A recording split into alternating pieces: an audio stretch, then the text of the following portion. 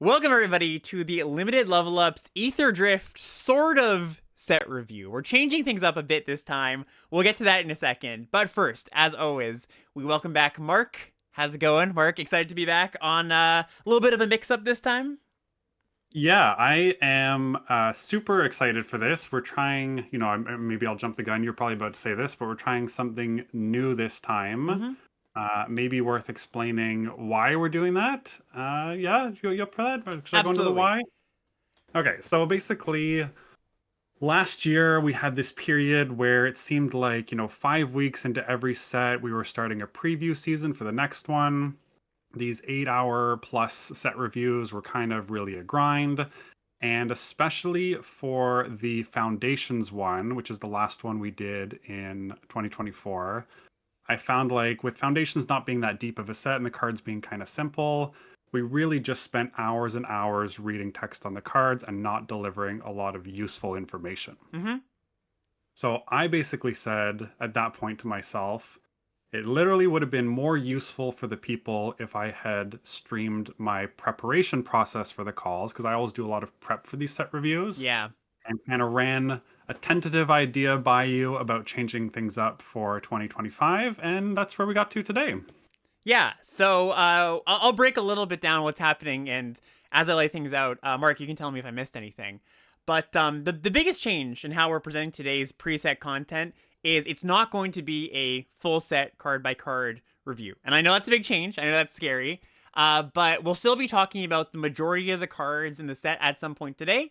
But we're not going to be grading every single one on stream. We're going to have a tier list coming out right as this comes out. It gets posted to YouTube and the podcast feed. So if you want to see the grade for anything, we have graded the entire set. You can check that out. We're just not going to be talking about every single card.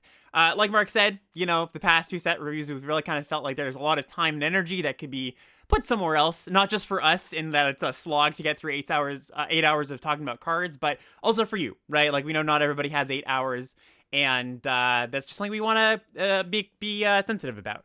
So we're trying out a new format for this sort of set review. Currently, I'm calling it the Next Level Limited Primer. We'll see if that sticks, but we just think it's going to be a more effective way to get you onboarded to the new set. So here's what's happening today, and I promise it's still going to be a beefy piece of content. I know one of the objections is like, oh no, I like my 5 hours of content before I jump into pre-release.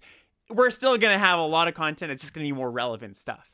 So basically, Mark and I have graded every card in the set and put them into our own separate 17 lands tier lists. And we're going to be using that as the basis for a lot of our discussions today. We've got 4 parts to this primer, and you can see them on screen here. So part 1, this is going to be the first part, and it's going to be fairly similar to how we do our card by card reviews usually. We're going to start with the golden commons. We're going to give those golden commons grades. We're going to be touching on each archetype, each mechanic, what those things are all about. After we talk about the gold uncommons, like we usually do, we're going to jump to the, just in Wooburg order, talking about the commons and uncommons that we have graded C plus and above. And this is, of course, so we can focus on the cards that matter the most, right? Just talk about the ones that you should be keeping your eye out for. Number 2, and this is where we get into kind of like, that's not all the cards in the set, right? Still a lot of cards below C plus. But number 2, get into a little bit deeper layer of the set, the head-to-head. So we're going to talk about the cards that Mark and I graded the most differently, our biggest disagreements. And that's across all rarities, all grades, not just the disagreements of the C pluses. We're going to talk about that too. But just everything else that might warrant some discussion. This is, part of the most fun parts of the set review are kind of those back and forth discussions and disagreements. And really lets us talk about some of these stranger or tougher to grade cards. Part 3 here. Archetype skeletons. So Mark has done a lot of the footwork here, put together archetype skeletons for all 10 of the color pairs, and he's laid things out really nicely into different groups. We're going to go to sealdeck.tech, talk about, here's the core of blue-white, and here are some rares that you might get late that nobody else wants. Here are the commons and uncommons you're going to get late. And I think most importantly for this section, talking about a lot of cards that we graded low on the tier list, maybe didn't even talk about, but some individual deck might want it, right? Blue-white wants this card, even though no other deck wants it, for example. And then part 4, kind of the send-off, is we've got some lists, just got a little bit more lighthearted, fun. The main ones we're starting with today, we might adjust this as we do future iterations of this, but we're doing top 10 rares in the set, top 10 cards we think are going to be overrated by the general public, and top 10 cards we think are going to be underrated by the general public, and that's across all rarities too. that's pretty much it. This is experimental, and we expect some growing pains. We expect that we're gonna have some things that we can improve on for next time. But please let us know what you think after you've watched the whole thing. Mark, anything that I didn't cover? No, yeah, you did an excellent job with that. There is going to be potentially, some growing pains. We're trying something new. Some of the cards will end up getting read out multiple times if they end up making multiple sections. So I don't expect we're going to read every word on every card each time that happens. We might read it once or twice and then kind of summarize what it is. Might be a little hard to keep up for those who aren't as in depth with the set, but we'll do our best to make sure everyone can follow along each piece, whether you're doing this visually, watching on Twitch or on YouTube, or whether you're on podcast form and just listening this through your headphones. So fingers crossed, it might not be as good as it can be, or it might be the best thing ever, Yep. but we're interested in your feedback. So if people love this, hate this, prefer the old format, prefer the new format, definitely looking for feedback going forward.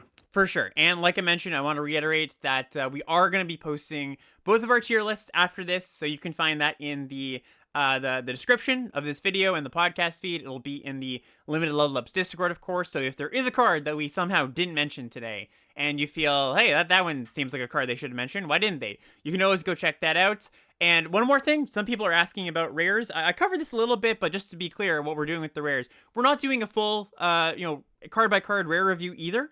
But they're going to be integrated into today, both the best of the best rares, like the ones that you should be keeping an eye out for, and the kind of like, I don't know how good this card is, kind of sneaky, is this good, is that bad? That's going to be covered in the disagreements, I would assume. So kind of what you want to touch on when you're evaluating rares for a new set. Like, number one, the ones that you're just like, oh yeah, I opened this, I should just slam it. And number two, the kind of like, well, this isn't an F and it's not an A. I'm not exactly sure where that goes. We're going to be covering most of those cards too.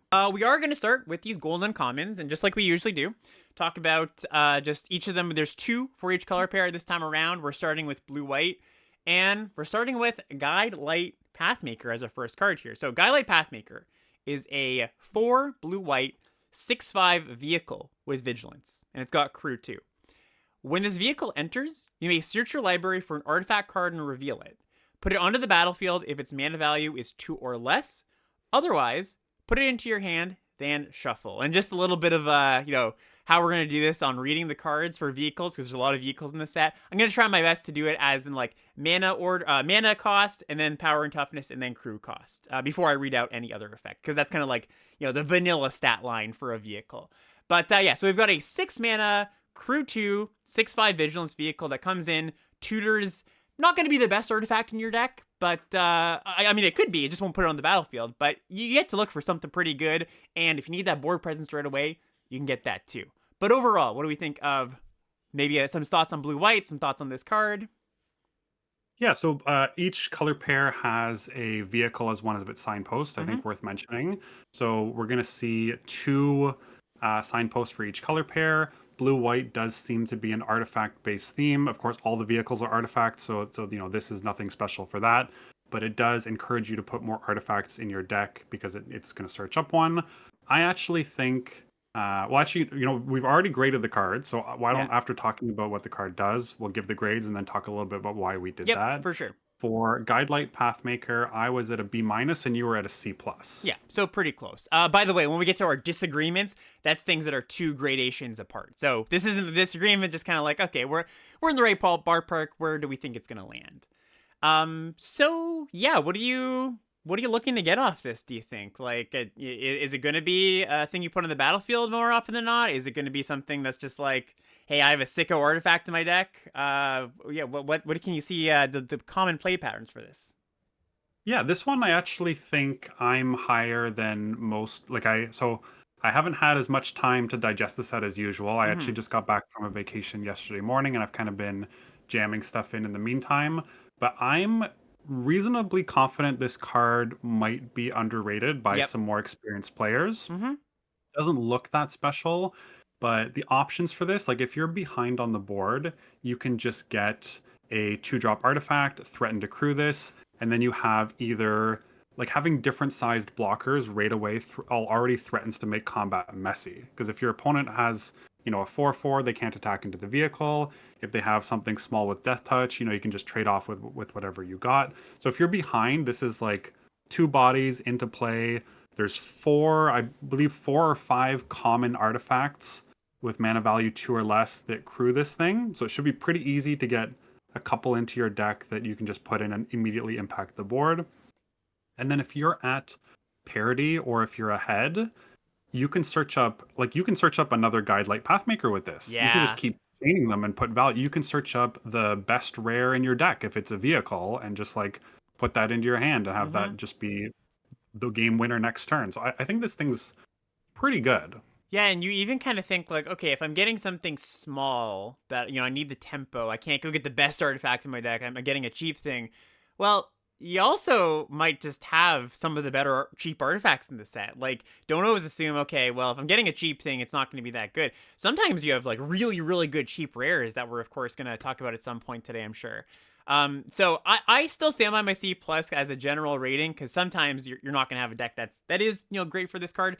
I do agree though, it's got a ceiling for sure. Like some decks are just gonna be like, wow, like I really want this and multiple copies so they can chain each other sometimes. Yeah, so we gave it a grade. Don't need to put a stamp on it. We're gonna move on to the next one here, which is Voyage Home. So Voyage Home is a 5 blue-white sorcery. But it has affinity for artifacts, which means you can cast it. It costs 1 less for each artifact you control. You draw 3 cards, and you gain 3 life. Really, really nice effect. And if you haven't pieced it together or haven't seen it so far, blue-white is kind of all about how many artifacts do you have. It's the classic affinity, like you get paid off for having artifacts. There are indeed a few cards with affinity for artifacts in this set. So where some of the decks care about vehicles for, being a vehicle, like red-white just cares about vehicles entering and having vehicles. Blue-white cares about the vehicle because it is an artifact, not necessarily looking to beat down with those all the time. Yeah, so in pre-grading, I gave this a C plus, and you gave this a B, which is actually 2 grades higher. Mm-hmm. So I guess I'll kind of start and explain where I was coming from. Yeah. When this was previewed, I thought it was going to be amazing. We have a lot less rectangle generation than usual in this set, though. Mm-hmm. Like you don't have, clues, you don't have food, Right. you don't have a lot of artifact tokens, you don't have a lot of things that make 2 artifact bodies. There's a couple thopters scattered here and there. The things that do put 2 things into play typically cost 5 or more. Like we just saw the previous signpost that gives you 2 artifacts. Mm-hmm. There's also like a white common that gives you a couple artifacts. But I think it's going to be hard to get this reduced in cost to where it's looking like just an excellent deal. So by the time you're playing this, if it is going to be turn 7 ish, Yeah. which is probably when you cast it, maybe you're casting it for 5 mana, but I don't think the affinity for artifacts is actually that relevant of a text on this card. And if you're casting this for 5, you're getting like a decent card, but like 5 mana, draw 3, gain 3 is they could print that at common, and I don't think people would be like super shocked. No, I think that would be a pretty good common, though. And I guess where our disagreement lies is I do think you're probably going to get at least like a 3 count discount on this by the time you get to turn 7. I agree that there is not a billion rectangles in this set. And this is a set where rectangles are very good if you do have a card that makes additional rectangles. I just think that like between, I feel like 1-drops, just easy to slide in the card anywhere. And, like there are a few things that make multiple bodies, not a ton that make multiple artifacts, but, stuff that makes like an artifact creature that isn't an artifact itself. I think you can get the density there to make this like 4 mana at least pretty consistently. So we're, disagreeing by two notches here, but I think we kind of agree that it's a pretty solid card no matter what. Yeah, and I think I'm more likely to be wrong on this one than the previous Oh, one. okay. So. Yeah, for sure. So, yeah, that's blue-white. Any like quick thoughts about blue-white before we move on to the next color pair? Well, we're going to get into this in a little bit more detail when we do the archetypes. So, Yep. I mean, it just like right now, blue-white is artifacts. I think it looks to be playing a longer game based on the 2 signposts. Mm-hmm. So we're just going to call it blue-white kind of artifact control, and we'll look for support along the way. Yeah, that's great. Okay, so we've got sort of an adjacent color pair here, blue-black. And blue-black is all about kind of like, it's got like this like draining theme, artifact draining, sort of like blue-white where it wants to play a lot of artifacts, gives you payoffs for playing artifacts, but a little more, as Haunt the Network, our first one here, kind of shows, a little bit more about bleeding out. So this is a 3 black-blue sorcery. And it says, choose target opponent. Create 2 1/1 colorless Thopter artifact creature tokens with flying. Then the chosen player loses X life, and you gain X life, or X is the number of artifacts you control. So what was our grade for this one? I gave this a B minus, and you gave this a B. Yeah. And kind of similar to the last card we saw, Voyage Home, I initially thought these things were just going to be like incredibly broken. Mm-hmm. But when I was doing the archetypes, there's not that many artifacts that you're happy to play. And the ones that are really good are going to be picked up by everyone in those color pairs. So are you happy if this drains 3, I guess is my question. I think you're quite happy. Yeah, I think that, so we've had, like, in the past 5 mana, pretty recently, Bloomborough, right? We had the 5 mana 3/3 flyer that drained for 2. I think draining for 3 and making 2 bodies, even though you're not getting 3/3 worth of power and toughness, you're getting 2/2 across 2 bodies. I think that's better than the 3 mana 3/3 drain 2, and that card was like one of the better commons. So if that's the floor, and it's not exactly the floor, but it's close to the floor, right? Because you're very least getting drained for 2. I think that a lot of situations, like, maybe I am just imagining the boards will have more artifacts than they do, but I can see, like, most blue-black decks. Like, I would assume most blue-black decks can drain for 4 pretty consistently. Yeah, this is another one I could be wrong on. Like, it's if you're draining for 4 or more, this card is like incredibly good. Yeah. I do think that draining for 3, I was thinking of like High Fae Negotiators from Wildsville Drain. We've seen a couple other, like there's a 3/3 flyer for 5 that drains 3 from an older set that was pretty good. But the bodies you're getting here are like, it's only 2 power and 2 toughness for 5 mana. I think that's really good, though, in this set. Like, I think that like, we have a lot of, or, good handful of, like, crew 1, crew 2 vehicles. So you're not just getting 2/2 worth of bodies, you're getting some crewmates too, right? So, like, you could in some situations see this being more like, well, it turns on or frees up my 3/5 vehicle or whatever it is, right? So I don't think it's just, if you're looking at the downside of this card being like, it doesn't actually put that much power and toughness on board, I think it virtually will in a lot of situations. Well, so we're getting ahead of ourselves a bit here, Yeah. but one of the things we're going to get to on later color pairs is the start your engine speed mechanic. And even though this drains and it helps you survive, it doesn't help you stop the bleeding, right? Like, in this set, taking 3 damage and then gaining 3 life, in most sets you'd be like, okay, I'm at the same life total, it doesn't matter, everything's fine. Right. In this set, the taking of the damage can really have a negative impact on you. Yeah, I get that. I agree. Yeah, no, that's fair, true. I get, this is another, so both of these last 2 cards are cards that in my brief research across what other people have posted so far, Jason and Julian did a set review, Luca and Scotty did a set review. I definitely didn't catch all of those, but everyone else seems to be higher on these 2 cards than me, so I have a feeling that they're probably right, but I just thought I'd mention the potential downsides because they are there. Yeah, no, I agree. I guess I just, like, to put a stamp on this, we have to talk about too much longer, but I just see this as the floor is quite good and the ceiling is really, really high. So that's why I gave it, just a slight better grade than you did at B. Let's go to the second one here. So this is the vehicle for the color pair. Haunted Hellride. 1 black-blue for a 3/3 crew 1 vehicle. Whenever you attack, not with this, just in general, target creature you control gets +1/+0 and gains Death Touch until end of turn. You also untap that creature. Yeah, there's been a lot more of these when you attack get a bonus type of cards in the past. And I feel like we kind of got tricked with Most Valuable Slayer and Duskmourn, where everyone thought it was like amazing, including myself early on, and then it kind of wasn't. But this is kind of, the Baelmerk Leech or whatever it was called, the Leech from MKM did something similar where it gave Death Touch. Yeah. It lets you get in, and letting you get in, again, we're getting ahead of ourselves, but if you're able to deal damage for your speed count, it's probably going to be more relevant here than it has been in the past. Right, yeah, the thing with, like, attacking with a cheap Death Touch creature is usually like, well, I don't want to trade with that thing, I'll just take a damage or 2. But in this case, yeah, your opponent might actually not want to take that damage, don't want to help you increase your speed. So yeah, you want to read out the grades for this one just because I don't think we did just yet. Yeah, yeah. We both gave it a C plus, which Yeah, I think is it's good, but it's nothing special.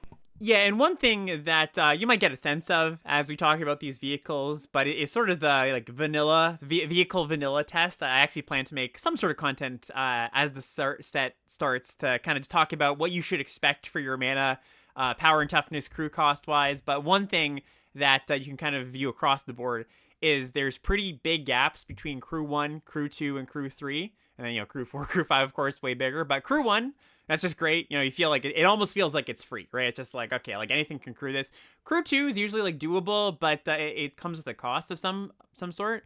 Crew 3 is where you're getting to like, okay, this is like I'm turning a real creature into something else. It's not just like a random thing lying around. I actually have to invest something else. So just as you're evaluating these vehicles, that crew number is kind of an axis that we don't really usually think about, care about too much. So just something to go off of. And obviously crew 1 in this one's kind of nice. Yeah, and again, for people who haven't played with a lot of vehicles before, it is still in most cases worse than just a creature. Like, you do need something else. Crew 1 is a lot more than just being a 3/3 for 3 mana. Yes. Because there could be spots if you overload your deck with vehicles and you play a 2-drop vehicle and a 3-drop vehicle and you can't attack and you can't block, it's a major disaster. Yeah, exactly. It just you do need to balance your creatures and non-creatures as per usual. Next up, we've got black red now. So black red is the first color pair that has start your engines as something we care about, and I'm actually going to talk about the non-vehicle first. So this is Gastral Thrillseeker, red black for a 2/3, and it has start your engines. We gotta say it with a little bit of vigor because they got that exclamation mark there. Start your engine says if you have no max speed, it starts at 1. It increases once each turn, or sorry, once each of your turns when an opponent loses life, and max speed is 4. So if this is your first introduction to this mechanic, basically when you have a card, any creature spell that says start your engines, you get a game tracker introduced to the game, kind of like Day Night or the Initiative or any one of those, a little rectangle. And you start with 1 just by casting a card that says start your engines. And as it says, every time you deal your opponent damage, that could be through it could be through combat, it could be through draining, it could be the opponent damaging themselves somehow. You'll go up 1 speed. And kind of the unintuitive thing at first is that often, a lot of times, you're going to go from 1 to 2 right away in a turn, right? Because you cast your first start your engines card, and I'll read out the rest of the card now to give a picture of this, but it says when this creature enters, it deals 1 damage to target opponent, you gain 1 life. Well, start your engine starts at 1, that trigger happens, you'll go to 2 automatically. And one thing that also might be unintuitive, you don't gain speed by casting another start your engine card. If you're comparing this to like the ring from Lord of the Rings, that was that way where it's just like every time the ring tempts you go up. This is just it gets introduced to the game when you start your engines the first time, but the only way to raise it past there is dealing your opponent damage or having them lose life. Anyways, let's just read this card out again because that was a lot. So, Gastral Thrillseeker, red black for a 2/3, has start your engines, and it says when this creature enters, it deals 1 damage to target opponent. You gain 1 life. Max speed, which is 4. This creature has Death Touch and Haste. And you're going to see this kind of template for a lot of these Start Your Engine cards where they give you a payoff for getting to max speed. Some of them care about your speed. Some of them will see like, some whatever equal to your speed number. Most cards just care about max speed though. Yes, I will point out chat's upset that you're saying Gastrola because it's Gastel. Oh, Gastel. Sorry, my bad. I'm not bothered. I'm just speaking for the people. He looks like he could have tummy issues. I don't know. Exactly. Yeah. So this is a good. I want to talk a little bit about Start Your Engines. Yeah, it's great. Pretty unique in regards to something we've seen in regards to mechanics. Very much so. You've already mentioned a little bit of the things. Multiple Start Your Engine things don't really add more, but the reason it's important to potentially have multiple is because you don't actually have a benefit for getting to 4. Like there's nothing that happens in the game. Mm-hmm. It's just the cards themselves that get a benefit for being there. Right. So the kind of interesting thing is, let's say your opponent plays this Thrillseeker and then you kill it. Mm-hmm. Well, they still have that speed counter. It's still counting up to 4, but you literally have no idea how useful or relevant that is to them. Right. It could not matter at all, right? Like it literally could be like this is the only start your engine card in their deck. Exactly. So that's really interesting to me because it puts this pressure on the game where suddenly, your opponent, if you have been hit and if you have had your opponent start their engine and yours hasn't, you maybe don't want to trade anymore. Like you might not want to attack your 3/3 into their 2/2 and take 2 damage back because, well, okay, now they're increasing their speed and that Mm-hmm. could be a really bad thing in the future. So the other thing to note about it is you don't get benefits for having dealt your opponent damage before having started your engines. Right. So there are some more expensive cards that have start your engines on it, where they might cost 4 or 5 mana. If that is the thing starting your engine, it's almost irrelevant at that point. Yeah, that's it. It's a lot of like little small. Like it seems like a fairly straightforward mechanic, but there's a lot of small little things you have to consider. I think it's going to be one of those things that once you start playing with it, you're going to get a better sense of it. But hopefully, us talking some things out we'll kind of prime you. And one thing I want to say about just this mechanic is I think it was largely perceived when the cards were first coming out as a pure aggro mechanic, right? Where it's just like, oh, of course, like you want to attack, you want to get to max speed, you kind of like, the rich get richer as an aggro deck. But it's not necessarily that. Red Black has that take where it's just like, yeah, let's just go all in, deal your opponent damage, get to max speed. Black White, though, which is also a start your engines deck, it's a little bit different, and we'll talk about that when we get there. But it's a little bit of a slow bleed, kind of defensive, maybe just peck in once or twice. It's not exactly the same, so don't necessarily think of this as an all-in, better on the play aggro mechanic. It has some play to it. But anyways, Gastel Seeker. What do you think about this card? What did we grade? What did we grade this one? I think this card's amazing. I gave it a B. You gave it a B minus. So Yeah. one of the rare cases. Well, it's a couple now that I've been higher than you. This thing, like, start your engines. You kind of got into it. There's a few cards that are more anti-tempo, like they're almost control finishers with start your engines, and it's Mm-hmm. like, okay, well, if I'm casting that, how am I gonna keep increasing my speed? Because if you take a turn off and don't add power and toughness to the board, you're not going to be able to attack the next turn. You're not going to be able to increase your speed count. This thing is probably one of the best start your engines cards in the whole set because it starts it on turn 2, so it's super relevant. It gets it going right away. It automatically goes up to speed 2 immediately, and then it has a nice benefit. Like Death Touch is going to make this a relevant creature in the late game too. So I think this thing's amazing, and notably, I think we should talk specifically when there is a Start Your Engines card that has an aggressive stat line, Yes. because you really can just snowball and end the game quite quickly. Absolutely. Yeah, it's really good to call that out. Yeah, honestly, like I think, you kind of said, oh yeah, maybe you're right on this one. I think you're probably more right on this one. If I'm to adjust my grades slightly, I would also give it a B. But yeah, fantastic card. I think gonna have to pull a lot of the a lot of the legwork for Red Black because the vehicle is, I think, not as good. So this is Apocalypse Runner. This is 2 black red for a 6/5 crew 3 vehicle, and it's got the ability tap it. Target creature you control with power 2 or less gains lifelink until end of turn and can't be blocked this turn. So I'm not saying it's a terrible card or anything, but I think one of the worst we've seen so far. Yeah, we both gave it a C, Mm-hmm. which is partly a cop out, C for cop out in my case, because I could see this being way better or way worse than that, honestly. Yeah, I mean, lifelink, like having lifelink plus unblockable means basically you're draining 2 per turn with this, but it's also a 4 mana card that isn't a creature. Like yeah, you have to crew it to be a creature, obviously, and crew 3 is a big number. So if you were just to break this down into its 2 parts, like split card of artifact that said, okay, your cheap things get in, or your cheap things become a big creature. I mean, that's an okay split card. I'm not, I don't hate it so much, but the numbers are, I guess, fighting a little bit here. Being 4 mana, crew 3, it's just a little bit less of a nice package than the other cards.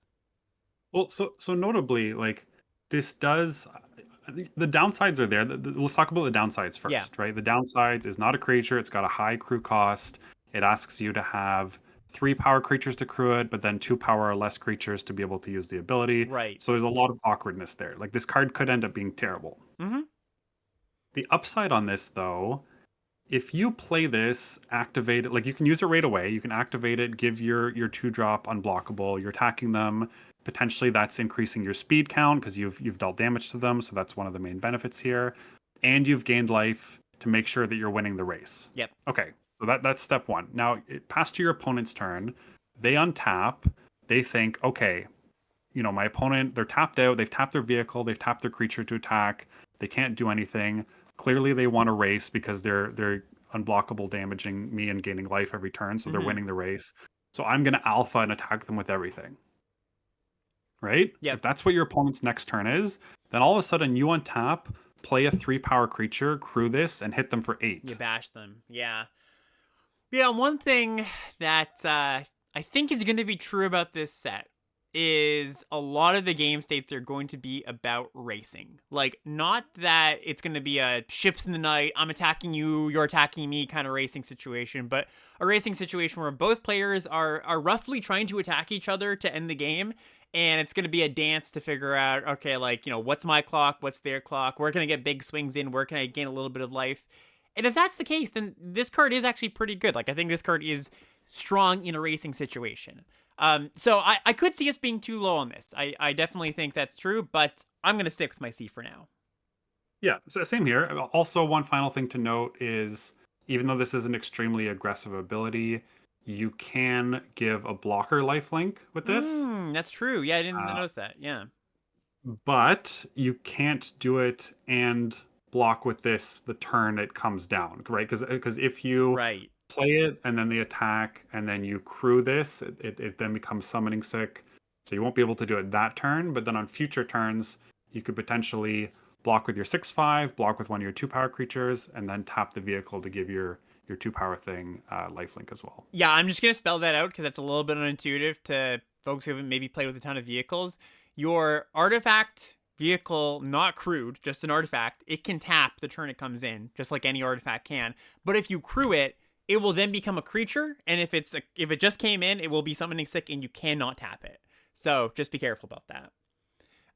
Yeah, okay, so great. So that's red-black, and we're going to move on to red-green. So red-green is highlighting a new mechanic, Exhaust. And Exhaust is sort of like Monstrous or Adapt. It's kind of a variant on a theme we've seen before, which is just, it's an activated ability on these creatures or on these vehicles that can only be activated once. So kind of just think of it as a mana sink. And the first one here is Boom Scholar. This is 1 red-green for a 3/3 uncommon creature. Exhaust abilities of other permanents you control cost 2 less to activate, and its exhaust ability is 4 green-red. Creatures and vehicles you control gain trample until end of turn. Put 2 +1/+1 counters on this creature. So for 6 mana, you can make this a 5/5 that gives all your other creatures trample for the turn. It gives itself. Oh, sorry, it's itself trample as well. Yes. Yeah. The other creatures are only affected for the cost reduction, but this is affected for the trample ability. Right. And notably, that's instant speed. So I mean, crew is instant speed, exhaust is instant speed, cycling is instant speed. There is going to be some very frustrated arena games where your opponent always has full priority yes. every moment of the game. Oh my god. So slight downside there. This but set I think is going to be full of those. Like, absolutely full of those. Yeah. Yes, there's never going to be a point where you don't have priority. So, prepare yourself for that. But for this card, we both gave it a C. I think the cost reduction ability is relevant. The second ability seems way too expensive for me, though. Yeah, it's nothing special. Like, this is a fine signpost. You're going to pick it up late. A reward rather than a reason to be in these colors. Happy to play it, but yeah, nothing that's going to pull you in massively. The next card, though, the vehicle, I think this one is quite good. So this is Rocketeer Boost Buggy. Fun to say, too. Red-green for a 3/2 Crew 1 vehicle. And says, when this vehicle attacks, you make a treasure token. And the exhaust cost is 3 generic mana. This vehicle becomes an artifact creature. Put a +1/+1 counter on it. And you're going to see this, by the way, with a good handful of vehicles. They'll have an exhaust ability or some sort of ability that turns them into a creature for good. One of the deck building kind of tricky things to figure out with these heavy vehicles, decks are going to be heavy vehicles, just like, how many vehicles can I play? And the answer is really not that many, but R&D has designed cards in a way that they self-crew in a lot of ways sometimes, and this is one of those. So we've got a 2-mana 3/2 crew 1 that makes treasure when it attacks and can become a creature. Yeah, we both gave this a B, so another very solid card. Mm-hmm. Notably, the exhaustibility is just, I think you kind of spelled this out, but it's not until end of turn, so it's just permanently a creature from the Yep. rest of the game on. If you play this on turn 2 and exhaust on turn 3, though, and your opponent has a removal spell, it's a little bit of a disaster. Yeah, I don't really want to do that. Yeah, but creating treasure is going to be really nice here. We'll see a lot of these gold cards are going to get Bs, but the set overall feels kind of depowered to me. Again, getting Yeah. kind of a bit of ahead of ourselves here. So getting treasure to be able to splash some of the other gold cards, whether they're uncommons or rares, I think is going to be something to really look out for in regards to splashing some more powerful options. Yeah, totally agree with that. And one thing about exhaust, as we're in the exhaust color pair, it's instant speed too. You can do this at any time. So sometimes there's going to be creatures that put counters on themselves. You can do that in combat. So a little bit of threat of activation there. All right, next up we've got green white. So green white is channeling OTJ, and it's all about mounts. So those they're kind of like vehicles. We've got Lagorin, Soul of Alacria, first up here. This is green white for a 1/1 flyer. It's got Saddle 1. And if you haven't seen Saddle, it's on these mount creatures. It's basically like crewing, but instead of turning a artifact creature or artifact into an artifact creature with vehicles, you give the creature a bit of a bonus by tapping another creature. So for example here, it says Saddle 1, tap any number of other creatures you control, total power 1, and this mount becomes saddled. And when it's saddled, whenever you attack with it, you put a +1/+1 counter on each of up to 2 mounts and or vehicles. So that was a lot. Let me just read it again quickly. 2 mana 1/1 flyer. When it attacks while saddled, put a +1/+1 counter on 2 mounts or vehicles you control. Yeah. So green white is less about. So actually, I lied because I said every color pair had a vehicle, and green white That's actually doesn't true. have a vehicle. Yeah, it's got a mount. Yeah, green white is more about mounts. Mounts to me seem like they should perform really well because there's rewards for them, Mm-hmm. same as there is vehicles, where like there's things that want you, just like Lagrange, it wants you to have more of these things. But it can also crew vehicles. You don't get the awkward situation where, oh, I've drawn 3 vehicles and I can't do anything, because if you draw 3 mounts, you're still playing the game. Right. Yeah. So you can. There's a lot of cards that say, for each mounted vehicle you control, or search up a mount or vehicle from your deck, or just something that calls out a mount or a vehicle, and that could just be a deck full of creatures and removal spells like a normal limited deck, right? You don't have to worry about that. Well, I might have too many vehicles and not enough creatures problem. Yeah, so I gave Lagran a B. You gave I don't know, maybe a B minus. So I was a Yeah. little higher than you. I do think that I'm kind of looking through rose tinted goggles because I'm kind of picturing it on turn 2 all the time. So I think you're probably right here. It's not a great top deck, but pretty scary card to see on turn 2 across the battlefield. Yeah, so the floor here, like, let's imagine, and this isn't going to happen every single game, but let's just imagine you just don't have any other bouncer vehicles. It's a 1/1 flyer that attacks and puts a counter on itself every turn. Like, how happy are you about that? Pretty happy with that. Yeah, I think so too. I think that's fine. Yeah. So yeah, around the same ballpark, but pretty solid card overall. And then it also gets another creature here, a veteran Beast Rider. This is 1 green white for a 3/4. It says at the beginning of your end step, untap each creature you control. Also, 4 mana ability, 2 green white. Creatures you control get +1/+1 until end of turn.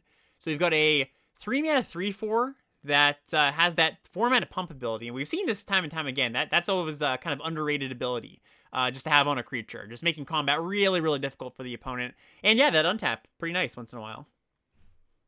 Yeah, no ward, no ETB, but it's about as good as you can ask for aside from that. Like the Right. stats are huge. It's got 2 relevant abilities on it. It works well with the rest of green white. It's got lots of power to be able to saddle things or crew vehicles.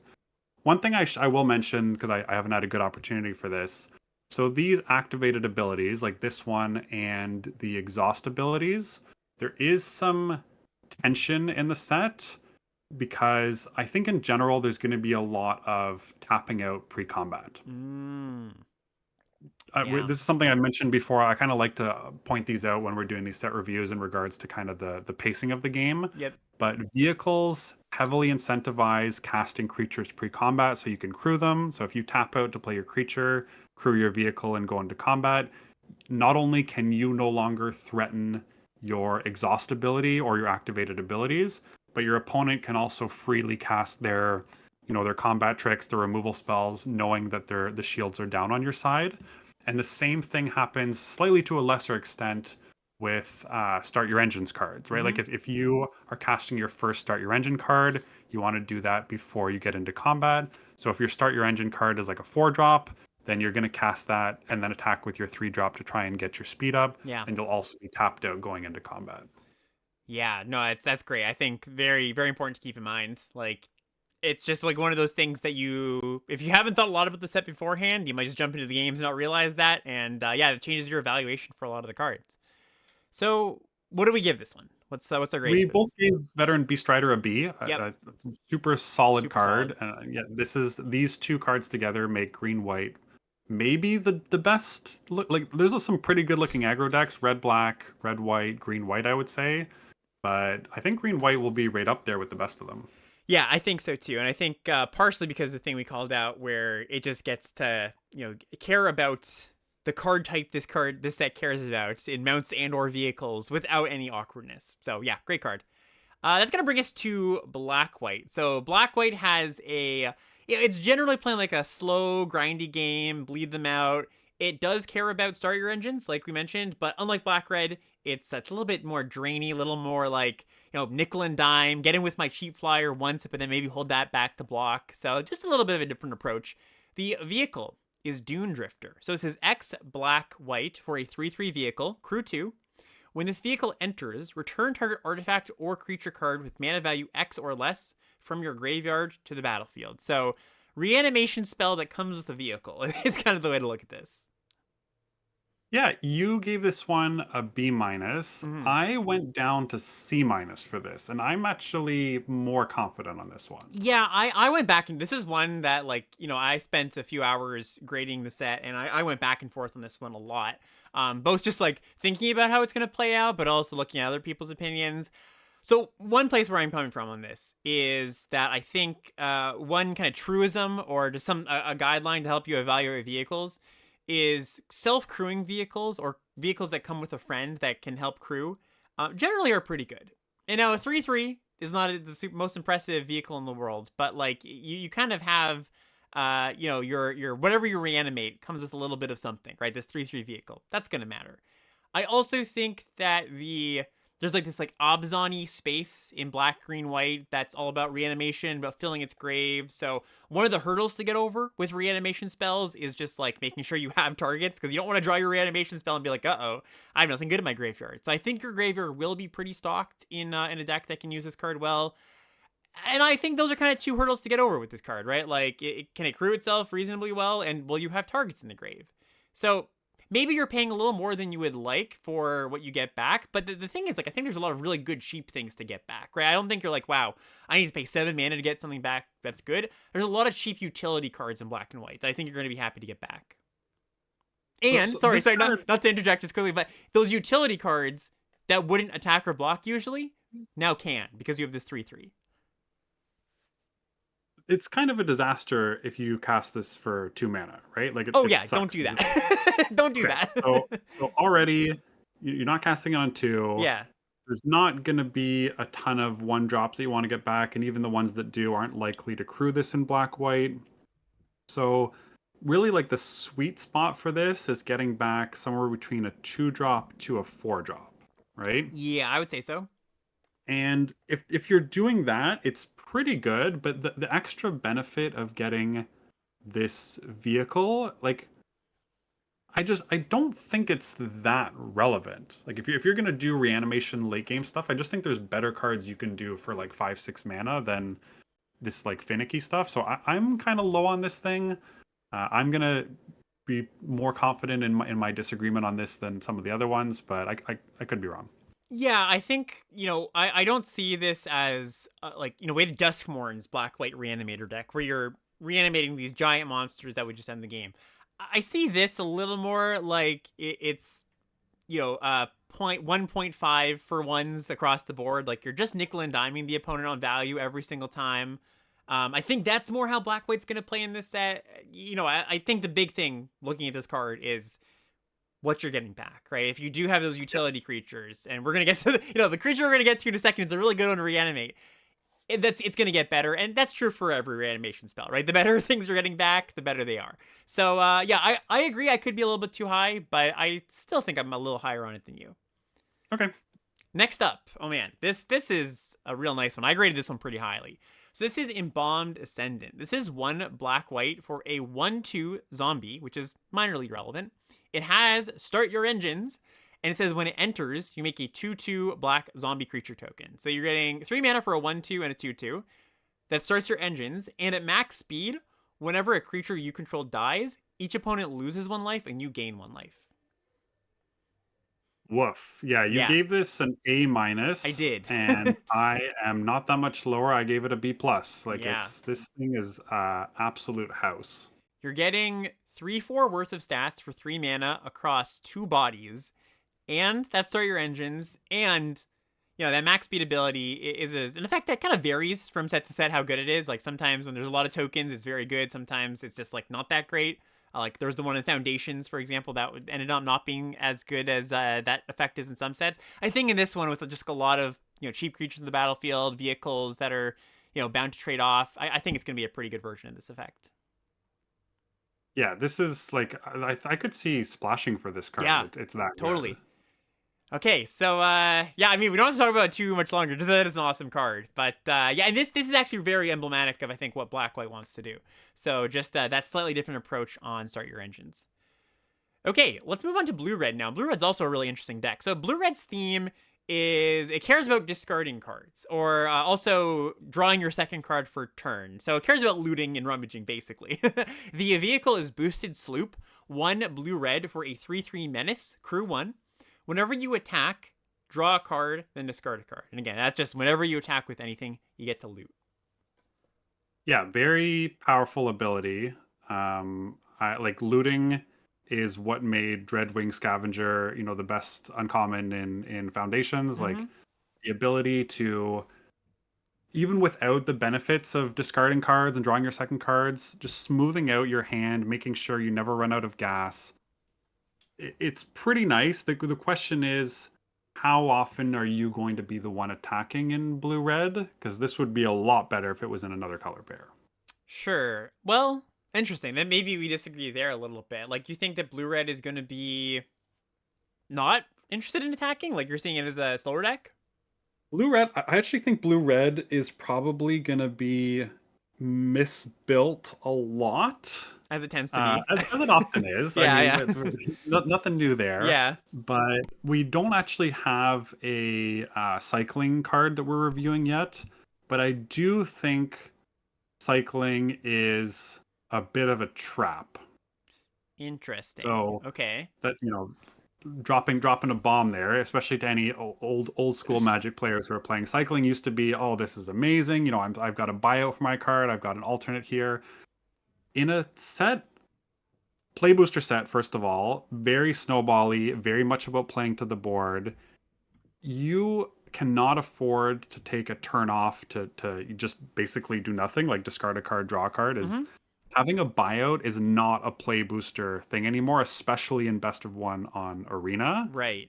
So I feel like if people are thinking, okay, I'm gonna play there's like a 1-drop that rewards you for discarding cards, and then I'm gonna cycle on turn 2, and your opponent just has like a removal spell, and then you just cycle on turn 2 and do nothing, you're just gonna lose the game. Yeah, so I agree, but I also think that so I'll just kind of comment on the trap aspect of things. I think it's not exactly a trap. I think it is going to be difficult to balance the pieces. I think that what props this deck up is there are a lot of cards, and we'll see this when we get to the blue-red archetype, but I think there's a lot of cards that only blue-red really wants, and it's going to get. Like a lot of these kind of middling cycling cards that are going to have good effects for, a tempo-y kind of deck that's just kind of trying to deal some damage, and they often have cycling themselves to trigger your cycling matters cards. But unlike the other color pairs where it's just like, well, maybe, let's say black white, for example. You got a few of the signpost uncommons, and some of your commons support it, and you're like, yeah, I'm just like a fairly good mid range black white deck. That's fine. I think the blue red deck has to be pretty focused. I think all of its cards need to be like doing the thing, or else the deck isn't going to function very well. Because we're kind of talking in abstracts here, but the way that this deck functions is like lands threats that care about cycling, and gets in and cycles a bunch of cards and grows those threats. Obviously, if your cards don't do that thing, your payoffs aren't going to be very good. So that's my initial take, but we'll see when we get to the actual breakdown of the archetype. Yeah, so I think like the archetype blue red I think is going to be good if you get enough uncommons. Sure. Yeah. And we're in a play booster era, so that's definitely not out of the question. There could be decks with, 10, 12, 15 uncommons in some cases that are going to look absolutely amazing. But the support for blue red at common looks pretty weak. So that's why I Yes. think it might be misbuilt, because if you get a few of the rewards and kind of like force your way into it, and you're planning on spending specifically 2 mana cycling things, the 1 mana cyclers are certainly passable, but 2 mana to cycle a card, I think you're just gonna all the cards with cycling too. I'm basically not interested in the cycling portion of it. Yeah, it's more of like, okay, it's nice to have if it triggers enough things and it's good, but it's not just like, oh, like it has cycling too. That's great. Like you said, it's not just like a happy buyout. That you're excited to play. Anyways, let's go to the second uncommon here. Broadside Barrage. This one's awesome. 1 blue red for an instant. It deals 5 damage to target creature or planeswalker, and then you draw a card, then discard a card. Yeah, just kind of like refute, but a removal spell. Yeah, we gave both of this a B plus, and if you are going to be drawing and discarding cards, again, I don't think cycling's the way to go, but both of these uncommons do it pretty much for free. This is the way you want to do it. This card's excellent. Yep, totally agree. Okay, we've got black green. Surprise, surprise, black green graveyard this time around. So, black green does have some self mill, some reasons to reanimate things. It's got some big cyclers that you can like cycle and reanimate. So that's kind of what's going on here. The first card here is an artifact that's not a vehicle. It's Brood Heart Engine. Black green for an artifact that says at the beginning of your upkeep, surveil 1. Also has the ability for a black green, tap sack it, return target creature or vehicle card from your graveyard to the battlefield, activate only as a sorcery. So 2 black green, not 4 black green. Sorry, 2 black green, 4 mana overall. My bad. Yeah. What do we give this one? I gave it a D. You gave it a D plus, and I Yeah. think both of us were just coming from the perspective that even though, I mean, this is basically, Search for Miscanta is not a terrible card, Mm-hmm. but not impacting the board is really painful, especially in a set that cares about speed and starting your engines. And the 6 mana total cost to reanimate something is not gold level worthy of being an uncommon. No, exactly. Like, I think you might pick this up if you do happen to have a lot of, black green has like these big cycling monsters. We're going to get to one in a second with the vehicle. But you might get this like second to last pick or something and be like, okay, maybe I play this as my 23rd card in my black green deck. But I don't think it's, the rate on this just isn't anything exciting. So, yeah, I'm going to stick with my D. I'm glad you rated it kind of the same. And we'll go to the vehicle here, which is Thundering Broodwagon. Kind of a scary mana cost. 2 black, green, green for a 6/5 crew 3 vehicle. It's got Menace and Reach. And when it enters, you destroy target non-land permanent in opponent controls with mana value 4 or less. And it has cycling 2. Yeah, so funnily enough, I just bashed on cycling 2 for a lot of cards. Specifically this card, there are ways in both white and black green signpost that do reanimate this. So more interested in cycling 2 on this kind of thing, but I still think if that's your game plan, it is still kind of slow. Yeah, me too. I think it's just like, missing a little something here to grease the wheels. Yeah, like Cruise 3, 6/5 Reach Menace, like that's good. It's gonna be something that your opponent cares about. Yeah, like if you go the previous gold signpost uncommon into cycling this into, cracking the previous one, the engine, and reanimating it, you're going to be like, yay, I did the thing. Like, I've carved out perfectly with my signpost, but all you've done is kill one of their creatures in the first 4 Right. turns of the game. Yeah, there's a lot of moving pieces for not a ton of payoff. So yeah, what do we give this one? Yeah, sorry, I keep No, so it's all I good. gave this a C, you gave it a C plus, in which yeah, we just it's fine, nothing special. Yeah, exactly. All right. Next up, we've got a very good one. This is red white. So red white, like I mentioned before, cares about vehicles, and it's going to care about vehicles entering. It's gonna give haste to vehicles. Basically, get an aggro deck that uses vehicles to deal damage. So Cloud Spire Coordinator, first golden common here. Red white for a 3/1. When it enters, scry 2. Also has the ability tap it, create X 1/1 colorless pilot token creatures, where X is the number of mounts and or vehicles that enter the battlefield under your control this turn.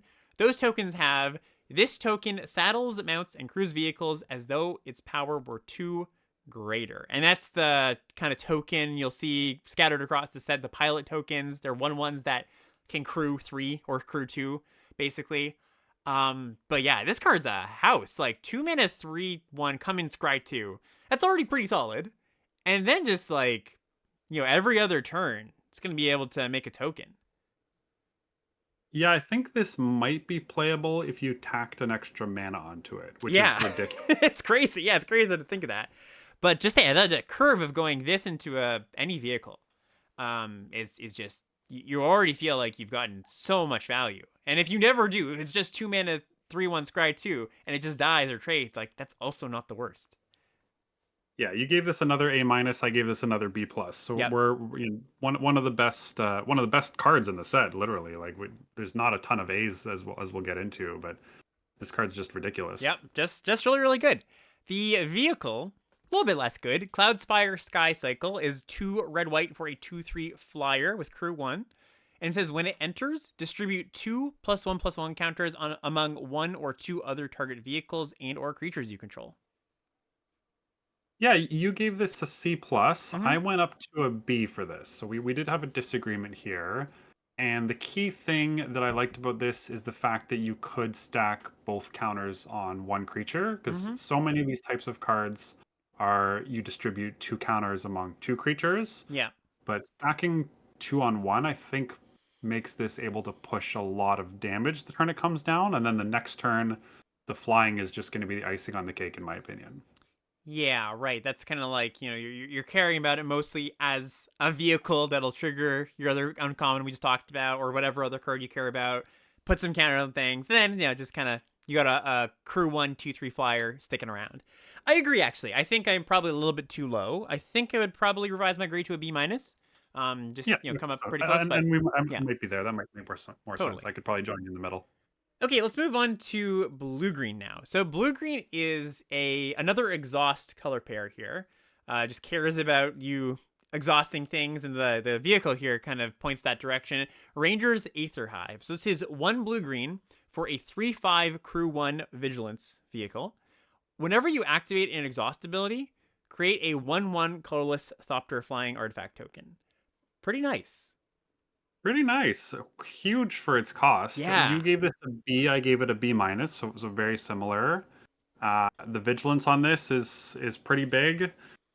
And if you're able, you do want to be able to make some Thopters, so you're going to want a few exhaust creatures in your deck. But Crew 1 on a 3/5 for 3 is just huge. Yes, definitely. And just like I mentioned before, anytime you have a vehicle that can crew itself somehow, and just making one Thopter does that, that's generally a pretty good thing. Well, so if you almost all the exhaust abilities are on creatures. Mm-hmm. So in theory, if you're exhausting something, you could crew this anyways. So like That's it true. doesn't really solve the issue of like, oh, I didn't have a way to crew this and now it makes one for itself. But that's just nitpicking. Yeah. Yeah, and then just a pretty good vehicle there. And then the creature here, also pretty good. Sky Serpent Seeker, blue green for a 1/1 flying death touch. The exhaust ability is 4 generic mana. Reveal cards from the top of your library until you reveal 2 land cards.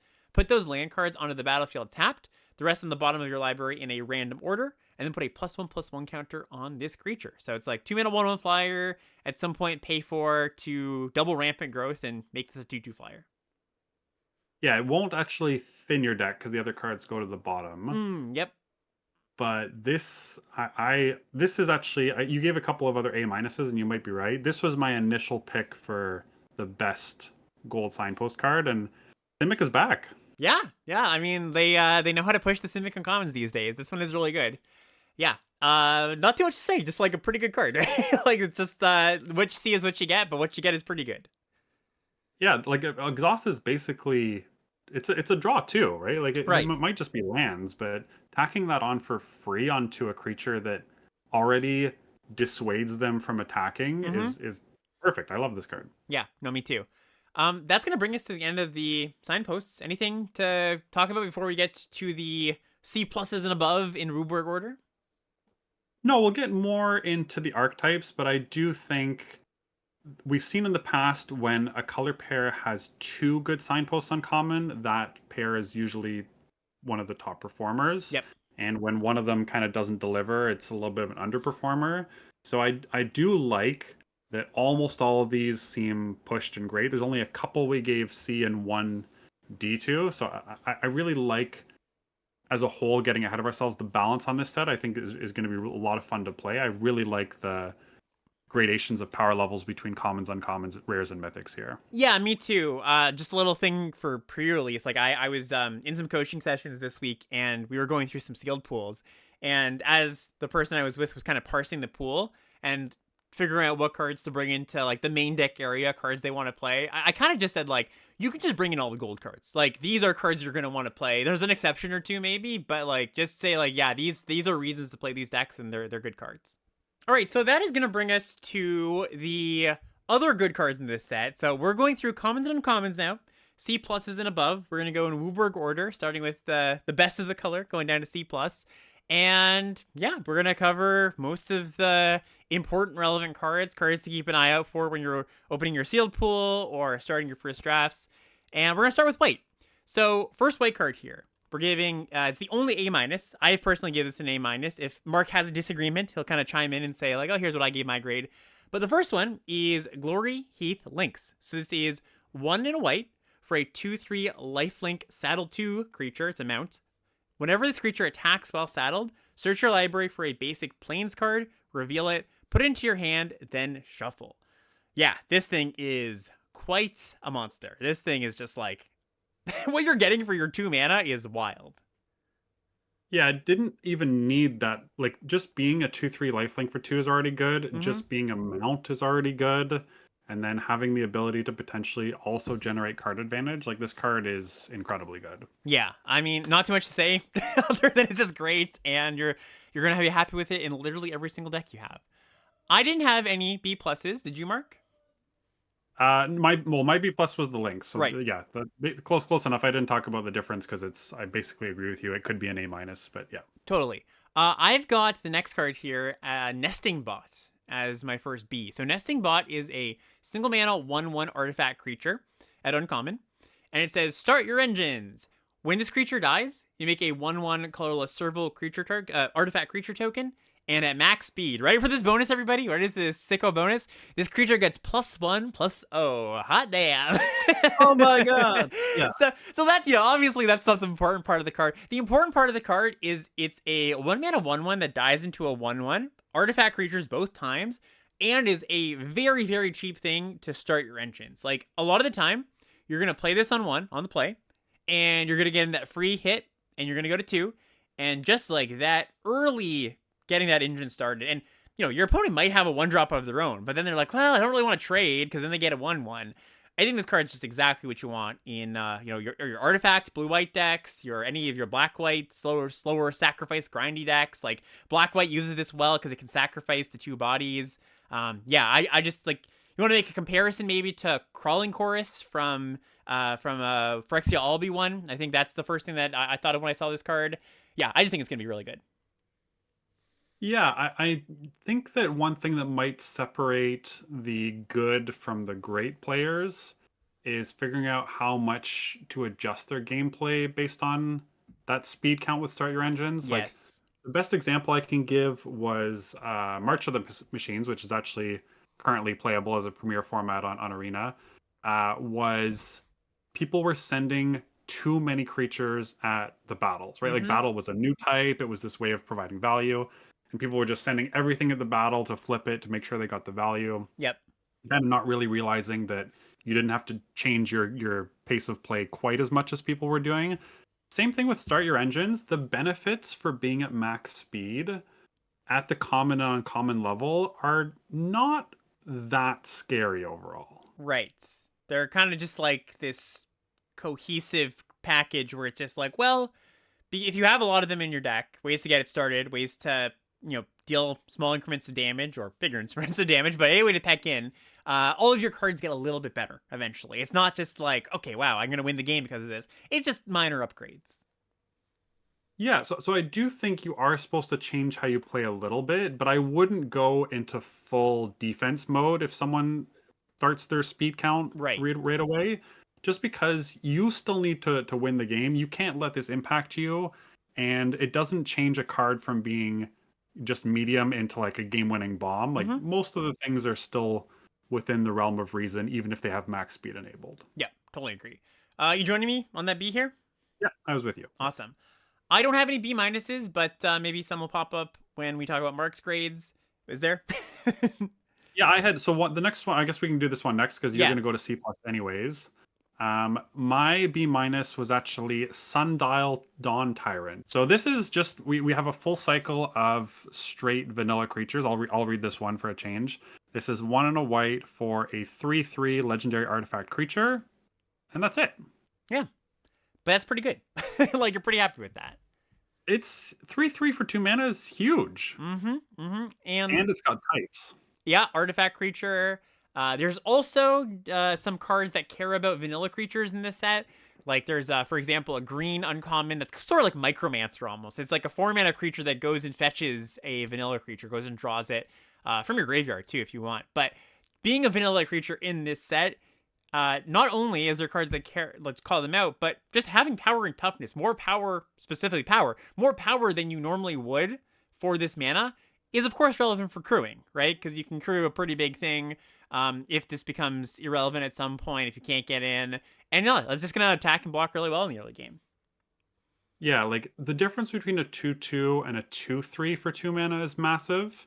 So just picture the additional difference. Like both of the blue white uncommon signposts love this card. Mm-hmm. Decks that are trying to get aggressive and start your engines early love this card. It kind of just does everything you want. I think this card's great. Yeah, I still like my C+, but yeah, we definitely kind of have the same words about the card. We've got another C+ here, Ride's End. This is a 5 and a white instant. It's a common. This spell costs 3 less to cast if it targets a tapped permanent, exile target creature, or vehicle. And we've seen this quite a few times recently. Like 5 mana, get rid of anything instant in white. If it targets tap thing, it only costs 2. And it's really nice that you can target vehicles too. Like that's a really big upside on this kind of card. Yep, I was at C plus with this as well. I think this is going to probably be in the B minus range for the more controlling decks, maybe black white, maybe blue white, and probably closer to the sideboard for the aggressive red white and green white decks. Mm-hmm. But it all pushes out to about a C plus at the end. Yeah, totally. Like one of the things I've kind of felt in the play booster era is no matter what kind of deck you're drafting, you kind of need some removal. Like there's just a lot of high rarity cards running around, and even in my aggro decks where in the past I was like, okay, you can play 1 or 2 removal spells and get away with just some tricks if the draft doesn't go your way and you don't see the premium removal spells. I kind of do feel like even in my aggro decks I want to get to that 4 or 5 removal spell count, and Ride then just does that just fine if in your aggro decks even. And of course the nice thing, exile target tap creatures are going to be tapping themselves a little more often in this set than in some other sets. Yes, even on defense, you're going to have things get crewed for We've got next up. Just I know there's one that we're going to disagree on, so I'll say that for last of the C pluses here. Gallant Strike. This is another C plus. This is 1 and a white for an instant. Destroy target creature with toughness 4 or greater, and it has cycling for 2 mana. This one, so uncommon, right? Uncommon, yeah. So I gotta read out the rarities on these, yeah. Yeah. And you might even want to. Sorry to pause you here, okay. but you might even want to rearrange your tier list quickly for C plus and higher to put the commons at the top of each section. Let's do that. Yeah, that's a good idea. That's what I. I'll just retake this section actually because we'll just start with the last comment here. And I can do that for the other ones too. All right, next common here is Collision Course. So this is another removal spell. 1 and a white for a sorcery at common. It's got 2 modes. Choose one. Either destroy target artifact, or Collision Course deals X damage to target creature, where X is the number of permanents you control that are creatures and or vehicles. I'm lower on this. I had that as a C minus. Mm-hmm. Sorcery hurts this a It lot. does. It's also, I mean, we saw Thrab and Charm deal double X damage, the number of creatures. So I think you're only happy with this when it's destroying an artifact for 2 mana. Mm-hmm. And I don't think people are supposed to jam a ton of vehicles in their deck. Like we kind of talked about this a little bit already. The sweet spot's probably somewhere between 2 to 5 vehicles, and then maybe an extra, some number of their creatures might be artifact creatures as well. But I don't think it hits enough to be close enough to a 2 mana sorcery Doomblade. I don't like the rate on the first half of this card. Right. Yeah. I think the thing that I agree. Actually, I'm gonna even good that we're having this discussion. We can kind of get one of the disagreements out of the way, but I'm even gonna bump it down a little bit just to the C range because yeah, I totally agree. You're not gonna always have that artifact target, and yeah, first mode is a little bit clunky, so we can just bump that down. But let's move on to the uncommons in white now. So uncommon C plus is Cloudspire Captain. It's the first one here. 2 and a white for a 2/3 human pilot at uncommon. Mounts and vehicles you control get +1/+1, and this creature saddles mounts and vehicles as though its power were 2 greater. So sort of got that pilot token text.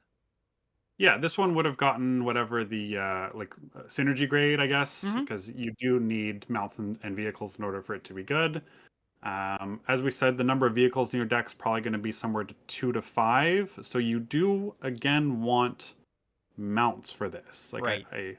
I can't stress that enough. I do think mounts are going to play out better than they look, and rewards like this are part of the reason for that. Yeah, no, totally agree.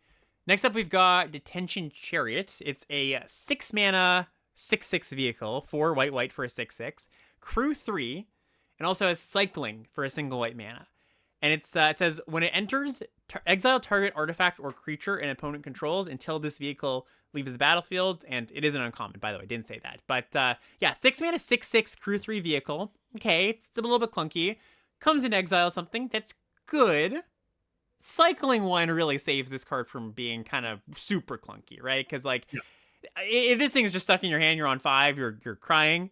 And sometimes with an increased number of artifact removal spells, like you're just gonna nab something, they're gonna get it right back right away. So do be careful about this coming in and just nabbing an enter the battlefield effect creature and then them getting it back right away. But at the same time, really big, FTK sort of creature, Flame Tongue Kavu, awkward-ish because like you don't want to get into a combat sometimes. But sometimes you're just gonna be like, all right, I get the bash for 6 with my removal spell. Yeah, I totally agree with all that. The reverse blowout threat is real. Like there's instant ways to destroy vehicles in this set. So you can just have not only your 6/6 blown up, but also a surprise blocker. But cycling for single white, totally in for that. C plus, and there's ways to reanimate it as well. Yep, great. Gallant Strike up next, another uncommon. 1 and a white for an instant. Destroy target creature with toughness 4 or greater. And it's got cycling for 2 generic mana. Yeah, this one I also rated C plus, and cycling 2, you don't want to be your main plan, but as a backup for a potential high impact spell, it is a little bit nicer. Yeah, I think so too. And I think maybe this is untrue, but based on vibes, I think on like the battlefield will have toughness 4 greater creatures a little bit more often in this set, just because vehicles like some people, even in your aggro deck, you're going to have larger creatures sometimes. So I imagine that it's going to kill more things. Not more things than an average set, but there will be something it can kill on the battlefield a little more often than in some other sets, for example. And when you do, you're almost always going to be trading up on mana, which is efficient removal spells like this always make a big difference. Yep. And correct me if I'm wrong, but the last C plus here is one of our disagreements. So I gave this card a C plus, Roadside Assistance. This is 2 and a white for an uncommon. It's an aura. Enchant a creature or a vehicle. The enchanted permanent gets +1/+1 and has lifelink. And when this aura enters, you make a 1/1 pilot token with the crewing 2 or greater text, or 2 greater more text. So yeah, so I gave this a C plus, and you gave this a I gave this a D plus, so I Yeah. was a whole letter lower than you. Yeah. And I've also noticed some of the other set reviewers going higher on this, and I kind of don't get it. Hmm. Okay. So maybe you can try and sell me on this first, I guess. Yeah, so immediately I think of the comparison. This is, years back at this point, but we had a card called Squire's Devotion, which was 3 mana +1/+1 lifelink aura that made a 1/1 lifelink token. And that card was really good. It was in a much less powerful set, mind you. But I think that, like, I'm still treating that baseline as pretty good. Like, just putting this on your 2-drop, for example, getting in for 3, attacking past their 2/2, leaving behind a pilot token. Like, that seems pretty good to me. Pretty good turn 3. Gain a bunch of life, enable an attack, especially if you care about starting your engines. You can just, enchant a vehicle, and this is a way to, self-crew, quote unquote, sort of.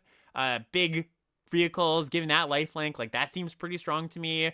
It just, multiple body or multiple rectangles. I don't know. I think there's just a lot to like about the card. Yeah, I just can't help seeing the like eggs in the basket scenario where Mm-hmm. you get like it also has the risk of just getting blown out in response, right? If you target Sure. something and they unsummon it or shatter the vehicle or what however other way of interacting with the creature, murder it, Yeah. whatever it may be, it gets totally blown out. And then even if it doesn't get blown out, like it's only 2/2 worth of stats for 3 mana. I know it's lifelink and it's a huge life swing potentially, but Yeah. if they deal with the thing that's enchanted, you're just left with a pilot. Like, I don't think that's bad because I think the thing you enchant is often going to be like the center of the game at that point, right? Either it's a early big creature that's hard to block / your opponent has to maybe double block, which puts them in a bad position early, or like I actually don't even think it's that bad if this gets blown out, right? Like I think, sorry, not blown out. You don't want to get this like not entering the battlefield, but if you put this on your 2, your opponent kills it. I think being left with the 1/1 and mostly trading for their turn, like I think that is pretty good. all right, we'll have to agree to disagree on Yeah, this for one then. sure. For sure. Yeah, and sorry, I just wanted to get it straight in my head. What did you have this at? D D plus. plus. Okay, sweet. That's gonna be it for white, C plus and above. Anything that I didn't cover that you have on your list? No, no. So mine, I'm typically from the grade reviews more pessimistic than you. Mm-hmm. So your C pluses and above are typically going to be my C's and above. I didn't have anything lower aside from the ones we mentioned. Just quickly, I guess talk about white. So white, all the cards we reviewed are kind of just good cards, and the cards that pull you into white that are early picks make that a little bit nicer as well. Because if you do take one of these as your first pick out of a pack, you're not really guided into any particular color pair. They all just seem kind of generically good for me. Yeah, no, I agree with that too. And I do think white's one of the better colors, just to kind of put it out there. All right, let's. I'm a Sorry. little less high on white. Oh, okay. I think it's middle to lower half of the color pairs, Hmm. but Yeah, yeah. I mean, I don't disagree. I guess like I think it's in the upper like 3 basically, and maybe you think it's like teetering on lower 3. yeah. Well, so notably, out of the entire common and uncommons, you only and I as well only gave 2 cards in the B range. I mean, I guess I gave a third one, but there's only 2 cards in the entire set. If you go to like previous tier lists of old sets, so like Mm-hmm. limited grades or whatever, 17 lines tier list version, there's usually a lot more than that. Right. Yeah, there is. Yeah, and I agree. Like that's you said before, but I think the set is like a little bit powered down, at all rarities, honestly. Yes, yes. So that might not be a knock on white in particular, but notably, I think you're going to be wanting to take your rare in this set a lot more than normal from first pick, and you're going to be first picking gold cards a lot more. Yeah. So it's going to be harder to stay open than it might be in previous sets. But if you are able to spot an open lane, you're also more likely to get rewarded and getting past a lot of gold payoffs. So there's going to be some tricky draft navigations for this set, I believe. Yeah. No, I agree too. I think it's gonna be a nice complex refresher after months of foundations for folks that have been still playing that till a few weeks ago. Okay, so let's go to blue now. And I've got no A minuses, no sicko uncommon. Well, that's not true because this one's sicko, but I gave it a B plus. The Mario Kart Blue Shell Spike Shell Harrier. So this is 4 and a blue for a 4/4 artifact creature at uncommon. When it enters, return target creature or vehicle an opponent controls to its owner's hand. If that opponent's speed is greater than each other player's speed, so your speed, reduce that opponent's speed by 1. This effect can't reduce their speed below 1. So we've got a 5 mana 4/4 Manowar creature. That's pretty good. And the speed thing minorly matters, but really we're just looking at 4/4 artifact creature that bounce something, and that's just a really good rate. Yes, notably, again, apologies for jumping around. The new format has me a little mixed up. Chat mentioned something, and then I immediately realized that we missed one of my C pluses. Oh, okay. You even asked me, and I didn't bother to check properly because of the way I had things filtered. Let's just do that now then. I did have one more C plus in white, which was Leonin Surveyor. Yes. Okay, let's look at that. Yeah. So Leonin Surveyor is a 2 mana 2/2, 1 and a white for a 2/2. It has Start Your Engines. It's a common. It says during your turn, this creature has first strike, and its max speed ability is 3 mana. Exile this card from your graveyard to draw a card. And this is part of a common cycle. It's all these Start Your Engines creatures that exile themselves from the grave for 3 mana to draw a card. Yes, this is the only one that's 2 mana, and it's also got the upside of first strike on attacking. So starting your engines turn 2 versus turn 3 is going to be a huge difference. We kind of talked about this. Every turn you can start it earlier is just going to put the pressure on your opponent that much faster. And then the buyout of this, like in the late game, if you've already got your speed to 4, this is like a pretty free 2-for-1. Yeah, honestly, you've convinced me. We'll have to keep track of these. I guess we don't have to keep track of them. I just have them on my tier list, but I am going to move this up to C+. I agree. I think I probably underrated this one a little bit. Right. But yeah, back to the Harrier. So the 5 mana, 4 and a blue, 4/4 comes in, bounces a creature or vehicle, does some speed things. I think this is not going to be a shocking grade to some people, most people, but might be a little surprising to some people. I think maybe from what I've gathered, I don't think it's quite seeped into everybody's kind of limited collective conscious that this, like, the well-statted Manowar creatures just overperform over and over and over and over again, especially in modern day limited where a lot of games are just about tempo. Yeah, I mean, we've seen 5 mana 4/4 tap a thing down for a turn already be good, and bouncing is just so much better. I also gave this a B plus. That speed text is also like there's just so many nice words on this card. It's got types. It's searchable for like the blue-white artifact card, and there's another card we're gonna see that searches it up as well. This card is gonna be a real momentum turner, and of course that blue shell analogy from Mario Kart is appreciated as well. Yeah, the flavor text really hitting it on the nose there. Target acquired, resolution, eminent impact, and that's what you do for the speediest racer. Okay, let's move to Bs now. So in my B slot, I've got 2 cards. Transit Mage, which is the long line of respectable mages that go and get artifacts from your deck. 3 mana 2/2s. So this is a 3 mana 2/2 in blue, uncommon. When it enters, you may search your library for an artifact card with mana value 4 or 5, and then put it into your hand.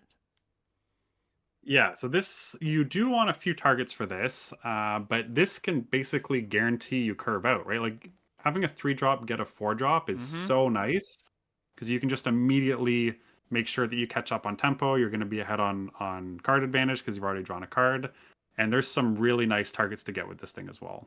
Yeah, when I first saw this card, and like I was looking at it next to the blue, white, gold cards, and I was like, "Oh, this can go get the 6/5 Vigilance, and the 6/5 Vigilance can go get that." No, it doesn't get the 6/5 Vigilance. That's a 6 mana card. That would be really sweet.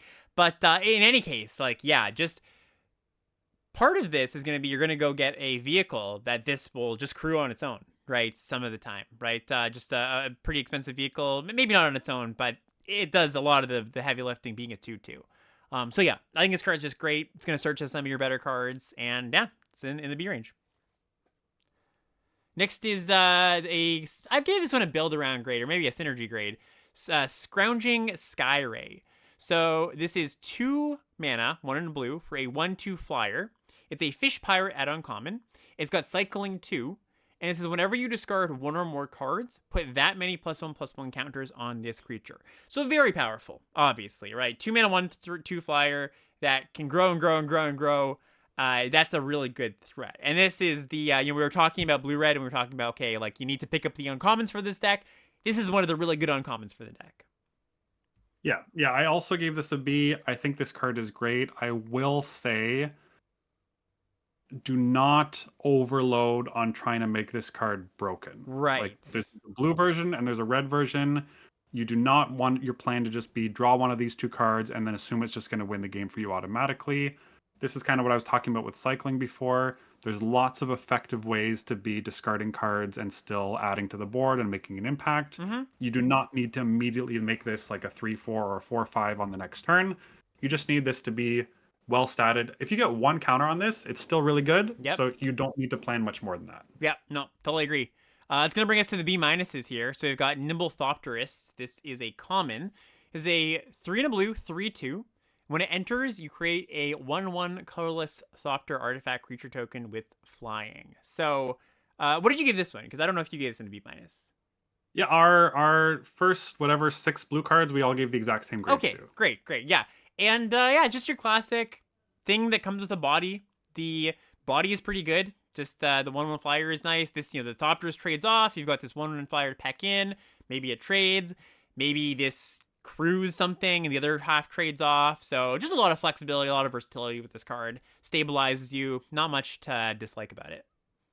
Yeah, I actually bumped this up from a C plus to a B minus after seeing the lack of B level cards in the set. Just because, like, you compare what Alltech Cloud Guard, something like that Yep. from LCI. Yeah, that had it switched, right? Where Yeah, the 3/2 is flying, yeah. Right. It's worse than that, but the fact that this gives you an artifact, the fact that this gives you 2 bodies, the fact that it can crew things more effectively, I think this will be in the B minus range. Yep, me too. We've got Diversion Unit up next. This is 1 and a blue for a 2/1 flyer. It's an artifact creature at uncommon. And it has the ability blue, sack this creature, counter target instant or sorcery spell unless its controller pays 3. So kind of a mana leak on instant and sorceries.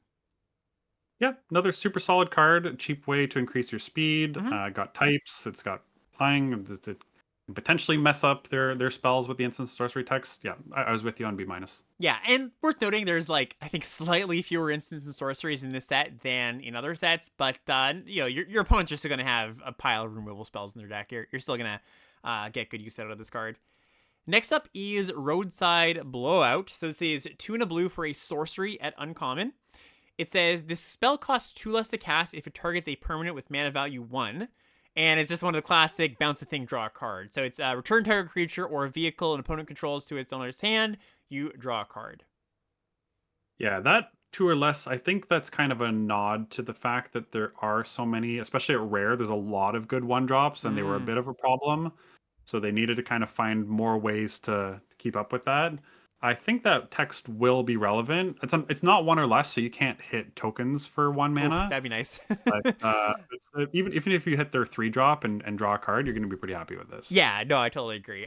That's it for the B pluses. Going to the B minuses. Going to the C pluses now, and we've got one that I honestly I thought for a long time about this. I'm unsure where this card's gonna land. I'm unsure of my grade, and I kind of gave it a bit of a cop out grade at C plus. So this is Hull Drifter. This is 3 blue for a 3/2 vehicle with flying, crew cost of 3, but when it enters, you draw 2 cards. So I'll lay this out for how I'm thinking about this. So it's kind of a draw 3, but one of the cards you draw is a 3/2 crew 3 vehicle with flying. Is that good? I don't know. What do you think? Yeah, I was with you on C plus, and I'm with you on the kind of not really sure about this. Like searchable by Transit Mage is nice, but the Transit Mage doesn't crew this. Being an artifact is nice. You want to trade this off as soon as you can, right? But the awkward thing is its power is equal to the crew number, so you're not increasing your board presence the turn you cast it. You're potentially getting a 1 turns delay on the tempo. Right. Because if you have, let's say you have a 3 power, 4-drop or 3-drop or whatever, you play this, they attack with their 3/3, you crew your Hull Drifter, you trade, you haven't gotten an extra blocker, you haven't done anything special, but then the next turn you still have your creature behind that you didn't trade with. So I was also trying to think this through. I think it's good, but I wouldn't overload on these, and I could see it being better or worse than what we expect, depending on how fast the format is. Totally. I think this is, there's always a handful of question mark cards for me, cards that I go in day one, go to the, tomorrow is the streamer early access event, and this is going to be one that I'm really excited to try out, right? Just to like see how it actually feels. Yeah, we'll just go on to the next one here, and we've got one more comment here at C+ for me. This is one I could actually see being quite a bit higher. I'm curious to see where this falls. Bounce Off. So this is a single blue mana for an instant at common again. Return target creature or vehicle to its owner's hand. So it's just unsummon, but better. And unsummon is something they haven't given us for quite a while. Usually it's like bounce your opponent's thing, or, it's a little bit of there's some rider on it that's not just like anything, bounce any creature. And we have that here. And it's pretty effective against vehicles, right? Like the opponent puts in they have to tap one of their creatures, you bounce their vehicle, saving your own creatures or re-triggering into the battlefield effects, like that really matters. Look, Mark, you're talking about getting blown out on that aura, that white aura that I liked. Like, this does that so, like, you just feel so bad casting that card into, like, an open blue mana. That said, it's got all the downsides of a bounce spell. Like, it's not trading for a real card. It's just, unless you blow out a combat trick or a double block or something, you're going down a card. But I think this one's, again, like I said, I'm giving it a C+, but I could see being higher on it.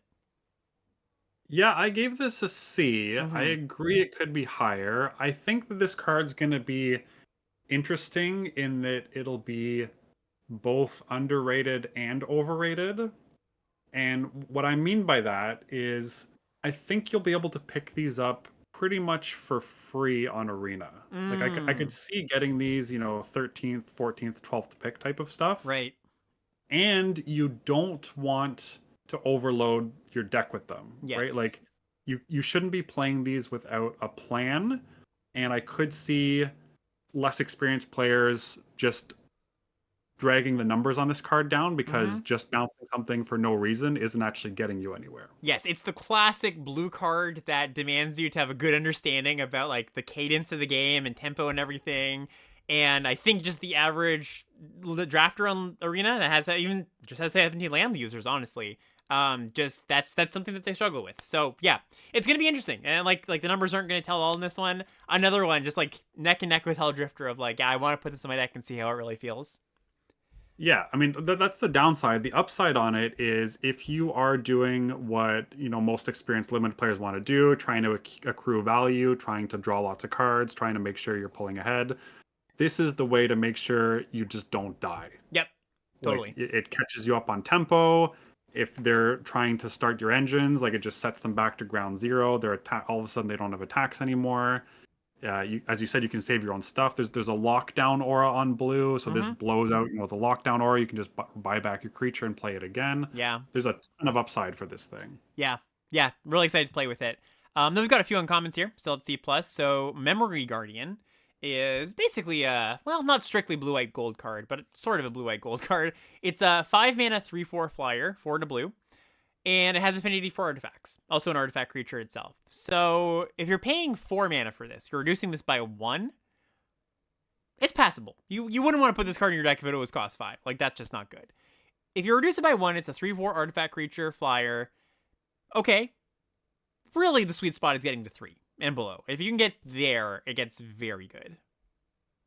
Yeah, and it really curves. There's a 2-mana common artifact, the 2/1 for 2 mana that taps for blue mana that can only be spent on artifacts or something like that. Interesting, yeah. It's an artifact itself. You could just curve that into this on turn 3. Yeah.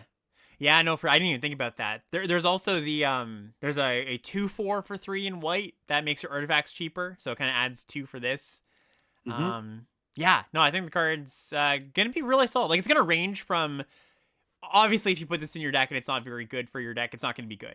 But in any deck with, I don't know, throwing out a rough number here of 8 artifacts or ways to make artifacts, I think it's gonna be a pretty solid card. That's where lands for C+ for me, because I think there's even a ceiling on that where it can go a little bit higher if your deck is like, wow, I'm just the blue-white artifact deck and I got all the artifacts, right? Like, definitely going to be premium there. But on average, I think just a C+.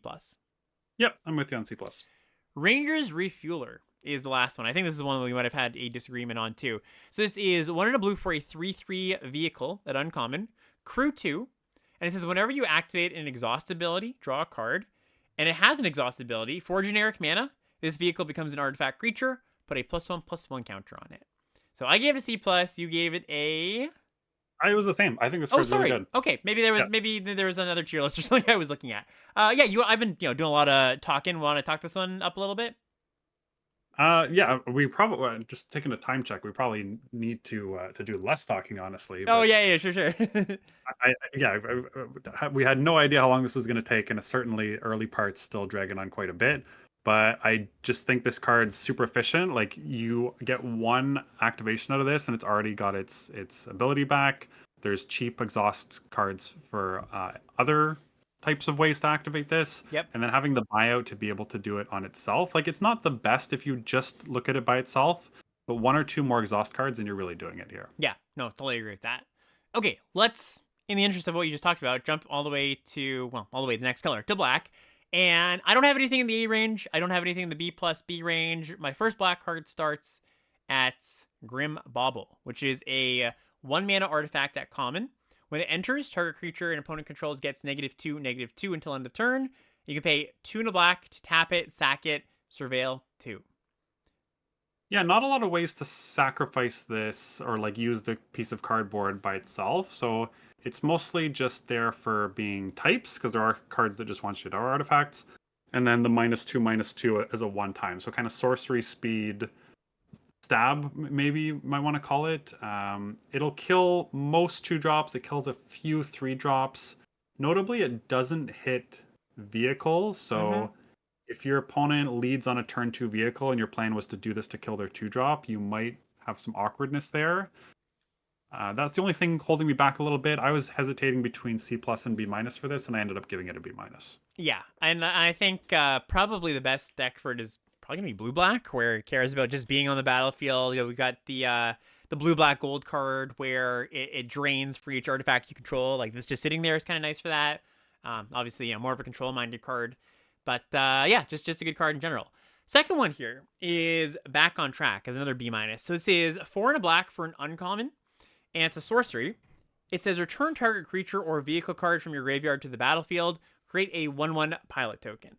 So this one maybe deserves a synergy grade or a build around grade, but again, if you're like in that recursion deck, something black base, maybe black green, maybe black white, I think just like getting something back plus a token plus a pilot, I think that's just a pretty good deal. Yeah, I gave this a C. I find like these reanimates often underperform, but there is a lot of ways to like the cycling stuff for this is pretty real. There's Yeah. some milling for this as well, and then just like getting back your best 4-drop or whatever is not the worst. So I think I'm probably a little low on it. I don't know if I'd go up to B-, but I think my like maybe C+ type of card. Yeah, no, and I just for those who aren't watching along, I just actually upgraded it to synergy grade on the tier list. So yeah, there's that. Next up, we've got the C pluses. So gonna start with, do we have any commons here? Let's do that first. All important. Yeah, so we do. So our first common here is Spin Out, and this is just a pretty straightforward one. 1 black for an instant at common. Destroy target creature or vehicle. Just murder, but can also hit vehicles. Yeah, vehicles are basically going to be replacing some number of creatures. Murder's good, C+ is good. We can probably be pretty quick on this one. Next up is Packed Doll Terror. This one's interesting. I'm not sure if this is actually going to bear out as a C+, but I'm optimistic about it. 3 and a black for a 3/4 artifact creature at common. When this or another artifact you control enters, each opponent loses 1 life and you gain 1 life. Yeah, I was with you on C+ on this as well. Just being able to start your engines outside of combat and then threaten to do it again the next turn and the turn after. This plays nicely in almost all the black decks, and it's got types. Like there's a lot to like about this card despite being slightly understated. Yeah, totally. And just like it blocks okay for a 4-drop. 4 toughness is pretty important, I would say.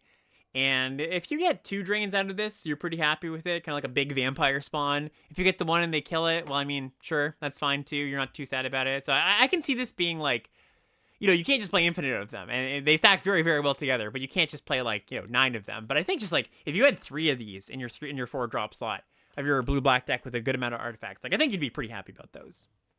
Yeah, and notably, this into Haunt the Network just drains for like a billion. Oh Like yeah, it's that's really really strong. I didn't even think about that, but yeah, that's awesome. And then yeah, so we're gonna move to uncommons now. So first one is Locust Spray, single black mana for an instant, and it says target creature gets -1/-1 until end of turn, cycling for a single black mana. And there's quite a few one toughness creatures in this set. Like I think there's gonna be a lot of situations where the opponent plays something on turn one, and you just snipe it off, and if not, you just cycle it or use it in combat maybe. Yeah, this is one where if we were doing the set review the old way, I would have like asked you for your grade, Yeah. sneakily thinking you might have given it a lower grade for us to disagree. But I was happy to see you give it a C plus. I think it does pick off a number of 2 drops. It can win combats randomly, and then if you don't need anything else with it, it just cycles for 1 mana. Yep. Next up is Wretched Doll, another uncommon. I think all the black C pluses are uncommon from this point out. One of the black for a 3/1 artifact creature. Tap, pay a black, surveil 1. So, sort of just a 2-drop that is an artifact creature, retains some relevance as the game goes on, crews pretty well. Just seems like a solid 2. Yeah, another artifact. Like more of these artifacts are doing well, so black does kind of seem to support the blue black artifact theme pretty reasonably, and I like this card. Yeah. We've got Wreckage Wickerfolk up next, a 1 and a black for a 1/3 flyer, artifact creature. Oh, sorry, this is another common. I missed this one. But when it says, when it enters, you surveil 2. So we've got a pretty solid, respectable body. I would say 2 mana, 1/3 flyer. Surveil 2 is a nice enter the battlefield effect. And this is a card that I see its main purpose being for like a black-white deck that kind of just wants to peck in to start its engines, get the speed going. I mean, maybe okay in black-red too, but I imagine you want your black-red cards hit a bit harder. I see this as kind of more of a black-white card because you peck in when you need to, and then you can stay back when you need to as well.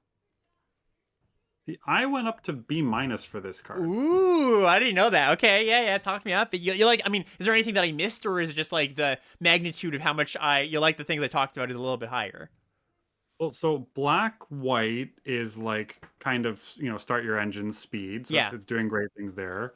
Black blue is artifact theme, so you've got does everything there. Black red is again like getting speed and getting that flying damage in. And black green is graveyard and it surveils too. So like I yeah, think this is the 2 drop you want in every black deck. It's good on turn 2. It's still pretty good on turn 7. Like surveil 2 is functionally yeah, draw a card at that point. I think this card is just really good. yeah. I'm sold. Up you go. Up you go to B minus. All right, next then is Momentum Breaker. This is an enchantment, 1 in a black, uncommon. It has Start Your Engines, which is I think something we haven't seen on an enchantment just yet.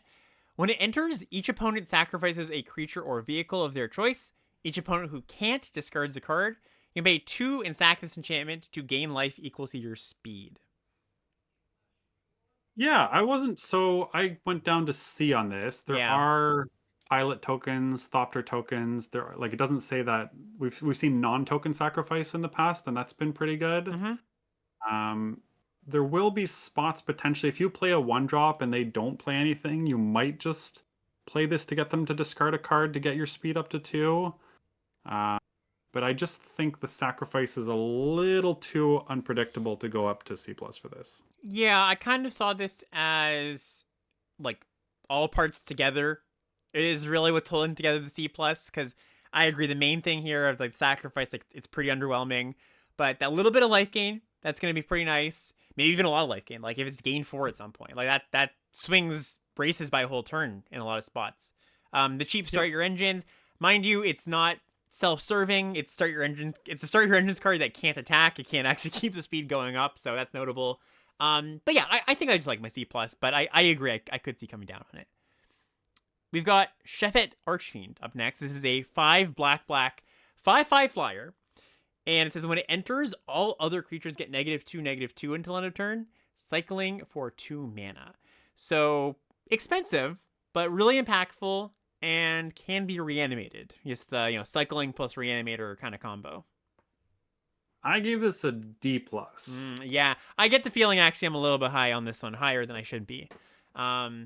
Yeah, so talk me way down potentially. Well, it is like dual sided that -2/-2. Yeah. It doesn't kill vehicles, right? Mm-hmm. Like Mm-hmm. they're just going to be able to avoid that. And even if they do, animate them, they're probably going to outsize this. The cycling 2, again, this is the exact example where Yep. I'm not really that happy about this. So sure, maybe you cycle this on turn 2 and reanimate it with your reanimation spell, but I don't think it does enough to stabilize just to be worth it. Like if that's even if like best case scenario, I'm still not that impressed with this thing. Yeah, no, I agree with that. It's kind of along the same thoughts of what we said about black green, where it's like you do all the things, and then it's still like, all right, like maybe you're at parity with your opponent, right? Maybe you're slightly ahead, but you jumped through a bunch of hoops. So yeah, I agree. I'm gonna bring this down. I think I still like it a little bit more than you, but I will bring it down to C minus. And we've got Hellish Sideswipe up next. I gave this one a synergy grade. So this is a single black mana for a sorcery at uncommon. As an additional cost to cast it, you sack an artifact or a creature, destroy target creature or vehicle, and if the sacrifice permanent was a vehicle, you draw a card. So, as we all know, for anybody who's watched these set reviews before, I tend to be slightly higher on like bone splinter effects than Mark. And you know, they've ranged from pretty darn solid in Duskmourn to pretty darn bad in some other sets. But I see this as like a synergy card to combo in like a black blue deck where you have some of the vehicles that don't necessarily want to brawl, want to get into combat, but have effects on them, right? Enter the battlefield effects. Hull Drifter, for example. There's another uncommon we're going to get to in a second here. So it's more of a like, you want to draw the card, basically. If you're not drawing the card, you're not that happy about it. Yeah, I gave this a D plus. Mm-hmm. I am lower on it. Yeah. I mean, to be fair to myself, I did rate Final Vengeance reasonably high for Mm-hmm. Duskmourn, Mm-hmm. despite my dislike of. So I can see when the wheels are there for these types of effects to be good. I don't see it for this set. There's not like there's almost never a vehicle you want to sacrifice. So this to me is closer to there was one in MH3, right? That if you sacrificed like a modified You creature, you draw a drew a card. card. Yeah. There wasn't anything special there. This doesn't exile. There's not like things you want to sacrifice. Duskmourn had the perfect. It exiled. It had rooms to sacrifice. You had your innocuous rats to sacrifice. There's basically no support for this. Yeah, I guess. Yeah, I guess I just disagree then. I think that there's like enough value enter the battlefield vehicles that I think there is enough support. But we'll see. Maybe I'm over indexing that. Like I don't expect to play this card, or I don't expect to think this card is gonna be very good in, more than half your decks. But I think in the decks with, let's just say like 4 enter the battlefield value effects vehicles, I think it's gonna be a pretty good card there. Yeah, I mean, we've seen these Yeah, effects be powerful before. I'm we'll not see. there for this. We could be wrong. Also, chat mentions it does play pretty well with the Grim Bauble, right? Just a -2/-2 artifact. That's something you don't mind sacking. But we'll move on to Carrion Cruiser, a vehicle that has an enter the battlefield effect that gets you a card. So this is 2 and a black for a 3/2 crew 1 vehicle.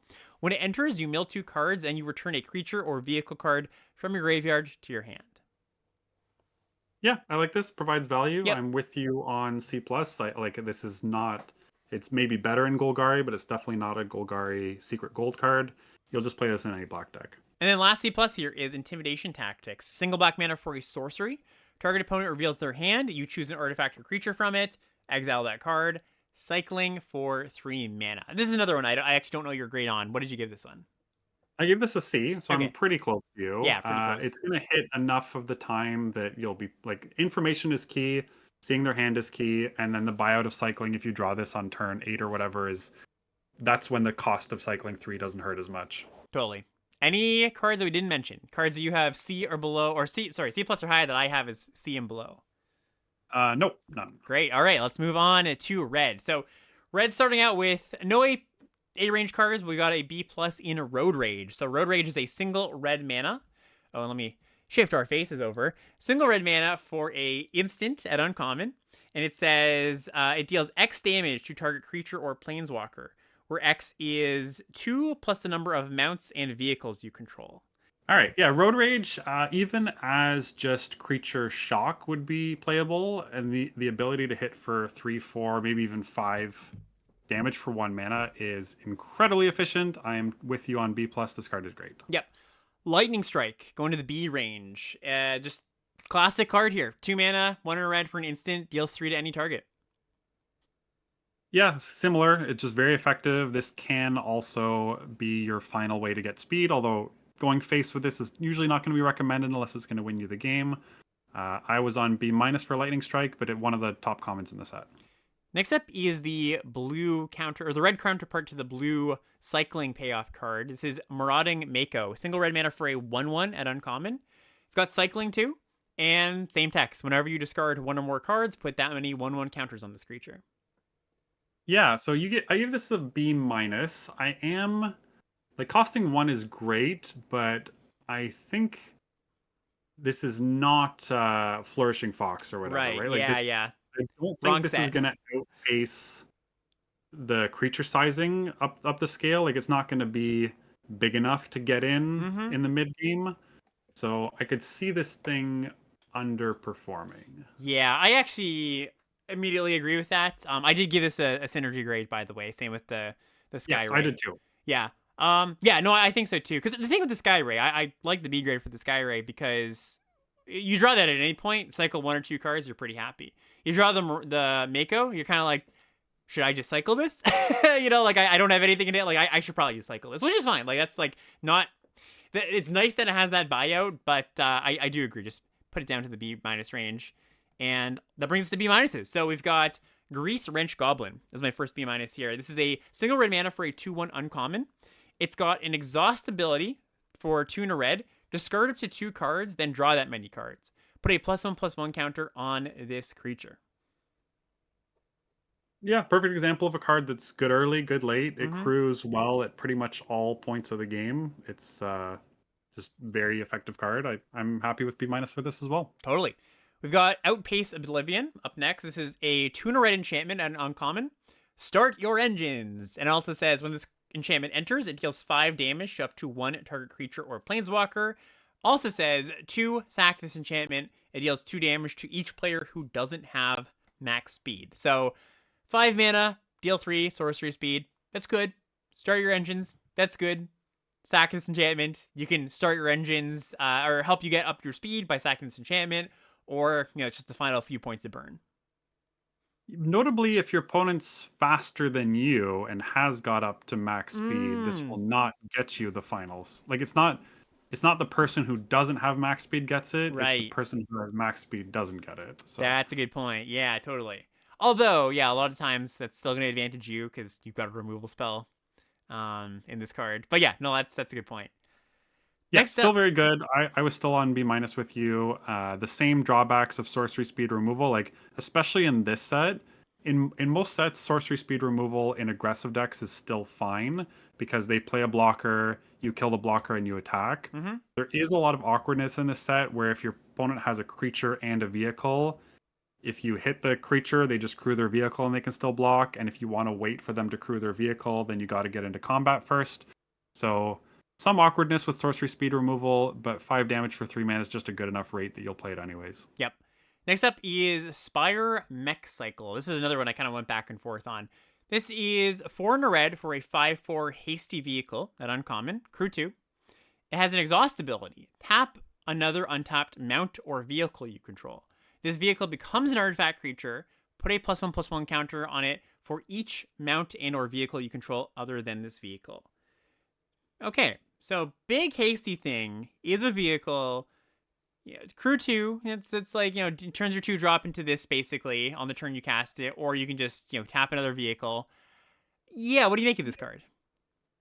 I struggled with evaluating this as well. I gave it a C plus. Mm-hmm. It does hit hard, but it takes away. Like if this is your play, most of the time with vehicles, you play it and then it sits around for turn, and then the next turn you play the creature and add to your board. This, because it's requiring you to tap something else, it is taking away from your combat that turn. Yeah. I don't know if I explained that very well, but basically because it has haste and requires you to tap something, the haste on vehicles is a lot less relevant because you're taking away from your board in order to use that haste ability. Right. It's not just like pummel, pummel, pummel, pummel, pummel, no nonstop. And here's a big haste thing. It's like, all right, I'm gonna not attack with some of my stuff, and here's a big haste thing. Yeah, Um, so crewing this with another mounter vehicle, it is nice, and it could be a 7/6 haste for 5 mana is yeah, huge. massive. Uh, I could still see this being one of the top uncommons in the set, but I'm gonna start on C plus and not be very confident about that. Next up, we've got Sky Crash. This is 1 in a red for an instant at uncommon. And it says, pretty simple card. Destroy target artifact, cycling for a single red mana. Single mana cycling Mhm. is icing on the cake. I love this card. I think Shatter would already be good, but the buyout here, yeah, I could see this even be higher than B plus, B minus, but I gave it a B minus as well. Last of the B minuses for me, and I'm curious to see where this one lands for you. Drakasar Auxiliary. So this is 4 red for a 4/4 flying haste. It's a mount at uncommon. Saddle 3, so fairly hefty, but when this creature attacks while saddled, it deals 2 damage to any target. Yeah, another kind of tricky one. Mm-hmm. Like it's 4/4 for 6. It's a little small. Kind of reminds me of like Red Dragon from AFR or whatever it was. Reminds me of Glorybringer. that's the comparison I Glorybringer made. is 5 mana. That's Yeah, a big I difference. know. It's not the same card for sure. And it didn't require you to have another creature, and it was 4 damage. Yeah, I was on C plus for this. I'm not sure about this one either. And these are the kinds of interesting cards that you love during set reviews, because I'm sure the first time someone casts this, you'll immediately tell if it's great or not. Yeah. I can't tell right now. I just kind of see this as if you're the beatdown, then it just deals 6. So you turn some amount of power and toughness into the board on the board to 2 to the face, 4 to the face with this thing. You do it again next turn. Like, it just closes out the game so quickly. And if you're racing, well, you can tap a creature for the turn to kill a thing, so they can't race you back as well. Mind you, you tapped a blocker, so it's not just like straight up always going to be good in those racing situations. Sometimes it's going to be better to keep that blocker back. But I think it's versatile enough. I think it's powerful enough. Like Hasty Flyer. I don't know. I agree. I could see coming down on this, but I'll stick with my B minus for now. Yeah, it's just so easy to see the best case scenario for this. But saddle 3, like you're not always going to have a creature to saddle this on turn 6. Yeah, no, totally. You're right. All right. Well, we'll see. Next up is the C pluses, and not very many here. 2 commons. Crash and Burn, first one here. 4 in a red for an instant. Choose one. Either destroy target vehicle or deal 6 to target creature or planeswalker. Yeah, it's functionally murder. Mm-hmm. The very few things it doesn't kill. 3 in a red instead of 1 black is pretty similar cast cost. We gave both of them a C plus. I'm pretty happy with that. Yeah, me too. And then this next one is such a weird card because I don't think we have like many comparisons to it, and it's it's just a common, but always cool when they have new templates for cards that we really haven't seen before. This is Burner Rocket. It's a 1 in a red 3/1 flash vehicle at common. Crew 1. When it enters, target creature you control gets +2/+0 and gains trample until end of turn. Yeah. Red is usually the easiest color to evaluate because it's just like I'm beating you down. How Yeah. good am I at that? This time I'm finding it one of the trickier colors because I agree. I gave it a C plus as well. I have no idea if that's high or low. This doesn't win combats. It does push damage for start your engines relevantly, which is why I think it does deserve that C plus grade. And just being a vehicle is somewhat upside, but you again can't load your deck full of these. Yeah, it's not like it's more of a combat trick with a little bit of an upside, or like, meaningful upside, rather than a vehicle that you just like plan to play on turn 2 and attack with it, right? Like, I don't think you're playing this on turn 2 very often unless you have a 1-drop. Right. Yeah, so weird one. I think it does like just like enough little things, but yeah, definitely one I'm excited to see how that plays. Anything from Red that we didn't mention that you have high on your list? Let me check.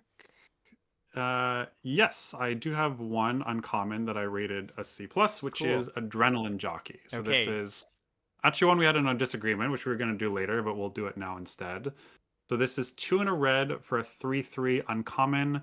Whenever a player casts a spell, if it's not their turn, this creature deals 4 damage to them. And whenever you activate an exhaust ability, put a +1/+1 counter on this creature. So this just read as close enough to the Scytheclaw Raptor? yeah, that's the one Yeah. exactly. Where it, like that was a 4/3, but this has potential to become a 4/4. I think this is pretty well statted for for a red card. I was pretty happy with this, but Yeah, it is I'm not even pretty true sure. with no abilities otherwise.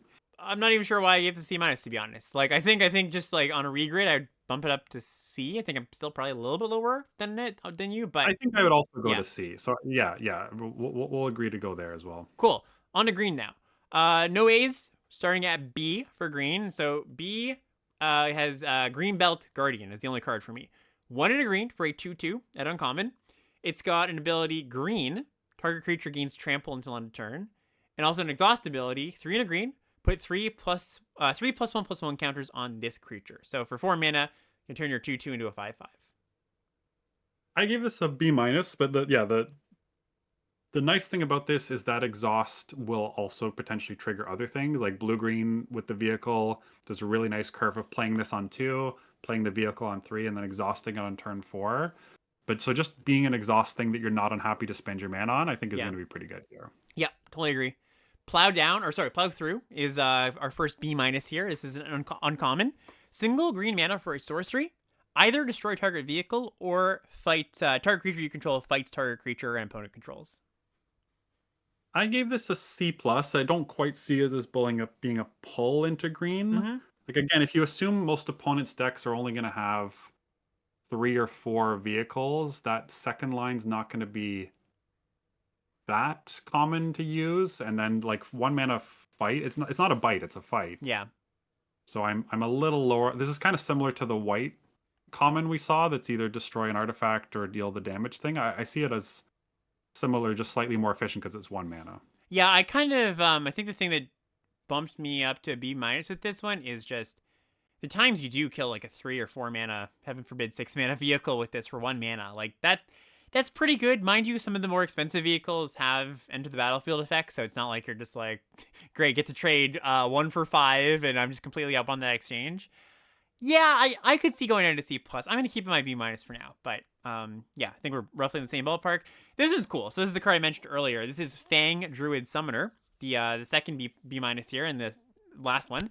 3 in green for a 2/4 reach at uncommon. When it enters, you may search your library or graveyard for a creature card with no abilities, reveal it, put it into your hand, then shuffle. And notably, where there's a cycle of uncommon vanilla creatures for every color, there's also a common green vanilla creature. It's a 2 mana 3/2 vanilla creature. Yeah, which is really nice because you can just play your 2-drop, you can trade it off, and then you can get it back. So like, you don't even need to have more than 1 hit for this card, really. Yeah. Because of the fact that it searches through your graveyard. And both so the green uncommon, you maybe play with this, and we don't have that one on this list specifically, but that's a little bit more awkward. But I like this with, I mean, the white is the 3/3 artifact for 2 mana we saw, and the red one's a 4/1 for 2 mana. So both of those trade off pretty quick and early, and then you can just rebuy them right away. Yeah, I think this card's just going to be pretty strong. Like, I compared it to Micromancer when I first talked about it, and I think it's kind of like similar thing, where once you have, like, it's a good early pick, and then once you have it, you're like, yep, definitely want to take that. Spell that gets pretty highly. All right, C pluses, good handful of them here, starting with Stampeding Scurryfoot. So this is a single green mana for a 1/1 common. Exhaust, 3 in green, put a +1/+1 counter on this creature, and then make a 3/3 elephant token. Yeah, this thing's really nice. Like, you can, that 1 mana you sneak in anywhere, and then it reads as a 5 mana 2/2 plus 3/3, but really it's like, it's closer to a 4 mana 2/2 plus 3/3 because the 1 mana it's so easy to play on turn 1. And even if they kill this in response, you still get the 3/3 elephant token. So there's a lot to like about this card. Yeah, and notably, 1 mana 1/1s, even with no ability, like no flying, anything like that, get a little bit better in the set, because sometimes you crew a crew 1 vehicle with it, or they team up to crew a crew 3 or something like that. So yeah, I think it's just a good, generically good common. Run Yeah, over. that's a good thing to mention. Starting on turn 1 in this format, especially with Start Your Engines, can be Yeah. really important. If you have a 1 and your opponent doesn't, they're gonna feel behind right from the beginning. Yeah, not to go too deep just yet, but I think that the speed of this set, we've been talking about speed and racing and wheels a lot this set, but the speed of this set is going to be kind of one of those sets where everybody's going to be like, oh my gosh, it's so fast. Like, what's happening? this is like too aggro for me. But I think it's kind of just the price of entry for this set, where just anytime you have a really fast set or a set that's a little bit faster, it's not so much that you can't play the long game. It's just that you need to make sure you have cheap stuff, right? Yeah. Because if you're matching them, they play a one, you play a one, you play a two, you play like I know a lot of people don't like that they're forced to have to play all these cheap creatures, but I think that's the solve, right? If you're like, man, I'm getting run over, just make sure you're matching your opponent on each turn, and that's the thing. You got to start doing that. Anyways, next card here is Run Over. So this is 1 and a green for an instant at common. Target creature you control deals damage equal to its power to target creature and opponent controls. So just a bite spell. Costs 1 less if you have if it targets a mount or vehicle you control. Yeah, and often it will be targeting your vehicles because they're going to be slightly bigger. So you don't want to play this into removal just like before with any bite spell. There's risks there, but 1 mana for bite on when you have like decently sized things because of vehicles, this thing's gonna be really good. I could see this being higher than C plus, although I did give it a C plus as well. Yeah, I think that being able to usually green doesn't get this, but with red and black, you often have this thing where it's like, man, like they've got a single black mana up. Like, do I want to play my trick into their stab, or do I want to double block into their stab? And usually green's more face up with that. Just like, okay, if they have something, it's gonna at least cost 2. But yeah, just being able to, as the green player, single mana way to interact, yeah, I think it's going to be pretty strong. A few more comments here for the C pluses. We've got Pothole Mole, 2 and a green for a 2/3. When it enters, you mill 3 cards, and then you can return a land from your graveyard to your hand. I was down to C on this. This is like basically the exact same card as Eccentric Farmer from Midnight Hunt. That format had not only Evolving Wilds that you could rebuy, like crack it turn 1 and then guarantee a hit, but it also had all of the what is it, Disturb or whatever it was, the stuff that came back from the graveyard. Yeah. And this set, I mean, green black's doing a little bit of that, but you're not really taking advantage of your graveyard. And playing something that's a little bit understated might feel worse when there's pressure to block from so early on. Yeah, agree with that. I think that like my grading on this was generically you can kind of play it in any deck and it's going to be okay. Although you probably don't want it in like green red, probably don't want it in green white. Probably only really want it in the slower green color pairs, and so maybe it does deserve like just the blanket C, where that washes it. What you're describing sounds like a C to me. Yeah, totally. So I'll just bump it down right now, and we can agree on that. You've convinced me. We've got a 6-drop here, migrating Ketradon, yeah, 4 green for a 6/6 reach at common. When it enters, you gain 4 life. And it has cycling for 2 mana. Wow. Yeah, nice. If this was another set, this would definitely be in the B range. I just think the speed of this set puts some pressure on this, but this card is incredibly good. Yeah, it's really nice. Just often, like, I can't remember a time when the 6 mana vanilla gain 4 wasn't good. And this is just upside that. So, yeah, really nice. Yeah, Ravenous Slinborn upgrade. The rest of the C pluses here, there's a disagreement or 2, I know for sure, but they're all uncommons. So first, uncommon C plus here in green, Defend the Rider. Single green mana for an instant. Choose 1. Target permanent you control gains hexproof and indestructible until end of turn, or you make a 1/1 pilot token. Instant speed pilot for 1 mana is going to get people early on. Yep. Like you just, I can attack. You don't have any creatures back. All you've got is that vehicle that can't be crewed. And surprise! Like, yeah, I quite like this card. I was with you on C plus, and the flexibility of it is great. It's another little trick that your opponent can have for a single green mana. Like you can't feel safe even though your opponent has only 1 green mana in this set. This next one's pretty sweet. Fang Guardian. This is 3 and a green for a 4/2 flash. And when it enters, another target creature or vehicle you control gets +2/+2 until end of turn. And I think I should have just bumped this up to B-, actually. I don't know where you have it, but I'm reading this card. I'm like, why did I put this in C+? Yes, I gave this a B-. The fact that this can hit vehicles, like you can target your vehicle and then crew it with this. There's a lot of sweetness in here and winning combats. It's an amazing trick. Yeah, this card's great. Yeah, I think it's just going to be like a 2-for-1 so much of the time.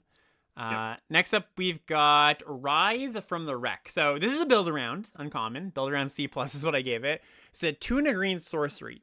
And it says return up to 1 target creature card, 1 target mount card, up to 1 target vehicle card. So I draw up to 1 target vehicle card, and up to 1 target card with no abilities. Creature card, no abilities from your graveyard to your hand. So it could be a draw 4 from your graveyard. I would love for you to be right about this for the record. Yeah. The fact that all 4 things, I mean, okay, first of all, you don't need to return 4 things, No. right? Like if you return 3 things, it's good. If you return 2 things, it's passable. Mm-hmm. But all 4 things are basically creatures. Yeah, it's not like I saw some comparisons to Reconstruct History from Strixhaven, which was the red-white card that kind of did a similar thing. But that was getting a wide range of cards. And yeah, this is basically just like, well, I want it only in the self-mill deck. And yeah, I mean, just getting back creatures is not the worst thing, but it does just like decrease the, I don't know, the number of game states we're going to be happy with casting this. Yeah, like if there's something causing you a problem, this is not likely to answer it, which is often your draw spells are supposed to find a specific type of card. Right. So I can see playing this occasionally, which is why I gave it a D plus. I don't think it's unplayable, but C plus to me is way too high for this. Oh, really? No, I think I like my C plus still. Like all the things you're talking it down a little bit, I still like the card a decent amount. Okay. So yeah, I mean the build around aspect is of course like you can't just be throwing this in your deck. You have to have like the types and the self mill. But if you're there, yeah, pretty good. And last one here. This is one that I hesitated about giving a higher grade, and I think you gave this one a higher grade. So we'll talk this one out. But this is Autarch Mammoth. This is 4 green for a 5/5 mount at uncommon. Saddle 5. When it enters or when it attacks while saddled, you make a 3/3 elephant token. So 6 mana 5/5 plus a 3/3 threatens to make more 3/3s. Yeah, I went up to a B for this. Like Yeah. this thing is 8/8 worth of stats and threatened. Like this is just a Grave Titan, isn't it? Just a Grave Titan. It's huge. Yeah, you're getting almost that much stats. Yeah, and it like closer to a rare than to a common by far. yeah, I agree with that. And the saddle 5 number is like a bit deceptive because it's spotting you 3 of that by itself. Yeah. Okay. Yeah, I was like teetering between B- and C+, so I'm gonna put it, I think, B- after hearing your take on it. Yeah, I was going between B- and B, so it's kind of a similar thing where it is the same thing with the Lindworm or whatever it's called, that 6 mana is a lot to ask of a card when you need to start from the board right away. But to me, this passes the bar for that. Sweet. Okay, yeah, we'll see how that lands. And that's gonna do it for the colors. We already covered the gold cards, so onto colorless cards, which there are no artifacts at common and uncommon that are C+ or above for me. Any for you? Sorry, what I did have another green card to talk Oh, about. did I? Oh, sorry, I didn't ask you. Is there any card here that I didn't mention? Yeah, go ahead. Yes, because there was one more since we're doing it this way. So Earth Rumbler is a card that you gave a C. So if you want to just pull it up Yes, let's talk about that one. Earth Rumbler is 4 and a green for a 7/6 vehicle. It has Vigilance and Trample, crew 3, but you can also exile an artifact or creature card from your graveyard to make it an artifact creature until end of turn. Yeah, so talk me up on this one. I kind of see it just like very big dummy, and maybe very big dummy is good enough. It's the biggest. The biggest dummy? The fact it can crew for free is really what's doing it for me here, because Vigilance means the threat of it is just ever present. So typically I think you're going to be crewing it to attack, and it attacks as a 7-power trampler, which is massive, and then they can't attack you back. Like they just it has Vigilance. I don't know what to say beyond reading the words on the card. I don't know. Massive. I don't know how to convince you this card is better than you think by doing anything than just saying read the card better. Yeah, I mean, so I agree. It is massive. I just think of this and like I think of the bounce spell, right? And just think like, oh god, that's just like such a disaster. Like I still think this has some elements of 4+ mana card with no ETB, and even though it's massive, you're gonna get blown out of tempo quite quite often, I think, on this. That's probably fair. I would be willing to meet you in the middle at like a C plus for this thing, but I do think it's huge. Like Yeah, it's it's very, huge. very big. All right, And trample and vigilance are the exact two words I wanted to see on this. I'm gonna keep it here, but I'm definitely, as I was willing to come up. Sorry, I jumped the gun, but do you have any colorless artifact or artifact cards in the set that are C plus and above? I did not have any. No, no, I didn't have any. Artifacts look like they're purposefully just filler. Like I think some of the artifacts will only make it in if you care about its type. I don't see myself playing basically any of them in like the green black deck or whatever. Yep. But yeah, that's the summary of the colors. The color we didn't really talk about what they're kind of doing overall, but typically the B and range type of cards are just generically good. So that's partly why we're going to go into the archetypes, which we're going to do shortly after the next section. So did you want to take a quick break and we'll go into the final differences and then do the archetypes? Yeah, I mean, the one thing that we didn't touch on is lands, because there are a cycle of common lands. 50% of packs have these in the land slot. It's the tapped. The cycle is tapped, gain one when they enter, tap for one of two colors. So, just generally we give these C pluses. There's also a kind of, whatever variant that you want to call this, but the land that comes in tapped, you call a color, and it taps for that color. Night Market is what it's called in this set, and it has cycling 3 this time around. So, I don't know. I gave this one a B-. I think that's like a meaningful upgrade. Yeah, I was also on B- for Night Market. I think it's really good. And then while we're talking about the lands, did you want to just quickly touch on the roads? Yeah, sure. It's a good idea too. Yeah, I forgot about those. So we have a cycle at uncommon: foul roads, country roads, rocky roads. Country roads and rocky roads. They really had fun with those ones. But basically they all do the same thing, and they come in untapped if you control a mount or vehicle. Tapped otherwise. Tap for a color of mana. One for each color, and they all have the same ability to pay one and their color to sack it and make a pilot token. Yeah, I think these were close enough to C plus, and these didn't come out in any of the archetypes, so I just thought it's worth mentioning here. Yeah, for sure. Where I think the first one of these is basically free, and I'd be pretty happy to have one. I wouldn't go overboard on these, but unlike the Bloomborough lands that restricted you from using colored mana for spells, like this taps for the color, and it will come into play untapped enough that I don't think you'll be punished to play these. So I think these are pretty good. Okay, so that brings us to section 2, and this is the head-to-head section. We had a few disagreements talking about the C plus and above cards, but now we're going to get to the rest of them. And this is across all rarities, across all colors, across all grades. So we're going to touch on some lower ranking cards. And I'm going to have Mark kind of, guide us here, just being like, I've talked about, we use my tier list, looking at the C pluses and above. No, Mark's going to go, actually, Alex, I disagree about this card.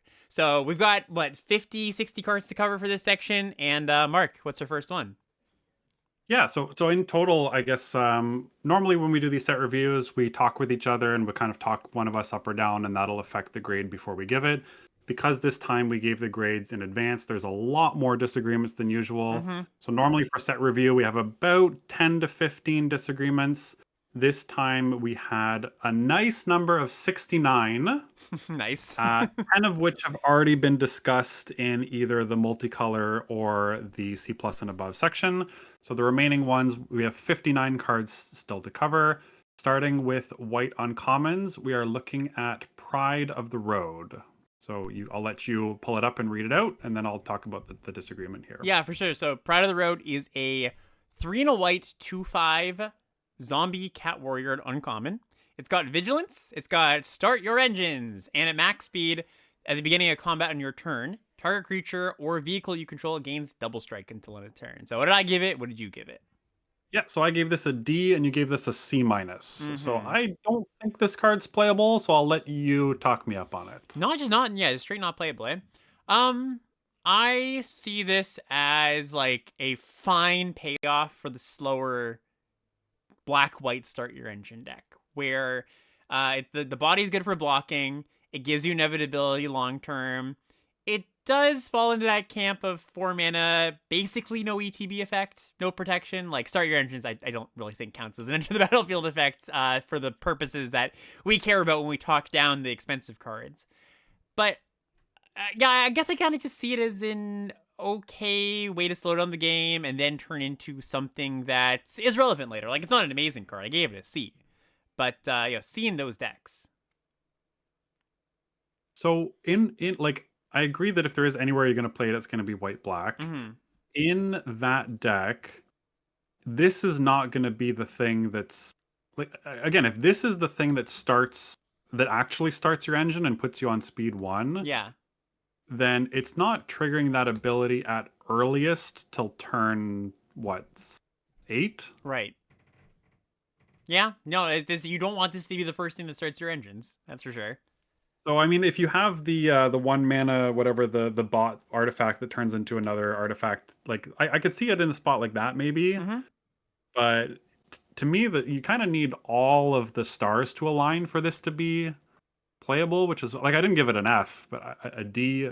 That's roughly what I was thinking. I'm not sure if I've changed your mind at all. We can certainly agree to disagree on a lot of these. Yeah, no, definitely. I'm a little bit lower. I think I didn't quite take in how not nothing, but how unexciting Start Your Engines on a 4 mana card is when I graded this card. So yeah, you gave it a D just straight up. I gave it a D. Yeah, you gave it a C minus. Yeah, I think I like my C minus still. Like I think in some decks you're gonna play it and it's gonna be like not great filler but fine filler. Yeah. Yeah. Okay. Okay. Yeah, and I think it's gonna be a lot of for these disagreements. We're gonna like talk about it, maybe agree, maybe disagree, maybe come closer to each other. But yeah, the discussion is always the more fun part. Okay, moving on to our second card. What's our second card here? The next white uncommon is a Lacrian Armory. Ooh, yeah, this one's super duper interesting. Okay, so this one is a 2 and a white uncommon 3 and artifact. white. Oh, sorry, 3 and a white uncommon artifact. Creatures you control get +0/+1 and have vigilance. And since the beginning of combat on your turn, up to one target mount or vehicle you control basically turns on, right? Becomes saddled or becomes crewed. Yeah, so you gave this a straight F, and Yeah. I gave this a very optimistic D. I hesitated. I was like, oh, am I gonna want to play this card? But I just, what's the use case here? Where I'm like, yes, I am happy playing this card in my deck. I can imagine a game state, but what's the deck where I'm like, I've got like an abundance of vehicles. I guess it's saddling when you have abundance of saddle creatures. Is that your idea? Yeah, it's always a dangerous game trying to talk you up from an F to a D because it'll sound like I'm overly optimistic. Yeah. This, I agree, it's not great. If you do have a high number of vehicles, I do see it as being like you've got a bunch of vehicles, and then if you're going to be the one attacking with those vehicles and functionally just using this as a like indestructible crew creature, then it is better than a creature because of that +0/+1 and vigilance text. Like the Mm-hmm. anthem is somewhat real, but you basically need to be guaranteeing that you're attacking with a mount or vehicle every single turn.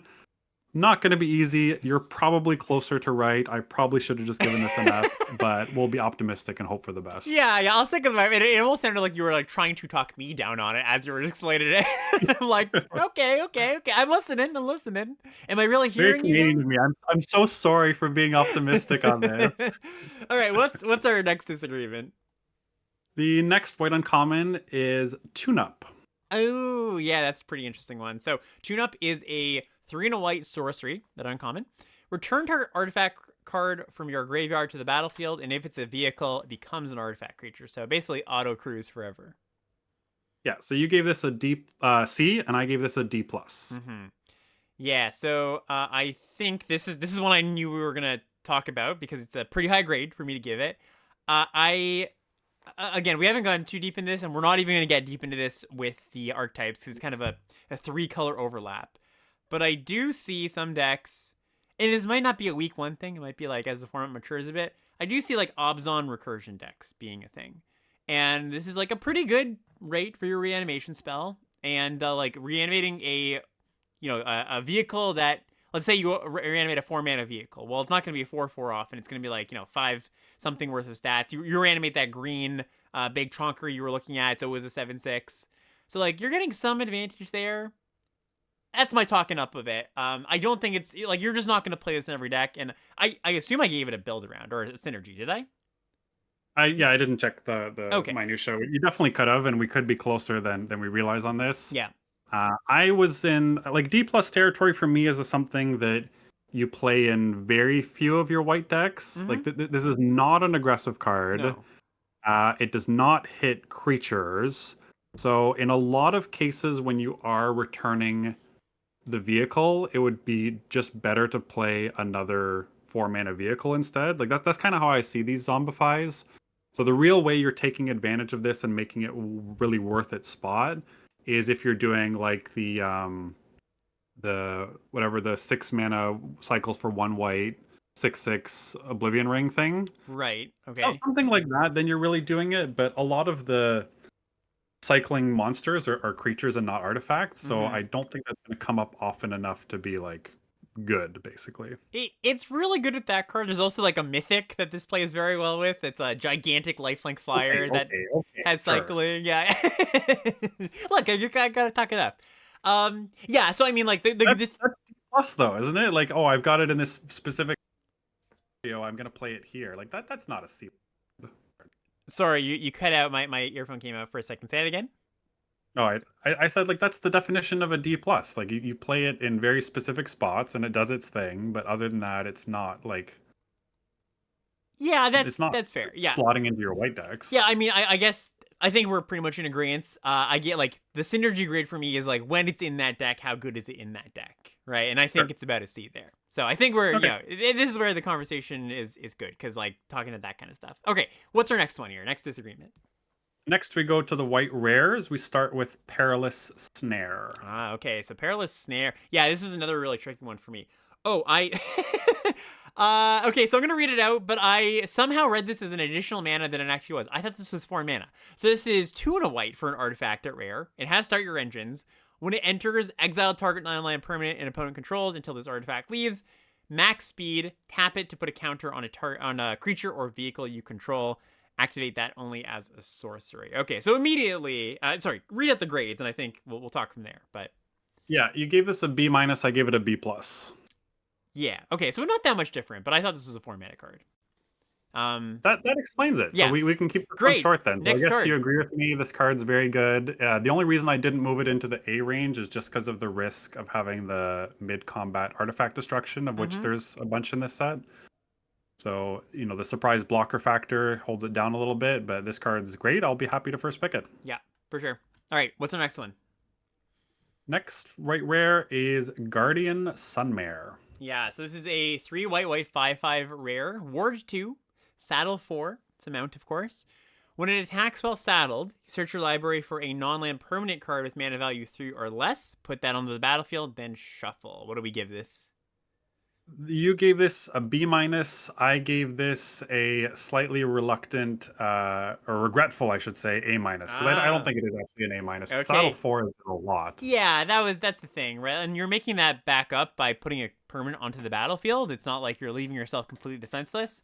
But like sometimes you're gonna get one of the best cards in your deck, but sometimes you're just gonna get like a solid common or something. So it's a good card. Like I stand by my B minus. Do you agree? You want to come close-ish to I, me or? if I was to regrade this, I think I would still go B plus. Like I still think Ward 2 and 5 toughness is Mm-hmm. enough that you will be able to attack with this a lot of the time. And if you attack with this and ever saddle it, like it feels like the game's just over. Yeah. Yeah, I agree. Like I like the word 2/5/5. That's good. Imagine putting in the this is a really good spot for the 2 and a white common that's a 2/2 flyer. Then when it comes into play, a creature or vehicle Mm. gets indestructible and lifelink. That is very good. Yeah, I didn't go through the entire set when looking at this card, but I was like, there's probably a card or two that's like going to be like the thing you get at common or uncommon. Yeah, no, I agree. I'll come up to B. I think it's a solid card, and Okay. you can definitely see it having like quite a ceiling in some specific decks. All right, next card. Next we have Basri, Tomorrow's Champion. Yeah, so this is a 1 mana 2/1 legendary creature at rare. It's got a few abilities. One is one and tap Basri to make a one tap exert Basri. Wh- Create a White, one white. one. Yes, white mana. White mana tapped, exert mastery. A lot of costs. You make a 1/1 lifelink cat token. And to exert, it basically just means like when you exert something, it doesn't untap during your next untap step. So you can do this once every other turn. Also, it's cycling for 2 and a white, fairly hefty. When you cycle this card, cats you control gain hexproof and indestructible until end of turn. So that's kind of like a constructed line of text where you might be playing multiple of this card. Mostly 1 mana 2/1, make a 1/1 lifelink as the game goes on every other turn. What do we grade it? You gave it a B plus, and I gave it a B minus. Yeah, so yeah, I don't know. I think just the early 2/1 attacker, we've kind of seen time and time again that 1 mana 2/1 Savannah Lion is nothing special. You know, it's a playable stat line, but if it was just that, it's like below par for your average limited card these days. I think just like getting in a time or two, or trading up, or crewing, like having a thing that crews early on, 2 power for 1 mana, and then exerting, you know, if you don't have vehicles to crew, like you just poop out a 1/1 every other turn. I think it's just good early, good late. Yeah, I think I'd be willing. I wouldn't join you, but I think I'd split the difference. Like the thing Mm-hmm. that held me down a bit was the white in the exert cost, because we Sure. even saw recently the 2/2 that exerted to make a 1/1. Yep.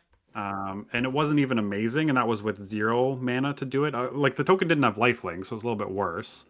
But paying white to do this means you're not curving out, and you probably want to curve out in the first few turns of the game. So I pictured not really using this until turn like 5 or 6 ish. Still a good card, and I think I'd probably go up to a B. Okay. Yeah. I think that kind of covers our thoughts on it. Any other white cards? Oh yeah, we're, Oh, we're still doing rares. quite a Then we got few. mythic. There's a Okay. lot of Okay. white cards. Next rare is Bulwark Ox. Bulwark Ox. Okay, so this is a 1 and a white 2/2 rare. It's a mount. Saddle 1. When it attacks while saddled, put a +1/+1 counter on target creature. You can sacrifice this creature. Creatures you control with counters on them gain hexproof and indestructible until end of turn. And our grades? You gave it an A minus, and I gave it a B. Okay, so yeah, so I think the initial comparison here is like Luminarch Aspirant, you know, those kind of creatures putting a counter on something every turn. Not that, right? This thing actually gets to tussle. Right. It has to be saddled, and it has to get in. And so if you're forced to get in with it, most likely you have to put the counter on itself. Mm-hmm.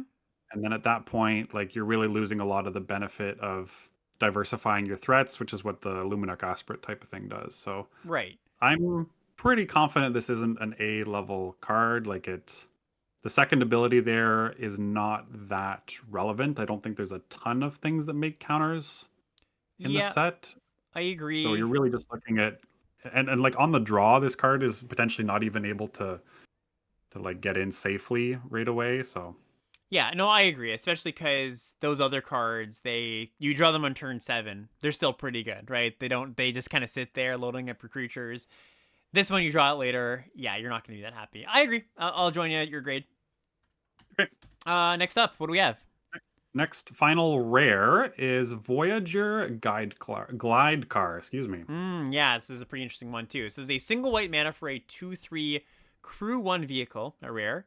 When it enters, you scry 1, and you can tap 3 other untapped creatures you control. Until end of turn, this vehicle becomes an artifact creature and gains flying. Put a +1/+1 counter on it. Yeah, so you gave this an A, and I gave this a B minus. So quite a large gap in this grade. Yeah, so the comparison is for me is the what's it called? The one from LCI. It's a single mana 1/2 that you could like tap artifacts or creatures to put counters on it. Not as good as Yep. that card, I agree. But basically I see this as you play it on turn 1, you get a little scry. Okay, so it makes your mulligans a little bit smoother. Or just like, you know, makes it so you don't have to mulligan as often if you're like, okay, well, 2 land hand, let's see if I can get that 3rd land. The crew one to turn like a token into a 2/3, maybe on blocks, maybe on attacks. Like that's not nothing. And then I kind of just see this being especially good for like blue white, just like being a really cheap artifact, just kind of sitting there, giving affinity. Also, just it's not a sorcery speed ability, so you can just have this sit there. You play some creatures, you block, you put a counter on it, you untap, you maybe play another creature, do it again, attack for 3 or attack for 4 at that point. I don't know. I think it just does a ton for 1 mana. Yeah, I am again willing. Like some of these you'll probably talk me right up to where you are. Some of them I'll stick with where I am. Some of them I'm going to meet in the middle. This is another one I'd probably meet in the middle and bump it up a little bit. Yeah. My thinking was just like 3 creatures is not happening anytime early. Like there's a lot less trinkety stuff in this Mm-hmm. set than there was in LCI. Agree. So just making all those extra game objects is going to be a little bit more difficult. But the fact that you can basically just, as soon as you have 3 creatures, they can't really attack it. Like you're threatening to have what a 3/4 flying blocker, and it continues to grow from there. It probably means it's somewhere like a B plus. Yeah. Okay. Yeah. I'll stick with my grade, and I think I probably am slightly too high, but we'll see. Maybe it surprises us. That's it for white, right? We can go on to. No, that's it for the rares. We still got Oh, mythics. so good mythic. Sorry. Okay. What's I'm doing them by rarity. Yeah. So next one is there's 2 more on the mythic side that we disagreed with. Okay. One is Valor's Flagship. Yeah, let's go to that one first. So Valor's Flagship is a 4 white 7/7 flying first strike lifelink crew 3 vehicle. Has cycling for X 2 and a white. And when you cycle this card, you make X 1/1 pilot tokens. So yeah, you go first. Yeah, the grade for this, you gave it an A minus. I gave this a C. So another one we're pretty far apart to start. Yeah. So are you seeing that? What do you think the split is between casting and cycling this? I think you're ideally just casting it on, like, I see this playing out as you're hoping to get to 7, and maybe you can stomach a turn or two where you miss your land drop, your 7th land drop, and you're like, all right, I won't just cycle it as the buyout here. But you miss it enough times, you're like, okay, I'll cycle it, make 3 tokens, draw a card, if you just really need to. I think if you consider it like that, just that's normally how it's going to play out. I don't know. I would say half the time you cast it, half the time you cycle it. Maybe a little bit more you play it. The cycling rate on this, I mean, we saw Decree of Justice. MH3 was obviously a juice set, so slightly, different there. But Decree did not perform well. I do think this will be better as the Decree side. But if your plan is to cast this, like, isn't this everything you warn people against playing in a 7-drop? Is it? It stabilizes you right away, right? As long as they don't have like a instant speed can kill an artifact, or like 7 toughness is a lot. Like that doesn't die to the red damage, doesn't die to most green bite spells. Like your opponent's not gonna have a 7/7 that often. Obviously bad against bounce, bad against instant speed artifact removal, but it's your opponent can't attack into this if they don't have specific interaction spells. But it's like a no ETB, no ward, hard to cast, triple white, requires crew 3. Like, there's so many hoops. Yeah, I mean, yeah, chat saying, do I not see crew 3? I see crew 3. I just don't see that as a big hoop at that point. I don't know. It seems like I'm on the I'm the more minority here, where everybody kind of thinks that it's worse than I do. So I'm willing to bend to that. Peer pressure. I don't know. So sorry, you gave it a C? Is that what you gave it? I gave it a C, which, yeah, like I can picture cutting this from white decks. It's so pricey. There's a bunch of shatters people are going to want to play. There's bounce spells. I mean, all the things you said, but it doesn't, like, we've seen 7-drops before that win the game if they just save, and they often have really bad stats. Okay, yeah, like this is one that we're gonna have to see. Like I agree, I'm probably a little too high on it, but I guess I'm just surprised that as many people as they do like are as low as like they, I'm very much willing to be like, hey, Mark, you're right, and everybody seems to be like, Mark's right about this one, so I'll just have to see. But the conversation hasn't talked me down just yet. Let me put it that way. So okay, yeah, cool. Okay, let's go. Final white card. Yeah. Of course, another mythic is Salvation Engine. Right. So this is 4 and a white for a 6/10 crew 6, and it's a mythic. Other artifact creatures you control get +2/+2. Whenever this vehicle attacks, return up to 1 target artifact from your graveyard to the battlefield. And I will say for this one, this was also when you did the grade comparisons, you don't see this, but I gave this one a synergy grade too. Okay. Yeah. I did as well, I believe. So not a valid excuse in this case. You gave it an A minus, and I gave it a B. Right. Okay. So for me, I'll go first on this one. I see the vision. All you need is two Thopters, and this thing gets crewed, Mm-hmm. right? Like, just they're both 3/3s. They become massive. You've got the whole tempered steel thing going on. I don't think it's that easy. This kind of goes back to the point we are making during the signpost section, where there's just not quite as many artifacts as I would like to jam my deck full of them. Agree. So if you're not getting that, then Crew 6 is basically like Yeah, impossible. that's huge. And so and then like the whole thing is basically relying on the first ability wants artifacts, the second ability wants artifacts. It's itself as an artifact.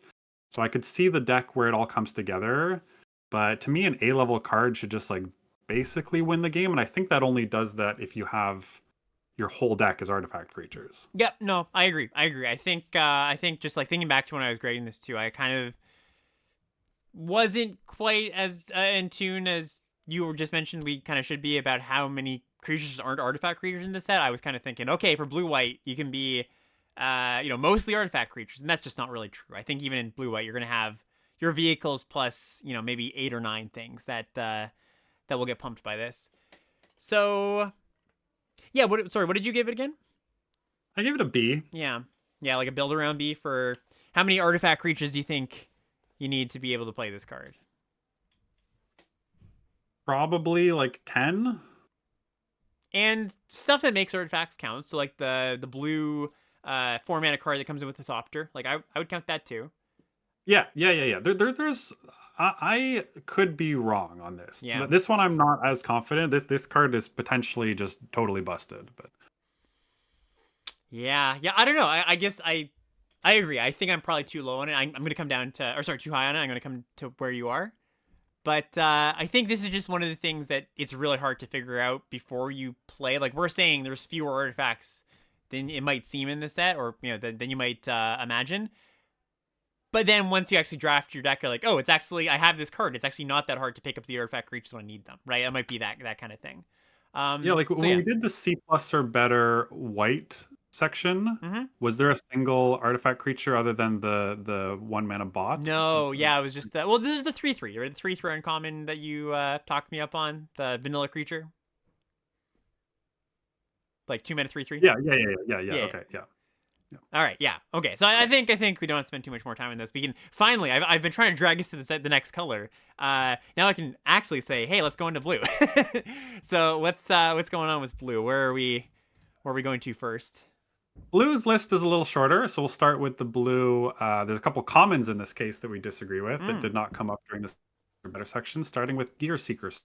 Yeah, okay. So Gear Seeker Serpent is a 5 blue 5/6 affinity for artifacts. So 1 cheaper for each artifact you control.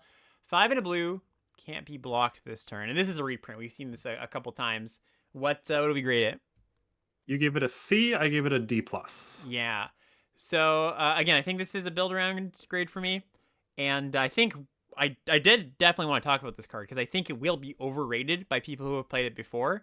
The last time we saw it actually was in Artifact Mix-Up, where it was just like very good. It was always like 2 mana. But even if you played it in Kaladesh, I think there's fewer. Just like, there's no 2 mana make 2 artifacts or whatever like we had in Kaladesh. You're just not going up the curve being like artifact, artifact, artifact, artifact. So actually a good comparison might be the first time we saw Tolarian Terror and the most recent time we saw Tolarian Terror, right? The first time we saw it, there was a lot of great spells you wanted to play. In Foundations, not as many, and it was kind of just a 6 mana, 5 mana dummy. And yeah, I mean, anything to add on to that? I assume that's why you graded it pretty low. Yeah. I just figured like there's a lot of good expensive stuff already, Yeah. and typically in this type of deck, if you have like a top end card like this, you just want it to be another artifact to like build on your other synergies a little bit harder. So I just Totally. don't see this making the deck a lot of the time. Yeah, no, I agree on that. I think like C to me is solid filler in the deck that wants it. So I still think it's probably that. Like you played a solid filler in a deck that wants it or can support it. But yeah, generically I would give it no build around, average D or whatever. Okay, the other common we have is Howler's Heavy. Okay, yes, this one is 3 and a blue for a 3/4. cycling for 1 and a blue. And when you cycle it, target creature or vehicle an opponent controls gets -3, -0 until end of turn. So you gave this is the same as last one. You gave it a C. I gave it another D plus. Yeah, so I think the cycling, like, it's kind of fake modal, as you're never really gonna want to play this as a 3 mana 3/4 or 4 mana 3/4. Sorry, it's like Yeah, I would have loved to see this as a three. Sorry, I would have loved to see this as a 3/5. yeah, that would be nice. Like, I wouldn't mind that at all. That blocks a ton of stuff. So really, you're looking at this as like 90% the cycling spell, and I think generally like 2 mana. Like, just think back to the versions of this we've had. Like, usually it's -4, mind you. I'll give you that. But I don't think -3 and -4 is that much better. Or, sorry, that much worse. Like, -3, draw a card for 2 mana. Or negative whatever, draw a card for 2 mana. Like, generally that card is fairly playable. What? So the only one I can think of, which is completely different and not a fair comparison, is Arcane Subtraction from Strixhaven, Right. which was good because of totally other reasons and was still not like a great card. So what's the other comparable to this? This is when you weren't playing, I think. But Jace's Scrutiny was a 2 mana version that... Oh, okay, that was in Sir. Yeah, it was in Sir too. Yeah, it made a clue even not even draw a card. There's also, I guess, Befuddle, but that costs 3 mana, I think. Yeah, that costs 3. That's a big difference. I don't know. I just think like enough of the time you're gonna get a pretty clean 2-for-1 from this. Like, you just block, draw your card, shrink their thing. In which color pair? Like in any blue deck? Probably not in any blue deck, but I think blue is combat centered enough in this set. Like, it's not just all in the spells that I think it's not going to be like only one blue deck wants it. I think most blue decks would be fine playing this as a filler card, and maybe some blue decks like blue, I don't know, blue green potentially, or blue red of course, because like you care about the cycling there. I think it's probably just going to be good enough. Yeah, you could be right. I might be willing to go to C on this. I think we'll figure out very quickly on day one if this is playable or not. Yeah, for sure. Okay, so yeah, the body's tiny, so I was a little lower on it. What about the uncommons? What are the uncommons we disagree on? There's only one uncommon for blue, and that is Aether Siphon. Or Aether? I don't know. I'm going to call it Aether Siphon. Yeah, okay, so this is a weird one. This is 1 blue for an artifact at uncommon. Start your engines at taps, pay 2, tap it, draw a card, and max speed. Whenever you draw a card, each opponent mills 2 cards. This is one I spent a while thinking about, so what do we grade it? So if you spent a lot... Okay, you got some explaining to do that. Because if you didn't rush through this one, I gave this an F. You gave this a C. Build around C. So I think that if your deck, and maybe this deck just doesn't even exist in this format, so maybe I'm like talking about a situation where just like that's never going to happen. But if your deck is like a blue-black control-ish deck, you've got a lot of interaction, like this is a pretty nice way to just keep the gas going and then eventually kill your opponent with no need to attack, right? Okay, so are you... If you're not attacking, how are you getting the max speed to mill them? Well, just like we talked about with the non-super aggro max speed stuff, you're going to peck in with maybe that 1/3 in black, 1/3 fly, or you drain with, Haunt the Network, or maybe the 3/4. Like, I guess mostly I see this as a blue-black card. I do agree that blue-black is like the most interesting deck for starting your engines and getting to max speed for, because there's a bunch of ways to do it without going to combat. Mm-hmm. But like to me, the only deck this wants to see play in is the plan that goes to all the way, super late game, going to turn 10 plus. You're not going to be activating this before turn like 6 or 7 at some point. Like this is, I think Sam's actually in our chat. I think this is definitely a card that Sam's going to play. So not a straight F, but for us mere mortals, like this just seems like you're spending 7 mana to get a divination, and I don't think the looting is or the milling is relevant. You only start drawing though when you have nothing else to do. Like otherwise, it just kind of sits there and starts milling them, right? This set though, are there going to be games like that? There's so many aggressively slanted cards. Yeah, I agree.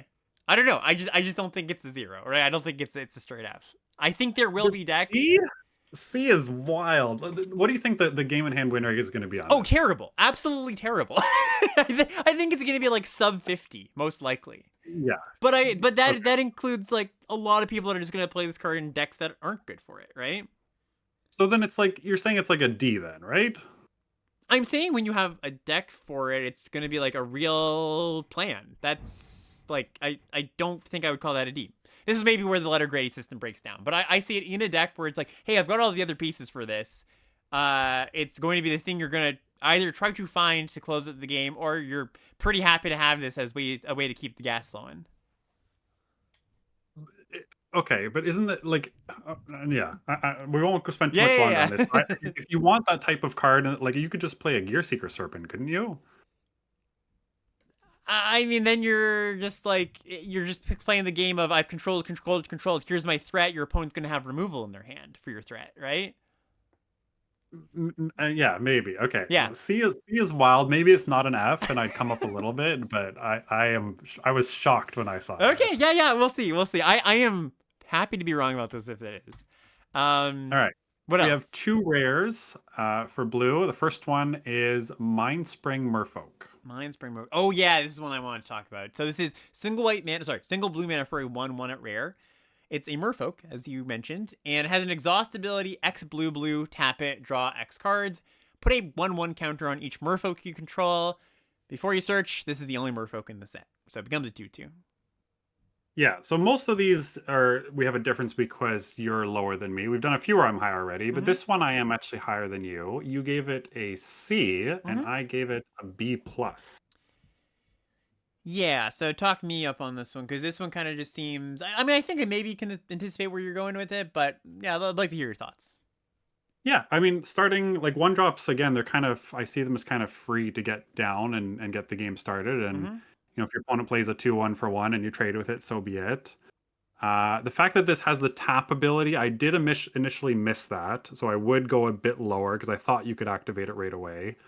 But that being said, even if you just play it turn one and it hangs around for a bit, the rate on drawing cards there is pretty decent. Like you're looking at a total of what is this? This is like 5 mana, draw two plus a 2/2. Like, isn't that functionally just Hull Drifter? Sure, yeah. Yeah, I also we've talked a lot about the merits of a 1 mana 1/1 like you mentioned, so I got to factor that in here. And you can like block sack if that's something you want to do, right? Like if you just don't need the 2/2 or don't want the 2/2 or just want the life chump block a 5/5 or something. It just seems like actually I would say like a lot of things that you've argued for other cards being like, "Oh, you're not going to have time to do this." Kind of I see that about this card. Like are you just going to take a turn off to what turn do you think you're going to take off to draw a bunch of cards, and what uh yeah, I know. I guess that's the main question. Like what how often do you see yourself just like taking the turn off to draw 7 cards unless you're completely stabilized? Yeah, I see where you're going with this. You're trapping me in my own my own snare. Hoisted by your own petard. Well played, Alex. Well played. Yeah, But I do think that a one-time payment is a lot easier to digest than like spread out because sure. you Yeah. just need to do it once and then you like this is just your draw spell, right? You're into the Fate Court. You draw three, you draw four, you draw 5 cards, Yeah. and then you're pulling ahead after that. And worth noting, somebody in chat points out a good point where it's not like you're taking the turn off necessarily a lot of the time. Like you could just keep up a bunch of mana, have some instants. If nothing happens, that's when you sack this to draw some cards. So yeah, I'll give you that. There could even be spots, especially if you have other like the blue vehicle that draws cards when you exhaust. You could just potentially exhaust this for like blue and Yeah, like get a +1 counter and another sure. benefit. There's some modality there. I'll come closer to where you are. I think you talked me up to a B minus. Yeah, B minus. I Yeah, was probably a little too high, but yeah, somewhere in that range, I think. sweet. All right, what's up next? Okay. The other rare is Vinwixit, Yeah, this is verbose host. verbose host. This is one in a blue for an 0/4 rare. Has start your engines, and it says you have no max hand size. Doesn't matter too much. Max speed. If you would draw a card, you draw 2 cards instead. So you gave this a B minus. I gave this a C. Okay, so I'll talk you up on this, I think, or try to. It sits there, so soaks up a lot of damage, right? Like how I don't know. I would say just imagine you play this on 2. Your opponent plays the 2 mana 3/1 in red white. That thing's gonna poop out some creatures maybe, but that can't get in. Most vehicles aren't gonna be able to attack into this until turn 4 or 5, and once you get to max speed, like this is a very good payoff. Yes, it is, especially with all the cycling and all that stuff. Yeah, Like cycling is great with this card. Yeah, I could see this in, like, again, we talked about blue black being a somewhat interesting, because you're not really generating speed through combat if you're spending 2 mana on an 0/4. Like you're not pushing. This doesn't threaten to, like, you can't attack all next turn and threaten to get one of these through. Mm-hmm. So you're really slowing down on the pushing damage side. So you need to be getting speed another way. And I do think that blue black will actually be a pretty good home for this. And I could see coming up to like C plus B minus. I think you're probably right with this one. Okay, cool. Yeah, and one thing I want to note, because we noted this earlier in the episode, but a lot of people have kind of been trailing in chat, and this question's come up time and time again. People saying like, I don't know how easy it's going to be to get max speed in a slower deck, or that this seems like max speed seems like an aggro mechanic. There's a lot of ways in slower decks to get max speed too. Either just a cheap flyer pecking in, or draining in black. Like it's not an aggro mechanic strictly. There's a lot of ways to enable these kind of cards in this set. Yeah, like the black artifact commons, the 1/3 and the 3/4 are both perfect for this. Yeah, exactly. Is that all the blue cards? There's one more. Okay. It is a special guest card, which I guess you're gonna have a tough time finding because yeah, of this. I can just search. No big deal. No big deal. It is Thoughtcast. Thoughtcast. Okay, so Thoughtcast. I'll just bring it up over here. We're just in the OG Mirrodin art here, but it's a special guest. You're not going to see it very often. It's a 5 mana, 4 and a blue sorcery.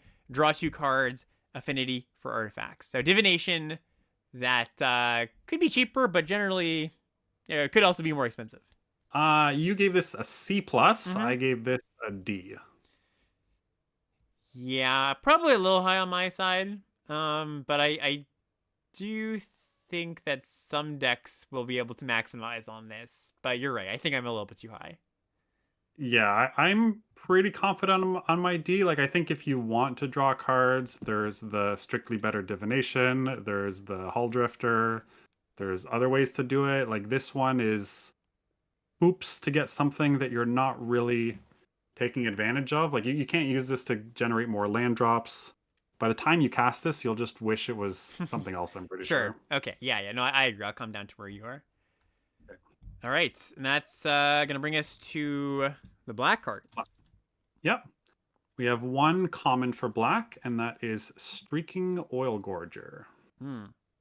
Streaking Oil Gorger is a 4 and a black 3/3 flying haste with start your engines. Max speed. This creature has lifelink. So what's our grades for this one? You gave this a C. I gave it a D.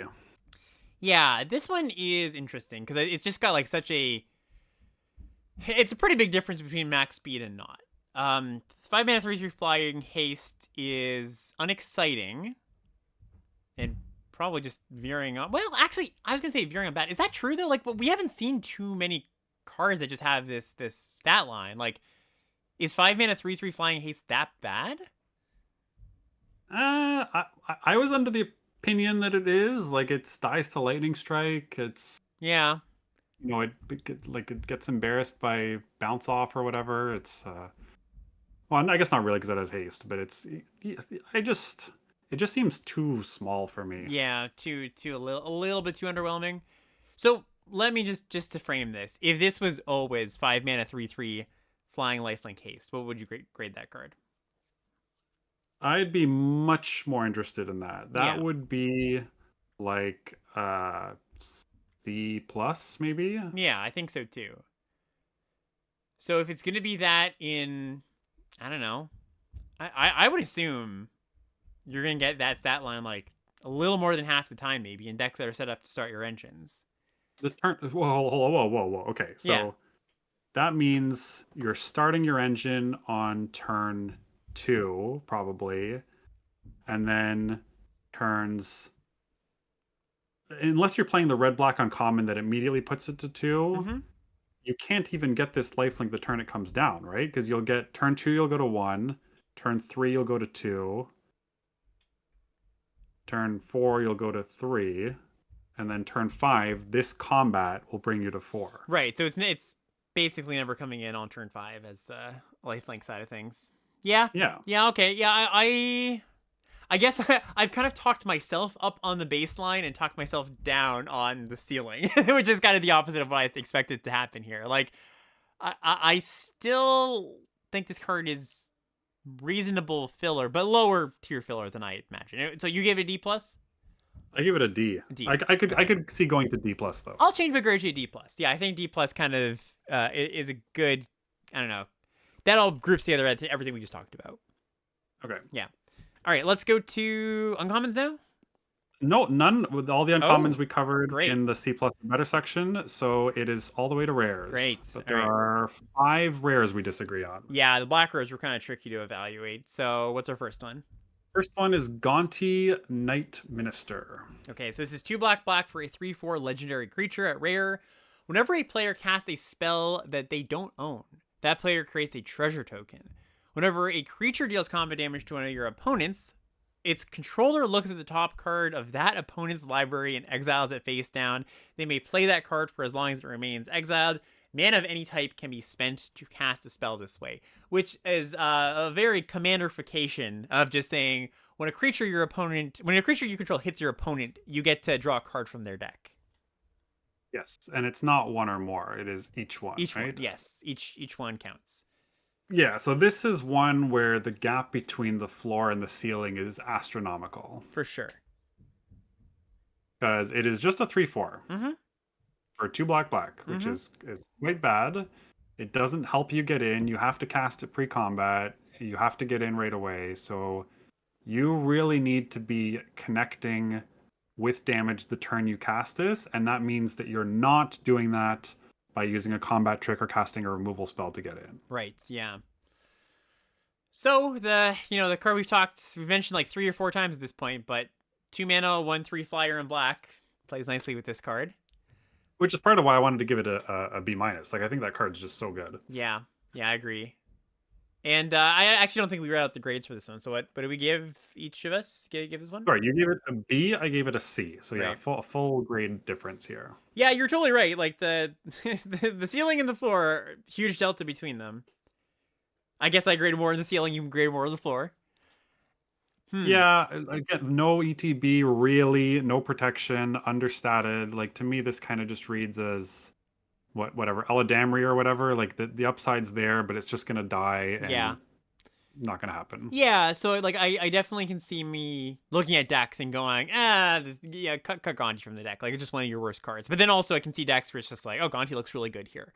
So, smooth that over in the grading system to what, a C plus or something. And we get I think kind of the balancing of the ceiling and the floor. I think I'd stick with my C. Like Yeah. I could see this having even worse stats, although I do agree there's probably decks where it's going to be excellent. Part of But it, yeah, because if you do hit once, if the Gonti dies, you can still cast this. yeah. It doesn't require that color of land, so there's upside there for sure. Yeah, part of it I think is that the game in hand win rate on this card.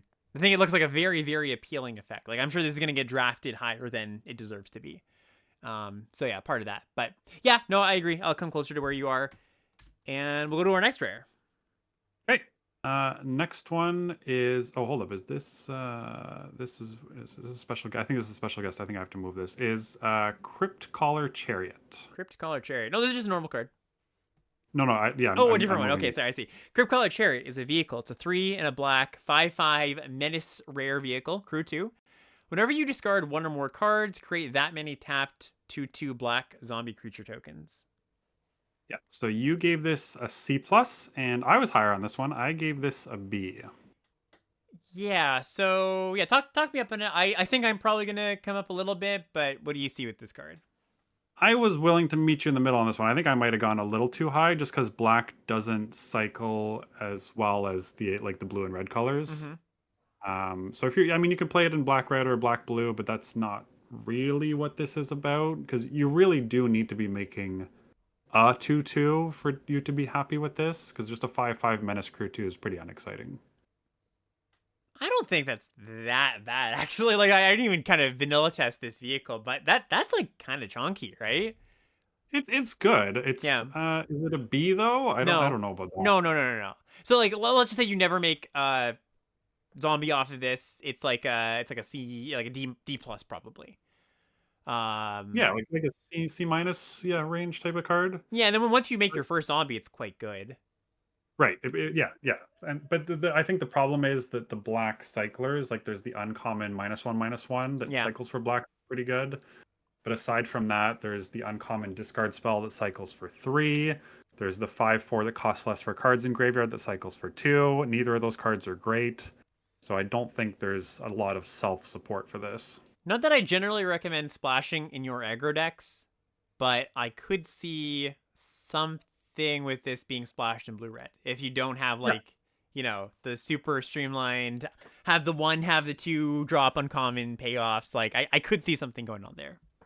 Yes, Yeah. I agree with that. But I think I'd be more likely to go like B minus for Yep, this. I agree. Well, me in the middle. All right, what's Okay. next? Curse Cloth Wrappings. Yeah, so this is 2 black for an artifact at rare.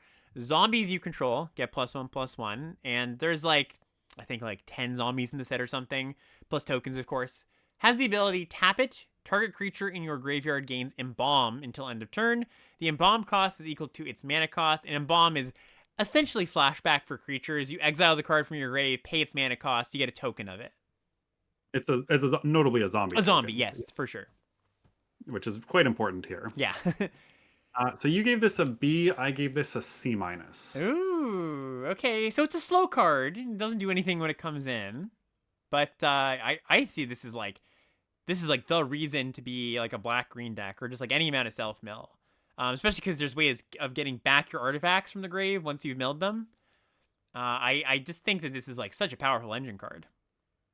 It is. It's kind of like a draw spell, right? Like Yeah, you're just it's a big draw kind spell. of drawing a bunch of cards, drawing a bunch of creatures.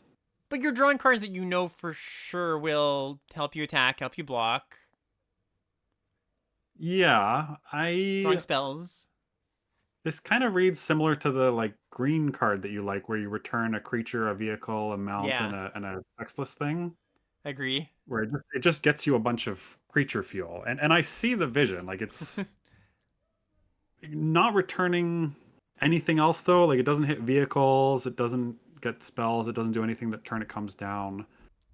I could see this being another cursed recording type of card where Yeah. once you get the build for it, it's really good. But I'm hesitant to go into the B range. Like, what would you have given cursed recording at the end of Duskborn? Like a build around B minus, basically. Okay, yeah. So, yeah, I think that's about the ceiling for this. Yeah. I think you're right. I think I'm probably a little too high. I think as I always talk about, it's bad to have a 4-mana thing that doesn't do anything when it comes in. Unless you're like, on set turn 7 or something. So I'll meet you. I still think it's a pretty powerful card, but I'll go down to like C+. The other downside of this is that it is your draw spell, but if they like shatter this, you haven't gotten anything out of it. Sure, yeah. So yeah, All right. a C minus might be a little too low. I'd probably go to like a C plus. Something Okay. like that. What's next? Final rare is Demonic Junker. Ooh, yeah. So this is a 6 and a black, 4/3 crew 2 vehicle. It's a rare. Affinity for artifacts, and when it enters, for each player, destroy up to 1 target creature that player controls. If a creature you controlled was destroyed this way, put 2 +1/+1 counters on this vehicle. So another big grading difference on this one. You gave this an A. I gave this a B minus. Yeah. So Isn't this just worse? I'll lead on this one. Isn't yeah. this just worse than Wix Patrol? Mm, I think it's different than Wix Patrol. Like maybe again, we had another card that was like this where I was pretty high on it because of affinity. But it was the white +2/+2 to your artifact creatures. That was what I was thinking about. Like I'm imagining this being 4 mana a lot of the time. Okay. Yeah, I can see the upside if you're thinking it costs 4. I'm thinking it's like 5 6? or 6 mana you most of the time. And at that point, like just a removal spell with slight upside. Yeah, I just when I made the comparison to Wix Patrol in my head, it just like it's not always a creature. You need to crew it. It can sometimes cost 7 mana.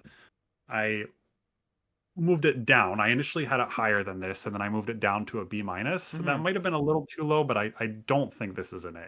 No, no, I agree. I think you listed a lot of hoops, and I will respect said hoops. So I'll come down. I'll go to an A minus, but I still think it's in the A range. Like it's a comes in, kills something, leaves behind a body, quote unquote, a body. It doesn't hit vehicles either. That's true. Yeah, maybe that's a big thing. Like I don't have a great read on that. Like that could be true. We're just if your removal doesn't hit vehicles, it's that's a knock against it. Okay. Yeah, I think I'd be somewhere B plus, but I don't think I'd go up to the A range for Okay, this. yeah, fair enough.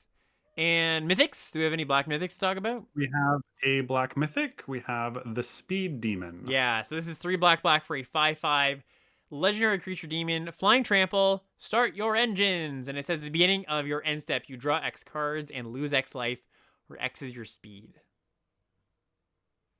Yeah, you gave this another A minus. You gave a bunch of A's that I didn't go up to, and I gave this a B minus. It does kill you very quickly, I will say. Right? Like this thing, like let's say your speed is 2 even. Draw 2, lose to each turn, that's pretty will kill you quickly. But this also, if it stays on the battlefield, kills your opponent quicker than the card draw generally. Yes. And Hmm. it does do it right away. Like you're at minimum gonna draw 1, lose 1 at the end of your turn, which is kind of like an ETB.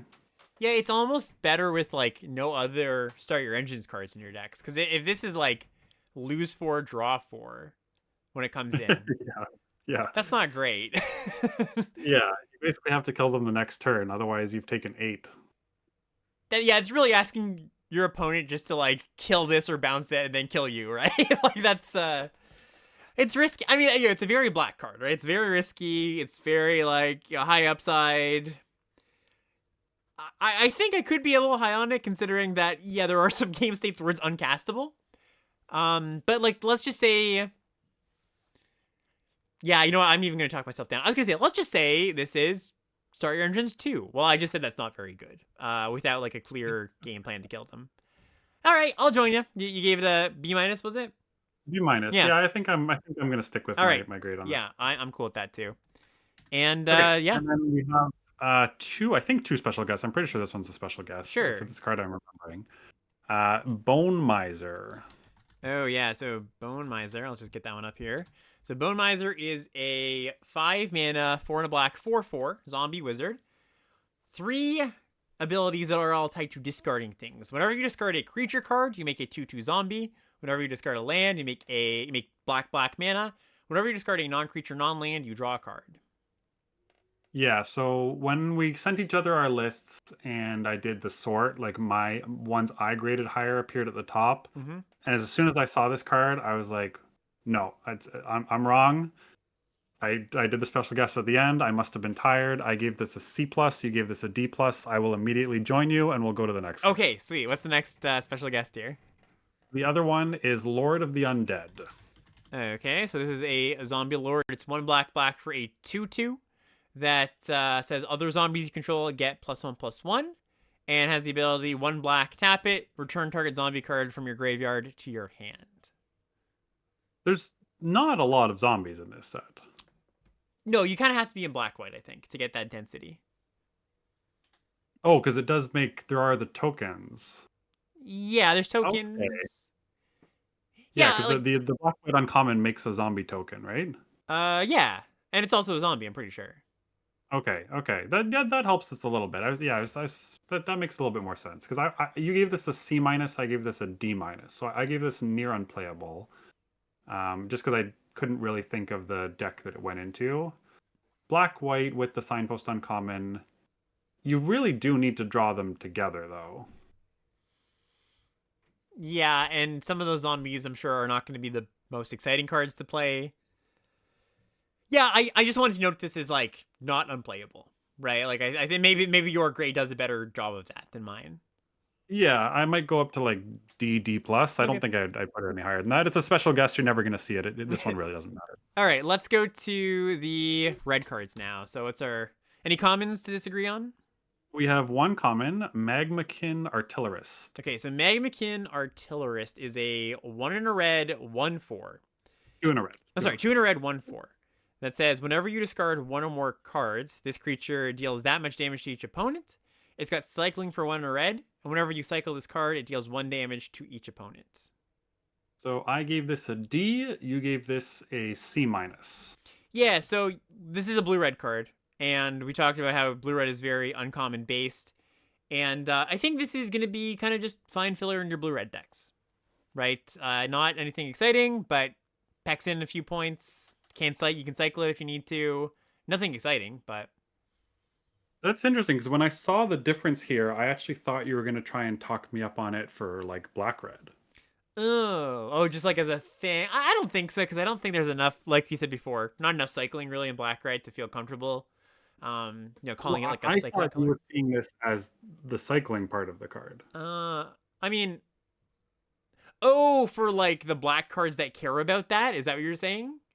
Or yeah, for dealing an extra point of damage for speed purposes. Like Oh, I okay, okay. think this thing's too small in blue red. Like not hitting creatures and Sure, being a sure. 1/4 for 3. I kind of went through that scenario in my head and it didn't look great. So Hmm. Yeah, I mean, I guess our grades aren't too different. I guess maybe where the difference lies, because I agree with everything you just said, even though some of it I didn't realize, but I agree with it.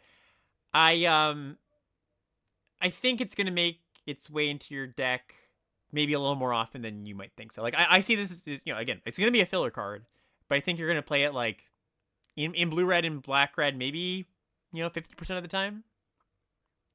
okay, yeah, I'm assuming I don't want to play this. Could be wrong. I'm just going to agree to disagree and stick Okay, with my D here. yeah, fair enough. And uncommons, what do we have? Only one red uncommon, which is Adrenaline Jockey. Yeah, so Adrenaline Jockey. We talked about this one actually, right? This is Oh yeah, the we talked about this. yeah, we talked Because about. So we don't need to do this one. okay, that one's skip. So the rares we have Duretti Rocketeer Engineer. Yeah, so this is 4 in a red for an star 5 rare legendary creature. Duretti's power is equal to the greatest mana value amongst artifacts you control. And whenever Duretti enters or attacks, choose target artifact in your graveyard. You can sacrifice it, and if you do, return the chosen card to the battlefield. Yeah. So you gave this a C plus. I gave this a C minus. Okay, so not too much different, but maybe we just talk about use cases for this card. Yeah, I just like C plus to me is something you're gonna want to play in pretty much every red deck, Mm-hmm. and I think this is pretty hoop requirement. Like you need the ETB to be doing something. It's a 0/5 if you don't have any other artifacts. For 5 mana, like that's totally terrible. To be able to do something with it, you need something good in your graveyard and something small in play. Like this Yeah. seems very, very easy to misbuild with. Yeah. No, I agree. Like I see it as a Grixis card, and you're right. Like it's not a just generically good red card, so I should bump it down a little bit at least to see. But in the Grixis space, there is quite a few vehicles with good into the battlefield effects, like Hull Breaker or Hull Drifter, the uncommon black vehicle that rebuys something. So I can kind of just see like the Goblin Welder kind of gameplay, where just like sack a thing into the battlefield, sack a thing into the battlefield. Like 5 toughness survives combat pretty well. So that's kind of how I'm seeing it. I am going to stick with my C minus, and I Yeah. actually would expect this to have even worse stats. Yeah, Like I think yeah. the stats on this card are going to be quite bad. Okay, yeah, fair enough. Mythics to talk about? No, there's a couple more rares. Oh, sorry, couple more rares, man. Boom Mobile. Yeah, so this is 2 red for a 5/5 rare vehicle. When it enters, add 4 mana of any one color, but spend this only for activated abilities. Exhaust, X 2 red. This vehicle deals X damage to any target. Put a +1/+1 counter on this vehicle, and its crew cost of 2. Yeah, so you gave this an A minus, and I gave this a B. Yeah, so I think that this card's just really good. Okay, so if you've got an X1 creature on the battlefield, like your opponent does, it kills it on turn 4. right? Like Yeah. you just play this. You got a 5/5 crew 2 vehicle. Spend the Six mana. six. Oh, sorry, 6/6. Yeah, because it puts a counter on it.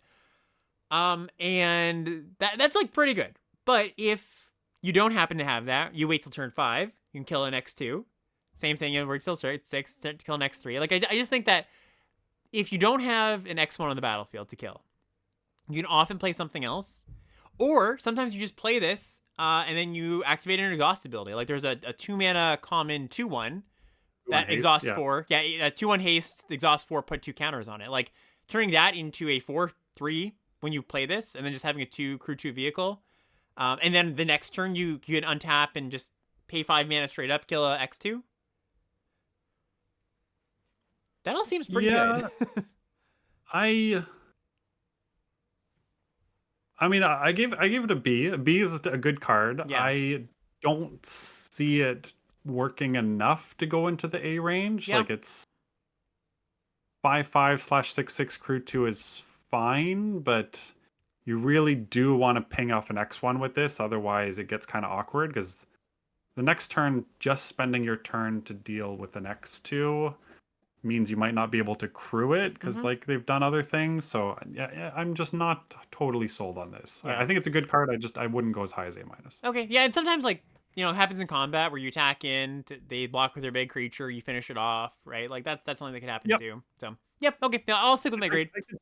I could see being wrong with this one for sure. What is up next? Count on Luck. Count on Luck. So this is red, red, red for an enchantment at rare. At the beginning of your upkeep, exile the top card of your library. You can play that card this turn. So you gave this a D, and I gave this the straight F. Straight F. Yeah, I can buy it. I mean, you're not gonna you have to be mono red to play this card, and even in mono red, like you're not gonna be like a mono red burn deck like you might see in Constructed, where you're just like drawing straight grass off the top. Yeah, no, I'll join you. F for Count on Luck. Yeah. Next up, what do we have? There's 2 mythics. First one is Hazaret, Godseeker. Yeah, both these 2 mythics are pretty hard to evaluate. So this is 1 in a red for a 5/3 indestructible haste. Great. But can't attack or block unless you have max speed. It has start your engines, of course. Also has the ability, 1, tap it, target creature with power 2 or less can't be blocked this turn. Yeah, the thing. So you gave this a B plus. I gave this a B minus. So Mhm. not totally too far apart. The reason I gave this a B minus, I think this card is just a little too awkward because you don't want to play it on turn 2. You kind of want to play it later so you can start using it later while you're adding to turn 2 and threatening to get in damage. But if you don't play it on turn 2, then you might not have started your engines early enough. These are true statements. I think most red decks are going to be pretty good at starting their engines, is kind of an assumption I have going in. So that second half I'm not as worried about. I agree you don't really want to play it on true, 2. if that's true, then I would join you right away. Right. So like that's Okay. kind of what it hinges on here. Yeah, because the play pattern for this, if it's not clear, is you can go like play a 2-drop, then on turn 3, play this, pay the 1 mana. This has haste, you can use it right away. Get that in, start building the engines, and then it's sort of like a suspend creature in some ways. Obviously not exactly, but like you're paying up front and you'll get a big creature later. So yeah, I agree with everything you said. I think we're just kind of differing on the specifics here a little bit. I did want to just talk this out, though, for people that look at this card and are like, I actually have no idea. Because the first time I read this card, I was like, I have no idea how good this is. And I had to kind of break through or break down everything we just talked about. Yeah, and if you do draft this, it's probably worth putting more cheap. Like there's the 3/1 for 2 mana that max speed taps for red. Yep. Like kind of a filler card, but you'd be more happy to play it with cards like this. Yeah. All right. And then Chandra is the other mythic here. So Chandra Spark Hunter. 3 in a red for a 4 loyalty planeswalker. Static ability, at the beginning of combat on your turn, choose up to 1 target vehicle you control. Until end of turn, it becomes an artifact creature, gains haste. +2, you can sacrifice an artifact or discard a card. If you do, draw a card. 0, you make a 3/2 colorless vehicle token with crew 1. -7, you get an emblem with whenever an artifact you control enters. His emblem deals 3 damage to any target. Yeah, so you were at an A and I was at a B for Chandra. Yeah, this is one that I kind of went back and forth on too. So I started where you were, and then I just kind of thought, okay, you played on turn 4. you generally zero right away. You get to attack with your 3/2, or wake Yep. up anything else that you've a better vehicle maybe you have. Leaves Chandra open for getting attack back if you don't attack with just that vehicle. But on a lot of spots you just can't do that, right? Like you play a 2, play a 3, play a 4, and this is your 4. Make the vehicle attack with that. All right, they block, maybe they don't. Just keep doing that, like sending in 3, 3, 3, 3, 3. Or if the board's really stable, you just go, all right, well, sure, maybe I do it once, and then I go plus, draw a card, maybe even sack my vehicle. You get to the -7 in 2 turns, or sorry, 3 turns. From that point on, I think it should be pretty easy to win the game. Like this is like one of the we don't really see these as often anymore, but the like protect, protect, protect, and then just get to the ultimate and win Planeswalker. Like that's how I'm seeing. Not that it's the only part of the card I like, but I think you can do that with this card. For a card to be an A, doesn't it have to do something when you're behind though? Like this doesn't really do anything when you're behind. Fair point. You're right. You're definitely right. I think that it's definitely a quality of an A card that does something when it's behind, but some of the best aggro A's are just like good aggressive cards. Like they don't necessarily have to do something when you're there behind, as long as they're as good as they are at dealing damage. And maybe this one doesn't cross that line. You're right, but I don't know. Yeah, I like Chandra a lot. Yeah, I mean, the cards that I've given a B, I like a lot, but yeah, I maybe I could be wrong. I could see it being Same higher than here. that.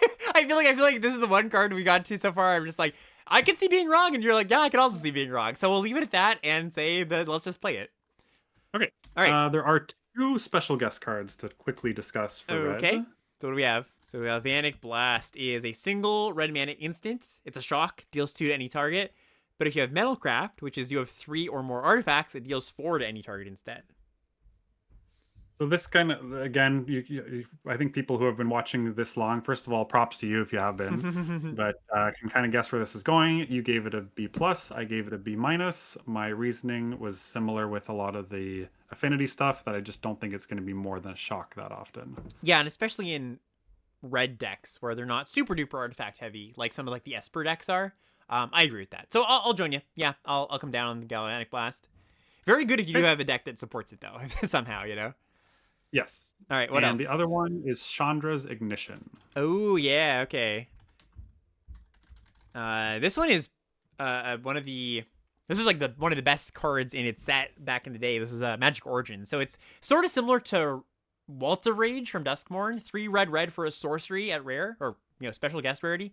Target creature you control deals damage equal to its power to each other creature and each opponent. Yeah, you gave this an A, and I gave this a massively different C minus. Oh wow, I feel pretty confident that you're probably too low on this card. So isn't this just Waltz of Rage? Like, so Waltz of Rage's upside is that you drew cards for killing your things. The upside for this thing is it also deals face damage. Yes. So generally what happens is you just have like a largish creature. Like sometimes 3 power is good enough. Sometimes 4 power is what you want. But it just wipes the board, deals your opponent 4, and then you get a massive hitting because that one creature survives. It doesn't kill that creature, right? Yeah. Okay. I got that. Okay. It also doesn't kill. I guess it doesn't kill their vehicles, but it does potentially stop them from crewing it. So maybe that works. Yeah, it's not like if they have a 5 toughness vehicle or a 4 toughness vehicle, if you target a 3 power creature, sure, it is a little bit more awkward.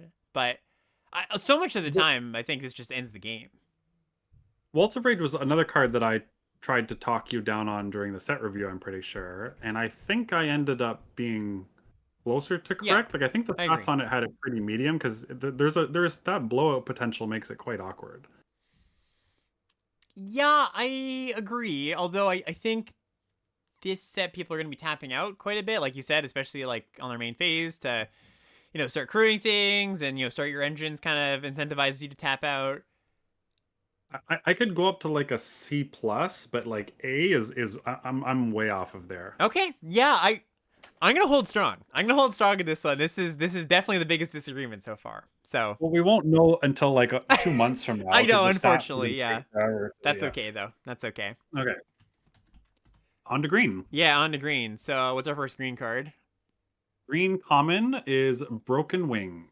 Okay, so yeah, it's kind of funny because this is usually the kind of card that I don't like all that much, but kind of talked myself up on. So Broken Wings is, if I can just find it. Oh, there it is. It's a 2 and a green instant at common. Destroy target artifact, enchantment, or creature with flying. Yeah, you gave this a C. I gave this a D plus. Yeah. So I could be wrong on this one. And I like, like I said, like I had to talk myself up on this because usually I'm like, nah, even in sets where there are a good number of artifacts, like people overplay these. They're generally overrated. But I think the spread of things is pretty good here. Like artifacts, you're going to be able to kill vehicles. Obviously, that's a big thing. Flying creatures, there's been quite a few of those in the set, actually. I think it's maybe a little bit below average, or sorry, at average, not like any more or less than usual, but like there's flyers around. I think this is going to have targets a good amount of the time. What's your argument against it? Yeah, well, a lot of the flyers are artifacts, I Mm-hmm. think. And a lot of the enchantments are just basically enchantments with ETBs that are start your engine enchantments. Sure. So paying 3 for this, like I would like this effect at 2 mana, and I still gave it a D plus. I think it's going to make some number of my decks. So we usually give these sideboard grades or whatever.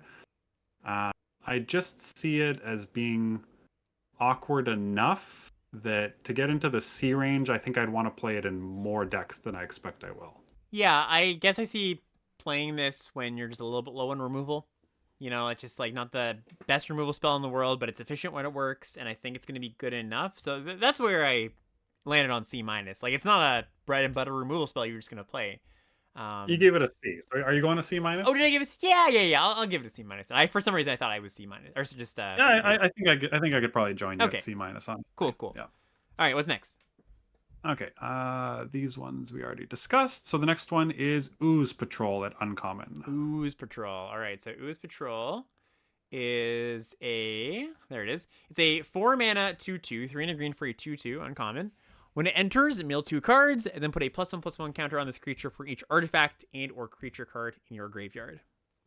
Yeah, so you gave this a C, and I gave it a D. And my reasoning is mostly my lack of faith in green black. Yeah, I mean, it's a good bet to place. That green black is not going to be a great deck. So, yeah, and this is another one that I gave a synergy grade to. This is, I guess my grade on this is if the green black deck pans out to be fine, like, a playable deck, then that's about where I would want to take it, draft it, value it in my deck. But I agree. That's a big if that green black is going to be a deck you want to at all be in. Yeah, like if this hits 0, it's terrible. If it hits 1, it's terrible. If this hits 2, it's still not good. You No. really need it to be a 5/5 for 4 mana. Yeah. I can come down on it. Yeah, I'll put myself at like a synergy C minus even because yeah, the payoff's not even that great.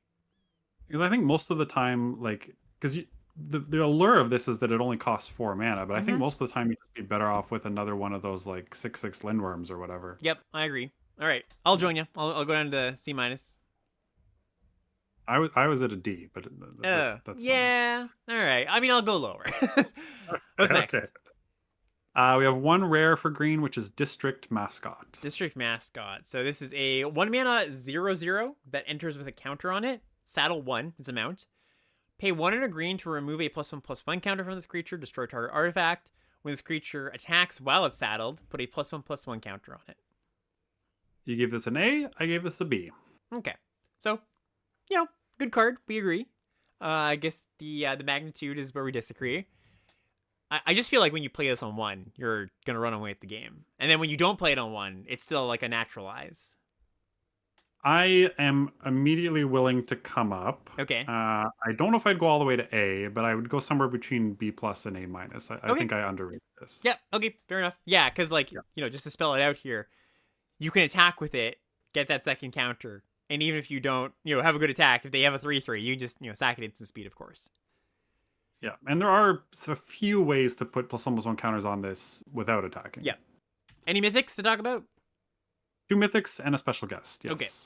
So March of the World Ooze is next. 3 green for a mythic enchantment. It says creatures you control have base power and toughness 6/6 and are oozes And whenever an opponent casts a spell, if it's not their turn, you make a 3/3 token. 3/3 elephant token.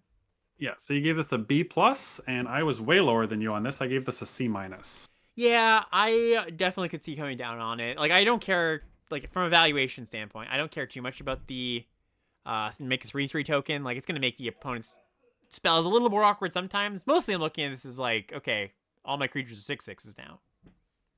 Yeah, so it kind of reminds me of the thing that doubles your creature's powers and toughness from Midnight Hunt. Oh, yeah, that was a good card. That was a good card. This seems worse, though. Easier to cast, though. Like, you had to be actual mono green for that card. I think you can play this in a split down the middle deck. You're not going to cast on turn 6 every time, but it's also good on turn 7. It's still triple green. What do you mean it's easier to cast? Well, that was quad green. It is demonstrably easier to cast. Well, you're right. It was quad green. I actually forgot about that. Okay. Scrap the. Go back and change that and edit. Yeah, I forgot about that. Okay. Still though, like 6/6 base power. There's not a lot of things that affect like base power, like with plusables and counters, that type of thing. It's not even going to be that much of an upgrade for some of your green creatures. There's a lot of pretty chunky things already. It's going to upgrade your 2 and your 3 and probably your 4. I think this card's good. You haven't talked me out just yet. Okay. Yeah, I could see being wrong because a natural growth or whatever it was called was a very good card. B plus seems way too high for a card that doesn't actually do anything on its own. Yeah. But I'd maybe join you somewhere in the middle. Right, that's actually a pretty good comparison. Somebody in chat says worst Dollmaker's Shop from Duskmorn.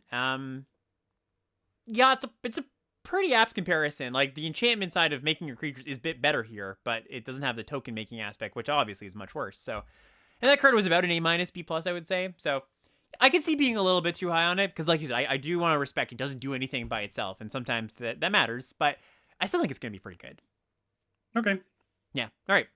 And then the other green vehicle, other green mythic, is a vehicle. It's Thunderous Velocipede. This is 1 green for a 5/5 crew 3 vehicle with trample. Each other vehicle and creature you control enters with an additional +1/+1 counter on it if its mana value was 4 or less. Otherwise, it enters with 3 additional +1/+1 counters on it. So your big things get even bigger. Yeah, I think I was probably too low on this. You gave this an A, I gave it a B minus, which is a big gap, and I think I should have been higher on this. Yeah, just like anything you play is starts to, it's going to outscale your opponent's things on curve. The vehicle itself is pretty nice, like 3/3 or 5/5 trample crew 3. It's going to be pretty easy to crew given the ability that it grants. Yeah. I see it. Once I saw the disagreement, I was like, oh, Alex is probably right. So Okay. we'll give you this one. Cool. And special guests now. What do we have? Pathbreaker Ibex. Pathbreaker, yeah. Ibex? Yeah, I think it's Ibex. So Pathbreaker Ibex is a 6 mana, 4 green 3/3. And it says when it attacks, creatures you control gain trample and get +X/+X, where X is the greatest power amongst creatures you control. So you gave this a C minus. I gave this a D minus. Yeah, I could see being wrong about this. Like, it's just super small. It's a 6 mana 3/3. It doesn't block, dies to everything.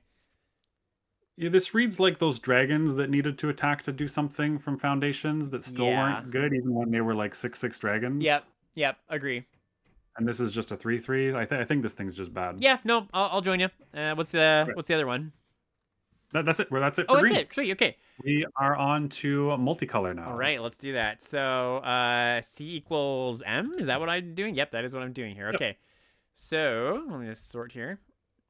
Okay, so multicolored cards. Where do we start? So obviously, all of the uncommons we've already discussed. That's right. So, going straight to the rares, we start with Captain Howler Sea Scourge. Okay, so Captain Howler is the blue-red rare. 2 blue-red for a 5/4 Shark Pirate, legendary creature. Ward 2 plus pay 2 life. Whenever you discard one or more cards, target creature gets +2/+0 until end of turn. For each card discarded this way, whenever that creature deals combat damage this turn, you draw a card.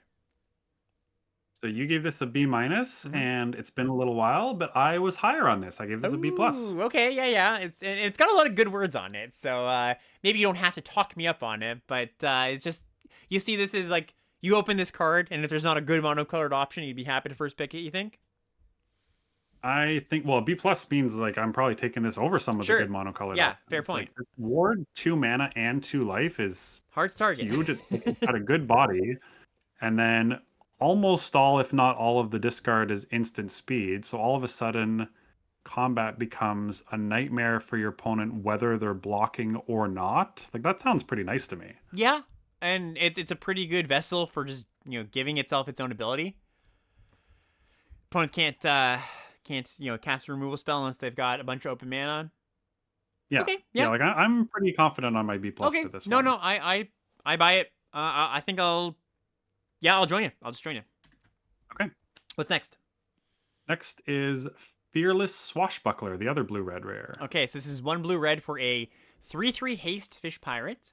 It says vehicles you control have haste, and whenever you attack, if a pirate and a vehicle attack this combat, draw 3 cards, then discard 2 cards. So you gave this a B. I gave this a C plus. Yeah, I think I'm too high on this. I think that, especially in your blue-red decks, where a lot of the focus of cards you need is going to be like, here's my cycling payoffs, here's my cycling cards, and some of the cycling cards are vehicles, to be fair. But I think you're already going to be strapped for, like, I need column A, column B, I need my deck to line up in these ways. I think just having another thing, it's like, okay, I'll also have to have a vehicle. Yeah, I agree. It's like a 3/3 haste with a little bit of upside. Yeah, and you need this to have a good attack as well, or Yeah. one of your other pirates. Yeah. Okay, Yeah. good. Okay, sweet.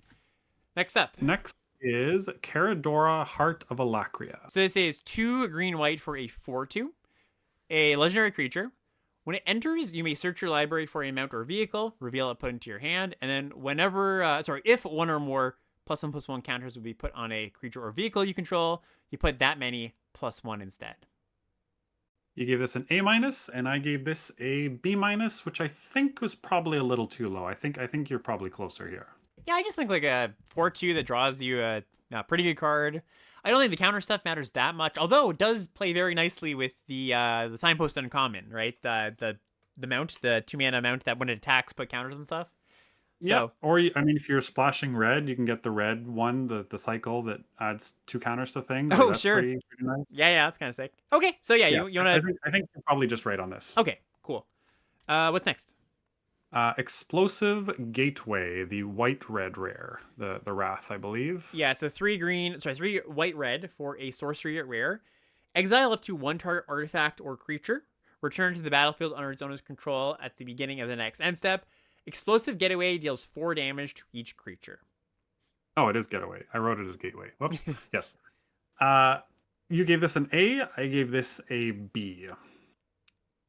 Yeah, I could be too high on it. I just see like you're already happy to play, I think, slightly more than average vehicles in your red-white deck compared to the other decks. And so this Wrath is going to be even more one-sided than just the, blink my thing so it doesn't die. You're going to have a bunch of vehicles, or at least, maybe one more than your opponent might. So you cast this, you wipe the field, save your best creature, save your vehicles. Maybe I think that that's still some hoops to jump through, and your opponents sometimes just have bigger things. So I agree. It's not an A. I'll give it a B+. Yeah, I think B plus is probably accurate, and I could see this being splashed in like blue-white or something like splashed in Jeskai type of decks. Yep. Okay, cool. What's next? Next is Atchik Emerald Radian, the Right. green-black rare. Right, so this is 3 black, green for a 3/3 at rare, legendary creature. When it enters, you make a 1/1 green insect creature token for each artifact and or creature in your graveyard. Whenever another insect you control dies, put a counter on Atchik, and each opponent loses 1 life. So you gave this an A plus. Yeah. I gave this an inexplicable C minus. Oh, it is my definitely not a goodness. C minus. that is an 8 grade difference. Yeah. I was initially just kind of shortcutted to green black's not doing the thing. Green black's bad. This card has got to be bad. Okay. I would revise that grade to probably a B, but I don't see A plus. I think he definitely won't bear out in the stats as an A+, considering if we're going under the assumption that green-black isn't one of the stronger decks. But how do you ever beat this card? Like flyers, I guess, but like I think not even like a game where you have to mill a bunch. Like let's assume you never self mill, okay, and you trade off like 3 creatures over the course of the game. You play a 3/3, and it gets 3/1/1s. And those 1/1s, like you could go wide, you could jump with them. Your opponent loses life. Like this helps you get your engines going if you care about that. We've just seen a lot of these kind of like 6 mana green black rares, just like a whole heap of them that come in to make a bunch of things, and they've always been like in the A plus range. Now this one might be a little bit worse. I agree. I don't think it's that much worse though. And you get it back, cast it twice. Yeah, I still don't know what I was thinking with this. I don't know if I read this properly. I don't remember what was going through my head. There is some tension. There is some removal of creatures in Yeah. green black. Like there's the mana dork wants you to remove cards from your graveyard. Mm-hmm. The vehicle wants you to remove cards from your graveyard. Some of the max speed things exile themselves from your graveyard to provide a benefit. So it's going to be hard to get a really big number on this. You do want to cast this on turn 6. It is somewhat hard to cast. But I think if you get like 2 insects, you're probably still fine with this. And that's probably on the lower end of what's average here. Yeah, I'll concede that it's probably not an A plus because you do need some setup and you don't just instant win if you do make 3 tokens or something. But I'll just I think A is where I'm gonna land on it. Yeah, I probably should go up to like an A minus. Okay. So I think I'll join you close enough there. Fair enough. What's next? We have some mythics. Okay. I think there's 7 of them, starting with Sab Sunen, Luxa Embodied. Oh yeah, so this is the green blue god. So 3 blue green for a 6/6 reach, trample, indestructible. Can't attack or block unless it has an even number of counters on it. At the beginning of your first main phase, put a +1/+1 counter on Sab Sunin. Then, if it has an odd number of counters on it, draw 2 cards. Okay, this is like a logic problem here. You have to, to work out what it does. Basically, when you play it, it is a 6 mana 6/6 reach, trample, indestructible for the turn, as a blocker, right? Then you go to your turn, you put a counter on it. It can no longer attack or block because it has an even number of counters. An odd number of counters, and you'll draw 2 cards. And you alternate between that every single turn. It can block 1 turn, you draw some cards, or some 1 turn, or sorry, attack or block. Yeah, so you have this at a B plus, and I have this pretty confidently as the best card in the set. Whoa, okay, yeah. I can't say I had it there. So I mean, it's good. It has good words, but it also, for the turn when you play it, can get out tempoed, right? Like it is just I mean, indestructible matters, but there's a lot of interaction in the set that doesn't care about indestructible. There's quite a bit of bouncing. There's a decent amount of exile. There's tap a thing down. Yeah, I guess. Yeah, so what? There's -6, -6. Mm-hmm. There's bounce, like multiple bounce spells. And then there's like a couple Oblivion Rings. Blue in particular is pretty good against this card, right? Because it has the bounce spells, it has the top or bottom spell, it has the aura that locks something down. Yeah, white's got an Oblivion Ring or 2. So like most colors have the potential to deal with this. Yeah, I guess the indestructible part is not quite as good. Well, so okay. On the flip side, if they don't have the Yeah. immediate answer to this, It's very good. Yeah, totally. totally shut down their attacks. Like reach indestructible is ridiculous. Mm-hmm. And then you untap, draw 2 cards, have the chance to deploy your cards, including whatever vehicles that this can crew. And then you untap and you're attacking with an 8/8 trample indestructible. Like this card seems ridiculous. Yeah, I'm coming up on it. I agree. Also, something that we didn't note for Hazoret is that if they can't attack or block, they can still accrue. That's kind of the joke with the gods, I think, being in the set. It's like, oh, okay, it can still accrue. It's kind of funny. So yeah, that counts for this card too. Yeah, I'm trying to think, like, would I put money on it being one of the top 5 cards in the set? I don't think so still. So I'm gonna give it an A, but I guess I'm just a little bit less hyped about it, that's all. Okay. Yeah. Okay, sounds good. Any more? Okay, you said quite a few more mythics. Yeah, a bunch of a ton of the Gear Hulks. We can do all those in a row. Okay. I'll change the order of these. Starting with Pyrewood Gear Hulk. Okay, which so is right in front of you. Yeah, this is the red-green one. So 2 red, green for a 7/7 mythic. Vigilant Trample. When it enters, other creatures you control get +2/+2, gain Vigilance and Menace this turn, and that damage can't be prevented, and I don't think that matters very much. Yeah, the damage prevention. The rest of it definitely Oh yeah, does. for sure. Yeah, six Yeah, mana, so seven, you have seven. Some other words on it. I don't know what it does. Yeah. yeah, you have this as an A. I had this as a slightly lower B plus. Okay. So I mean, fairly similar then. I just feel like when you cast this card, you're gonna win or put yourself in a fantastic position to win so much of the time. Yeah, I could see being wrong on this one. Okay. It's like the knocks on the Gear Hulk's slightly hard to cast, although this costs 6, so it gives you a little bit more leeway. Mm-hmm. And then if you don't have other creatures, like this isn't really, doing much of a thing. Like a 7/7 Vigilance Menace relies on you have a board already, which is not going to be that hard, but didn't quite make it to the A range for me. Okay. Yeah, but good card. Nothing to split hairs about here. Yeah. Want to go to other Gear Hulks while we're here?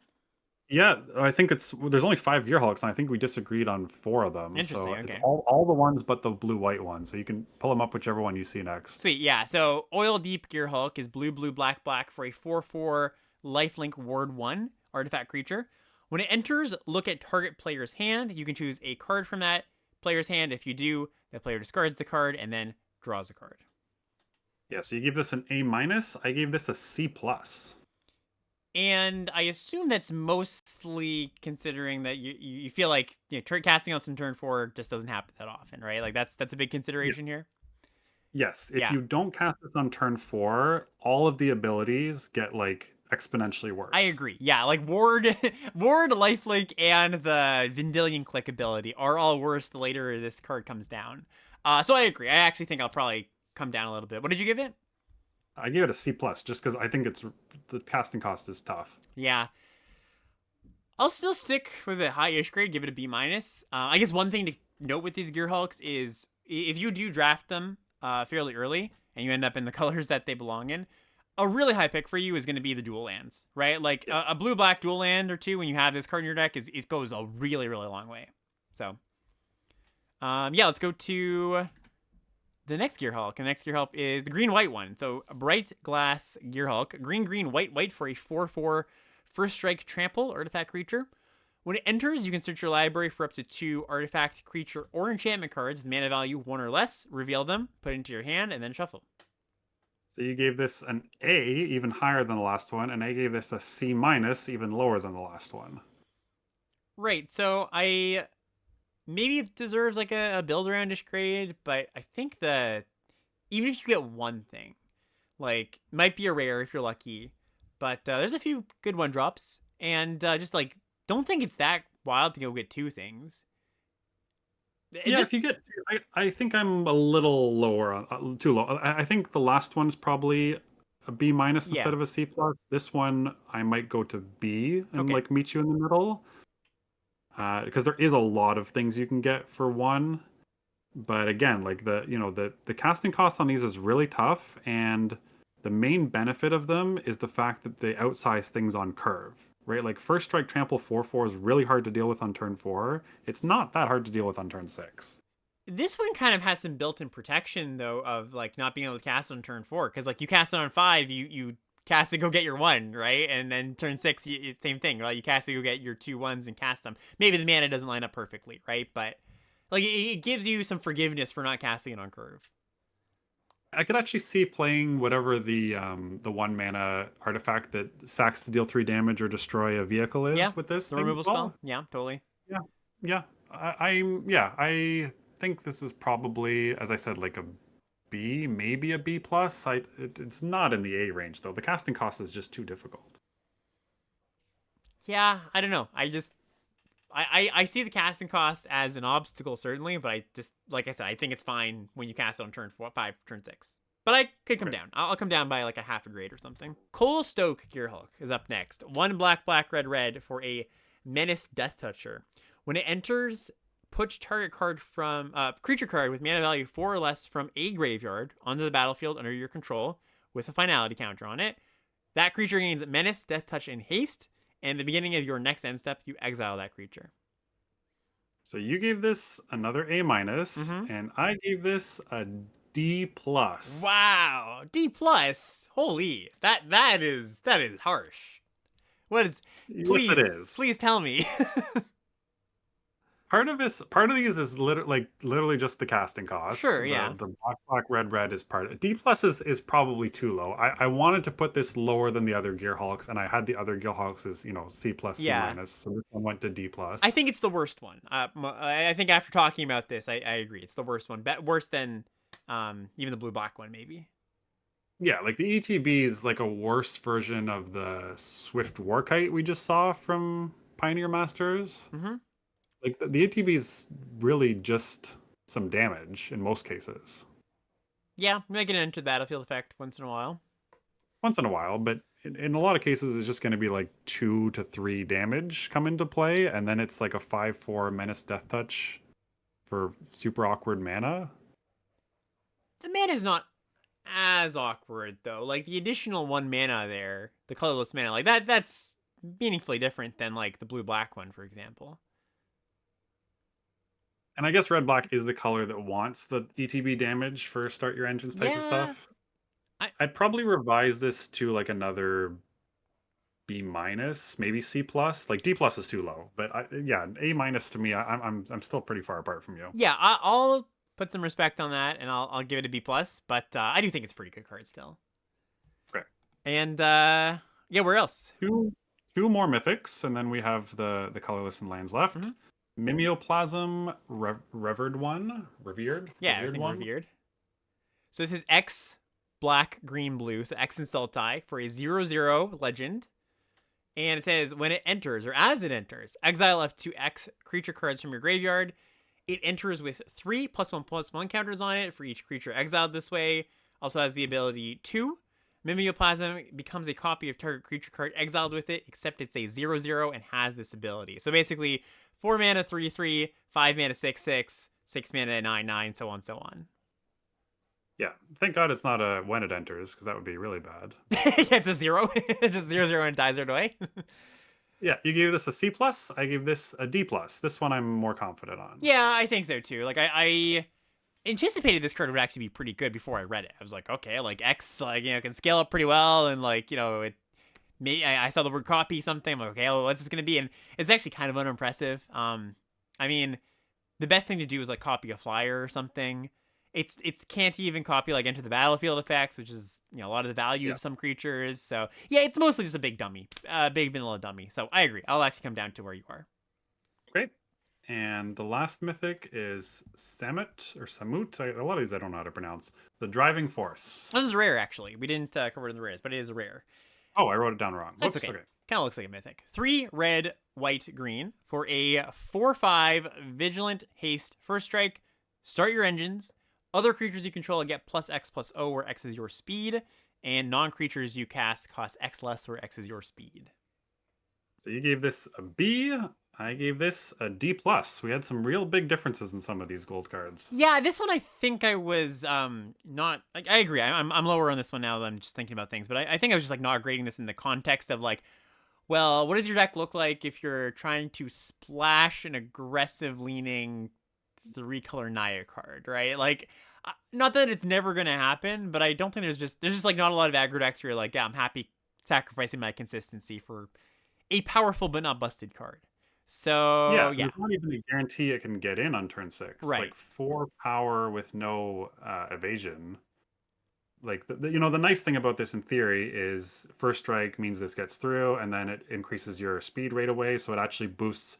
This will get some people where they don't block this and block the other creatures, and then the creatures are one bigger than they expect. Well, and also like, if we're just talking about when you cast this, what it does, it pumps your whole team, most likely. Yes. Yeah. Yeah. Well, that definitely does. At least one. Yeah. Right? Like Yeah. Oh, sorry. At least one. Totally. Yeah. Yeah. Yeah. It's not a bad card. It's just hard to cast. It's slightly small. It doesn't have any ETB or protection really, so it just seemed kind of fillery for me. Yeah. If you're watching this and you're about to go to your pre-release, it's a pretty good sealed card still, right? Like it's high impact. The colors might not matter as much, but yeah, for draft, I think it's gonna be a little lower. I'll lower my grade to a C, but I still I grew up to like a C minus. yeah, I think there's some power there. Colorless cards, correct? Now we're going to talk about some colorless cards. Sweet. 6 colorless cards and 1 land, and then we're Okay. done this section. So yeah, what are we doing? What are we going to? We are starting with starting column. Ah, yeah, the Manolith. So this is 3 mana for an artifact at common. Tap it, add a mana of any color. Start your engines, and then at max speed, you tap sack it to draw a card. Not a ton. I don't think we have to discuss about this. You gave it a D plus. I gave it a D minus. Okay, yeah, fair enough. I mean, yeah, not depends how the format pans out later on when people might be doing multicolor stuff. Is kind of my thought. Yeah, yeah. I think we can just gloss Yep. over this one as being mostly unplayable, but maybe somewhere. Next one is Skybox Fairy. So this is the 5 mana 4/4 vehicle with crew 2. It's got flying and cycling for 2 mana. It's common, by the way. Yeah, so you gave this a C minus. I gave this a D. Oh, sorry, swap. I gave it a C minus. You gave it a D. Yeah, I mean, I don't want to argue for this card or anything. Like, I don't think it's anything special. I just figured, like, all right, it's like inoffensive enough.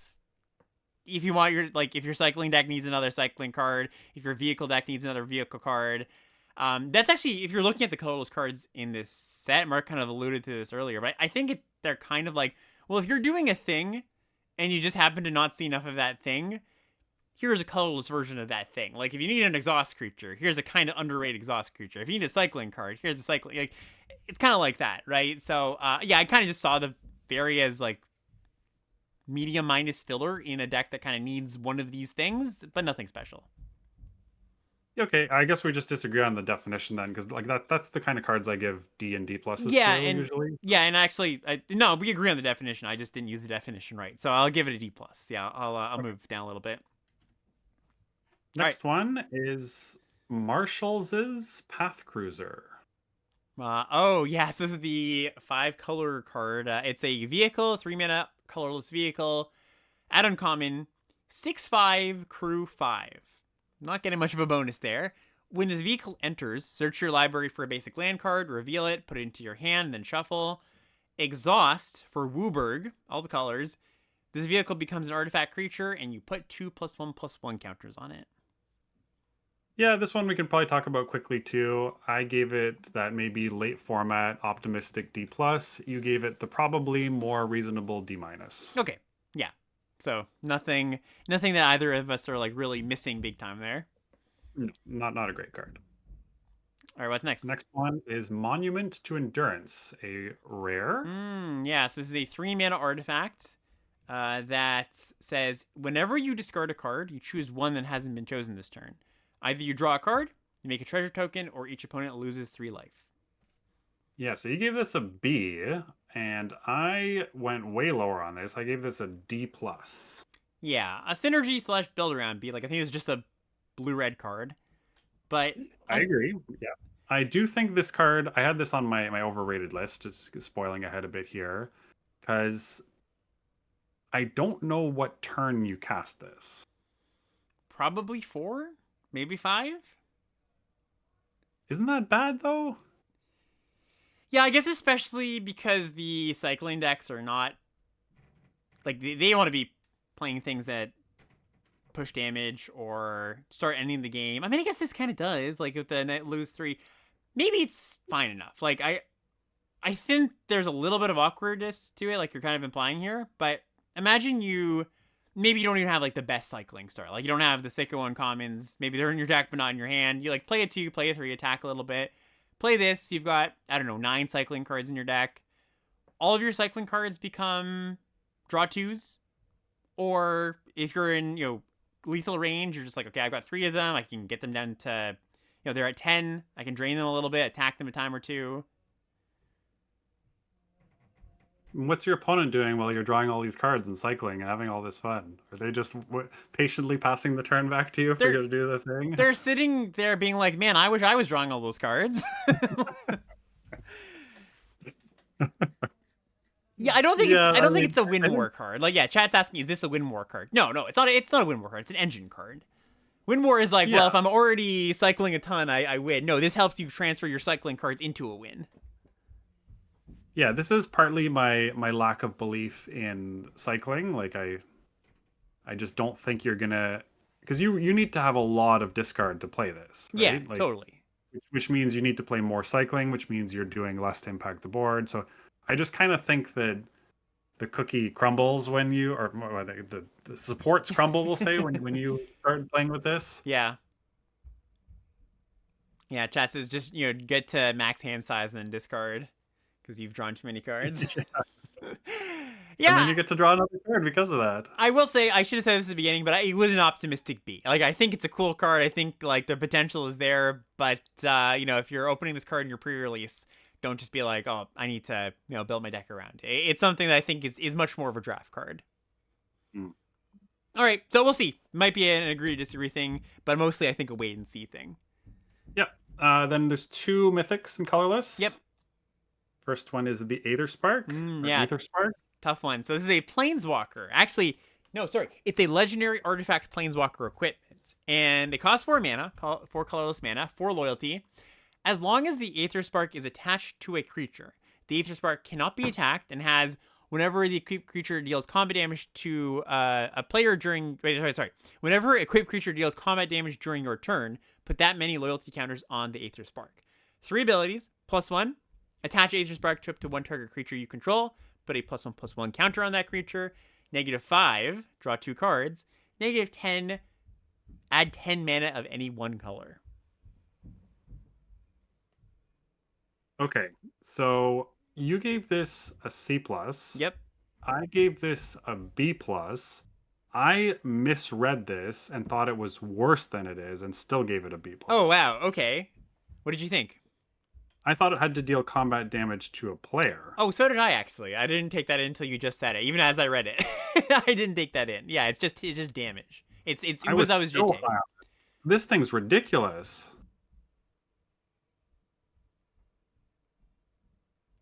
This thing's insane, isn't it? Hold on. Okay, hold on. Maybe I'm just thinking about this card wrong. So, you go 2-drop, 3-drop this, attach it to your 3-drop. It attacks for 3 or 4. You put a bunch of loyalty on it. So basically, it puts a counter on something every turn as its like baseline ability, and then you can draw some cards at some point. Yeah, well, yeah, it's. I mean, this. Okay. It's not insane. But it's like or whatever. It's just adding a counter every turn with a lot of upside and is potentially it's basically unkillable. Yeah, unless they're destroying the artifact side of it as an equipment. Right, it's gonna have a lot of loyalty, which is why the numbers kind of look a little funny. Like -5 draw 2 seems like you're overpaying, but you're gonna have a lot of loyalty on this thing. Yeah, like the +1 puts it to 5. You put it on a 3-power creature, it's immediately going to 9. Yeah, and if you trade the person with the Aetherspark's up on that deal. If you don't trade, the person with the Aetherspark's probably up on that deal. Okay, yeah, no, I agree. It's a very strange card. Yeah, I'm gonna go change my B+ to an A-. Okay, I'll join you. Yeah, totally. I guess I thought I definitely missed the combat damage thing, like you said, but I also didn't think of this just as like a Luminarch Aspirate that just puts a counter on a creature each turn, and it is kind of that, even though it's 4 mana. Yeah, no, I agree. Let's give it an A+, and we might even be a 2-low on it. A-, yeah. Yeah, A-. Okay. All right. Last one from the colorless is Chrome Mox, a special guest card. Okay, so let's just look at that. So Chrome Mox. And Chrome Mox is a 0 mana artifact that has Imprint, which says when it enters, you may exile a non-artifact non-land card from your hand. If you do, it gains the ability tap, add 1 mana of any color of the exiled card's color. So you gave this an F, and I gave this a slightly more optimistic D+. So what's the use case for this generally constructed card? Yeah, I mean, I just think there's the spot to play this where it makes its D+ grade is if you're drawing a bunch of cards in the blue decks, and then being an artifact also has uses for it. Mm-hmm. So if you're playing the Divinations, the Hull Drifters, and making up for the card disadvantage, I think there's decks that will play this, which is all I'm gonna say. And that D+ is not a high grade, but I think it's playable. Okay, fair enough. And yeah, that's gonna bring us to the end of our disagreement section, our head-to-head. Whoa, don't jump Oh the gun shoot! on. There's No, one sorry. more, Let's one more. one more. What's the last one? My bad. It's a land, which is why we missed it. Avishkar Raceway, All right, right in last front of card you there, here. Yeah, right at Average the Car top. Raceway is the common site. There's a cycle of colorless lands that start your engines, and they do something, of course, when you get to max speed. So, Average Car Raceway, colorless land, taps for colorless, start your engines, max speed, 3 tap, discard a card, draw a card. So you gave this a C minus, and I gave this a D. Yeah, I'm probably a little bit too high on it. I think there's a deck or two that you're gonna, maybe one every 10 decks you play is gonna want this card, as in cares about starting your engines. The mana cost is, or the mana requirements in your deck are not tough. You're not splashing. You can maybe afford a colorless land that does a good thing, right? Like the having that ability, both abilities are relevant here. But as I would say, I'm hesitant about colorless lands, and yeah, I graded a little too high. So I'll come to your Yeah, grade. the awkward thing about these, just to talk, because there's actually three of them. There's one at each rarity. The Yeah. other two, I think we both graded quite low, and then this one you just went a little bit higher. Yep. The nice, I mean, the reason you want to play this is because you're starting your engines right from the beginning. But the whole benefit of starting your engines from the beginning is that you can start pushing damage right away, and you're way less likely to be able to curve out and push damage if you have a colorless land. So, yeah, I just think it's the juice is not worth the squeeze. Yeah, I will say there are a few discard payoffs that we've talked about today, right? So like that's another way to get a discard outlet in your deck. Maybe that's Hmm. something you think about. But yeah, I agree. Okay, well that will bring us to the end of our head-to-head section here, disagreements, and I think there's a pretty good spread of cards we've talked ourselves up or down on, cards we've kind of met in the middle, and cards where it's like, I kind of like my rating, so we'll wait and see. So now we're going into talking about the archetypes, and this is something that Mark has laid out, done the heavy lifting here, laid out all the shells of what the decks are going to look like. For those who are listening on the podcast, I do recommend going over to the YouTube channel for this if this is something that you're interested in. I'm gonna leave this into the podcast, I think, but it is a very visual thing where you see the deck laid out. We're not gonna read out every single card. So I'll leave it in for those who kind of want to just absorb the set by osmosis. But if you're looking for like following along directly, yeah, I would recommend just going over to the YouTube feed. Anyways, what we're doing here is actually I'll let Mark kind of describe what we're doing here. How did you lay things out? What are we going to be talking about? All that kind of stuff. Yeah, so this is part of the prep I do for all of these set reviews anyways, so I figured why not just include it? Obviously, we've gone a lot longer now than we expected, so some things might be chopped or changed next time we do it, but we figured why not include everything right now, see how long it lasts, and then give people the decision to pick the best parts out of this Mm-hmm. going forward and make it as good as we can. So what you're looking at here is a very rough skeleton I do where it's divided into basically three sections, although we've smushed two of those together. The top is the signpost uncommons plus what I consider the key commons. So you're basically looking at the columns with 4, 1, 1, 2, and 2 cards up there. The bottom is potential cards that could fill gaps or holes or be like the C minus, D plus level cards that you might end up playing in this archetype. And then the right side is uncommons and rares that you might get as a gift and draft lower than some other people. Although I did make these a while ago, so some of this would have changed at this point if I were to do this all over again. So what you're looking at for blue white is the artifact shell. You see, the two signposts are both in the same column there because they're both quite expensive. And then you have what I consider to be the key commons for the deck, in which case there's usually more than this. Usually my shells are about 12 to 14 cards made up of mostly commons. And in this case, we have, I don't know if you want to hover over them to show people, but for 2 mana, we have Interface Ace, or you drag them over, Yeah, sure. I'll just drag him over here. Okay. All right. So yeah, so for 2 drops, there's a couple 2 drops that fit that are all artifacts in this case. So Interface Ace, Midnight Mangler, and Guidelight Optimizer. All of those seem to fit pretty well in regards to being tutorable by the vehicle and help all of your artifact energies. They're all somewhat defensive, so they all seem to kind of work together. And then Ride's End as a removal spell. So 4 2 drops is looking pretty good already. Yeah. And then we move Uh, over to more expensive commons, or did you want to go to the bottom stuff here? no, yeah, I'm trying to figure out a faster way to describe this because if I do go into a lot of detail for this, it's going to take a while.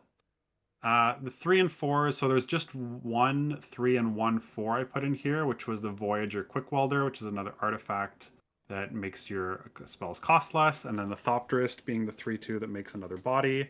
At five, you have Hull Drifter and Broadcast Rambler, which is the vehicle that comes with a friend.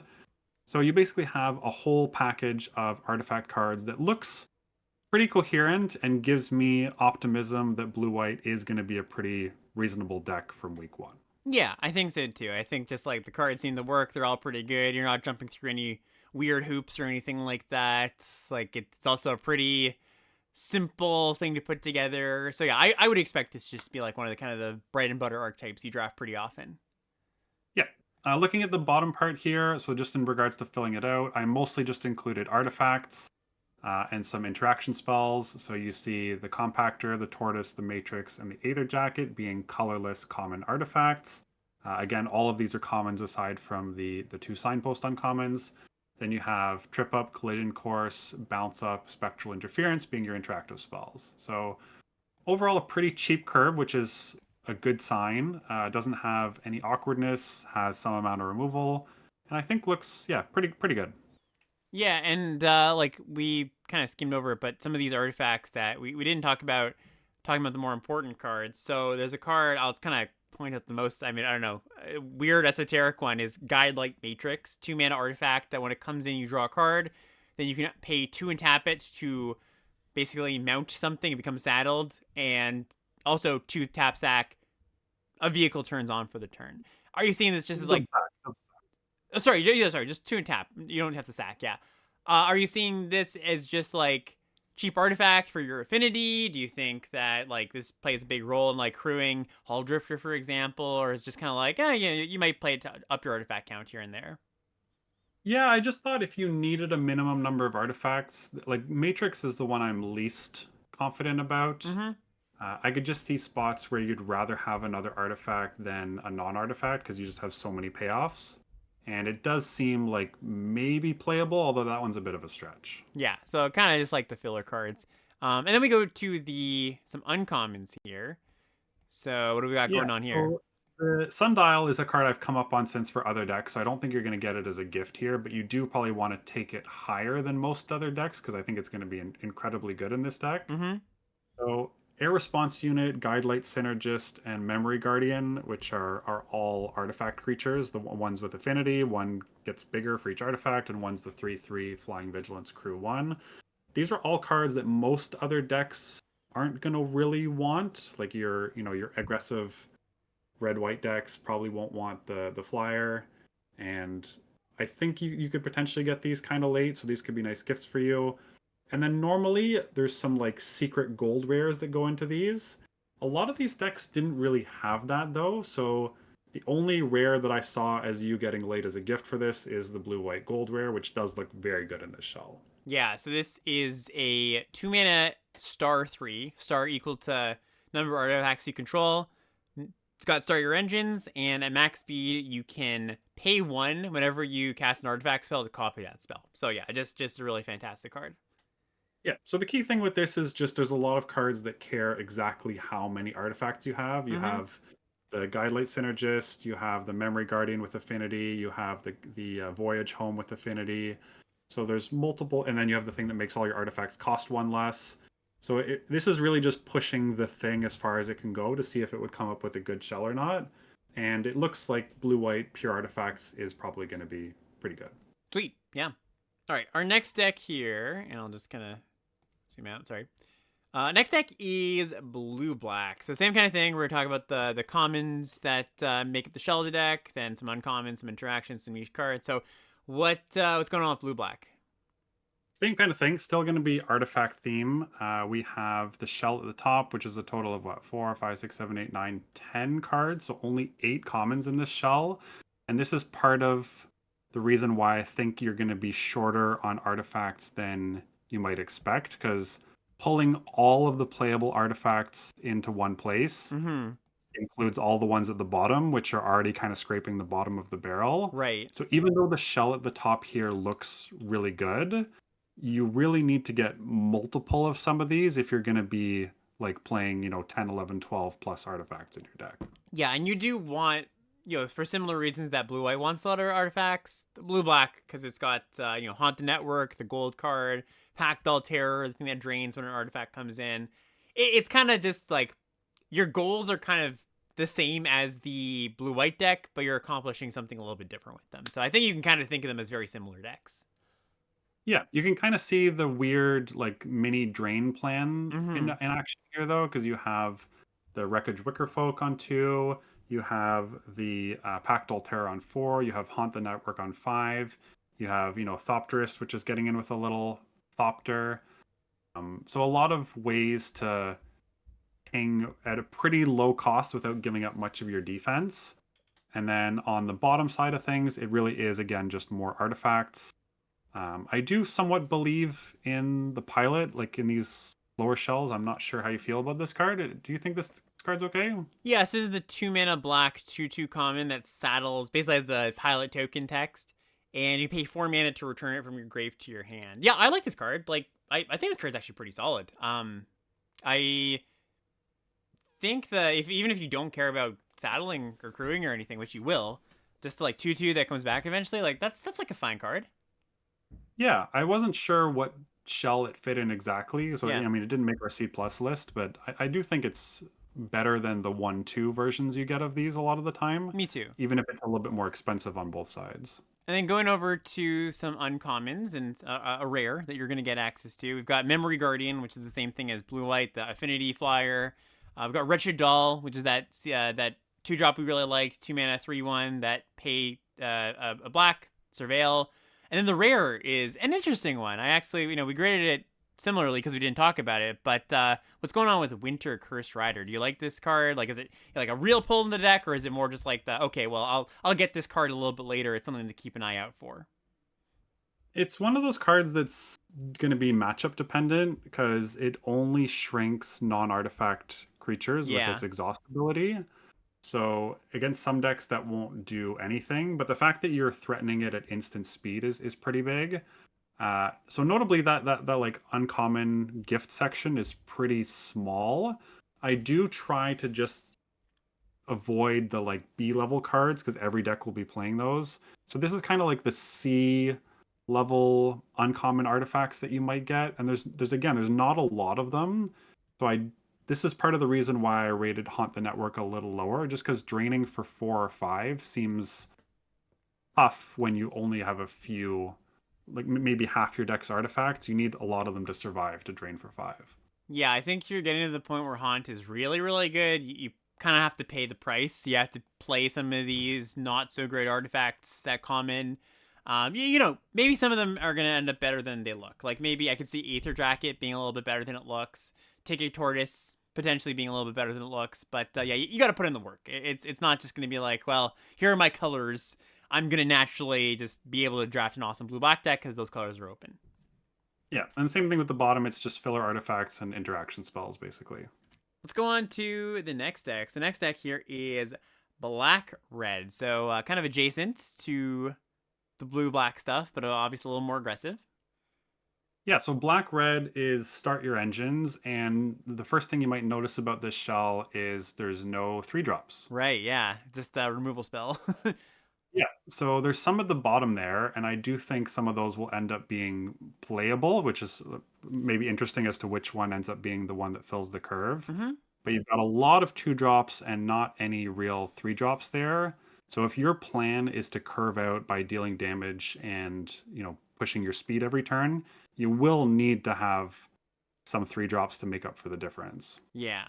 Yeah, there's not like a ton of ones that you can go like 1 plus a 2 on 3. There's a few of them, but yeah. Yeah, Yeah, go ahead. just to note about this, some of the notable differences for this, I did put the black combat trick in the playable section for this.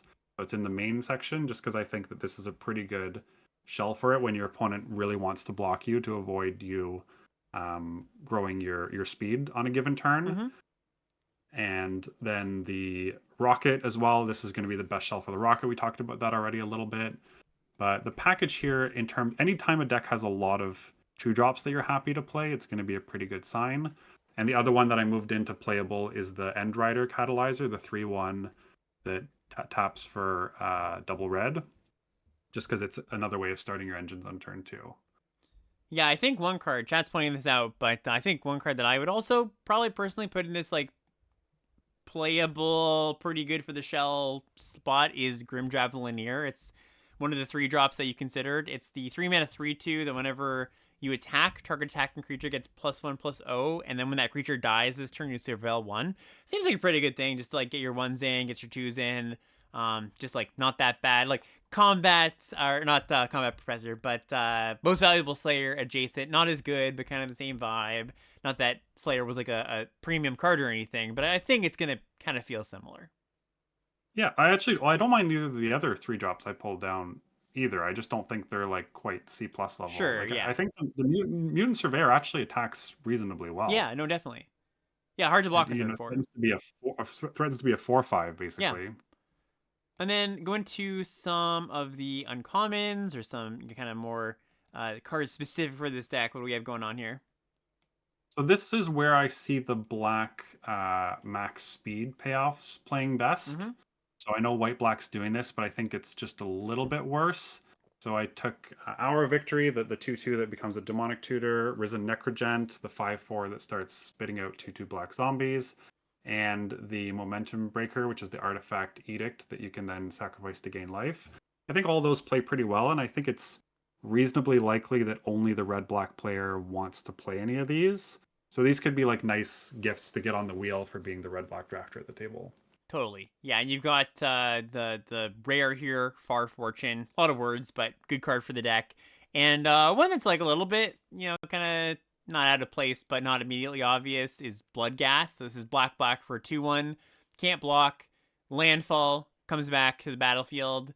And has haste as long as the opponent has 10 or less life. So gonna be hard to gas on turn 2 unless you're just like close to mono black. But pretty solid card if you're just like attack. I just want to be attacking. Yeah. Like again, I don't think this card is actually good, but anytime you get a bad card that only your deck thinks is playable, it's worth noting. And it does crew vehicles. It can just like suicide in. It plays really nicely with Burner Rocket. It can just be an extra attacker to get your speed up to 4. So I think there's potential for Bloodghast to be that, like, again, you get an 8th, 9th pick. You might not because it's a rare and people take the 20 gems, but it could be playable in this shell. Yep. Okay, let's go to the next deck. The next deck is green-red. So green-red exhaust. What's going on here? Green Red Exhaust is the smallest shell that I made. I think one of the smallest. There's only what 5, 6, 7, 8, 9 cards here, and 2 of those are the signpost uncommons. So there's only 7 commons in this shell, and there's not as much exhaust as I thought there'd be. Like more of them are at uncommon. The real one you want is the Stampeding Scurryfoot, the 1 mana green common. And then the only other common that does it is the Prowcatch Specialist, right? The 2/1 haste that gets 2 more counters. Yep. So when you look at it that way, like the Boom Scholar, which is the signpost uncommon, I'm not sure it's that good if you're not taking advantage of that first ability. So I think Green Red might be a little bit on the weaker side. Just because the uncommon's not that great. The uncommons don't seem to be that much of a shell. If you just build it as like a generic beatdown deck, sure you can play like the rockets and you can play some other 2 and 3 drops to get in there. One thing I do think has potential in red green is Bestow Greatness, which is the trick I've pulled down below there. Yeah. This is not a card we talked about in the set review. It is very expensive, but giving +4/+4 and trample is huge. Like if you're beating down on somebody, especially it also has, if you scroll over to the right, there's the 4/1 for 2, the legendary one. Playing that on turn 2, attacking on turn 3, and bestowing greatness, you're probably hitting your opponent for somewhere in the range of about 6 damage and killing a blocker, and like you can kill people pretty quick with that. Yeah, I'm glad you called out Bestow Greatness because it's a card that usually your combat tricks, you don't want them to be more than 2 mana. But +4/+4 is a very, very big number with trample. So like I think there is some room to be like, it's an expensive combat trick, but it's giving you a lot, especially when we move to no, not to jump the gun completely here, but we've got like a double striker sometimes double striker at uncommon here. Like double strike plus trample plus X+X, big number, is a good limited combo generally. Yeah, I also pulled the refueler in, although red green, if it's more like because it's exhaust and the exhaust synergy seemed to be something that red green wanted to do, but that's less towards the like aggressive side of things and playing more of the value game. And I don't think you're gonna outgrind, the blue white or the blue black decks in regards to value. Yep. So my early take was that, red green's probably one of the weaker decks, even though I really like the 2-drop uncommon. Yeah, and the rare here, Redshift, is solid. Like, it's 2/3 Vigilance for 2 that helps you activate your exhaust abilities, but like you said, there's not actually that many exhaust things. So it's gonna help you once in a while, but you're not just gonna be like, I play this and I just turbo dump my hand or play my creatures and exhaust everything. It's gonna help you out once in a while. If you do have more of those exhaust payoffs than the card on the bottom there, the Hazard of the Dunes, the 4/4 Yeah, starts to look pretty good. for sure. But again, it's like I think it's a pretty filler card otherwise, just because no protection, no ETB on a 4-drop. Even though it has a ton of abilities, it's still just fine. Yeah, agree with that. Let's go to the next one here. The next one is green white. So yeah, we just talked about the kind of an aggressive green deck. I think this is the other aggressive green deck in the format. And yeah, what do we see here? Yeah, this looks like it has potential, even though again the shell is a little bit smaller. I did put Bestow Greatness in the main again, just because green white seems like it really wants to attack every turn. I also really like the Venom Sac Lagak here, as I think this card might be underrated to start the format, just because it blocks really well, and if you want to be the one attacking as a 2/4 Death Touch also is pretty good. Yeah. Green white's probably the best shell for it because you have the rare that tutors things, you have the uncommon that puts counters on mounts. But the rest of the shell is the bottom is basically just all mounts, vehicles, and combat tricks. And none of these look particularly good. I did want to ask you about Light Shield Parry. Yeah, is the 1 mana instant +2/+2 common cycling 2 mana combat trick. Yeah, I think it's okay. Like, it's most of the time when I draw a combat trick in my aggro deck, I'm like fine not cycling it. There's definitely times where it's just like, okay, this is gonna be terrible. I don't have any creatures or something, but I don't think cycling adds that much to this card, to be honest, because like usually you're just like holding your tricks in your hand and you're like, okay, I'll find a moment in combat, or maybe it pushes the last 2 points. So I don't think it's anything too special as far as combat tricks go. I don't know if you have any differing thoughts on that. Yeah, I've seen some other people post tier lists in your Discord, and there's a lot of chatter about the format there always, and there's a lot of very smart people there too. People seem to be higher on this, but I mean, we've seen Giant Growth be like a D level card in some other formats not too long ago, like Brothers War, for example. Giant Growth was nothing special. So +2/+2 with not really any upside. I'm not sure if that cuts the mustard. Yeah, I mean, I think you're gonna play it sometime, but I don't think it's like this is the trick you really want. Although there's not that many 1 mana tricks in this set, so it might feel like a bit more of a niche than usual. But yeah, just because I think talk out some thoughts there. And yeah, that basically does it for green and white. Or I guess not quite. We have a few uncommons to talk about here.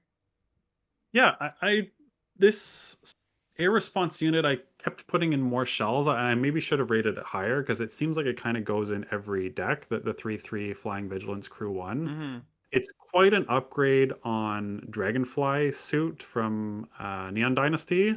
Like adding an extra toughness and vigilance is pretty huge of an upgrade. Yeah. If you're trying to push damage, and then there's also all the vehicle synergies as well. This is the best shell for Cloudspire captains because you're playing, lots of mounts and lots of vehicles.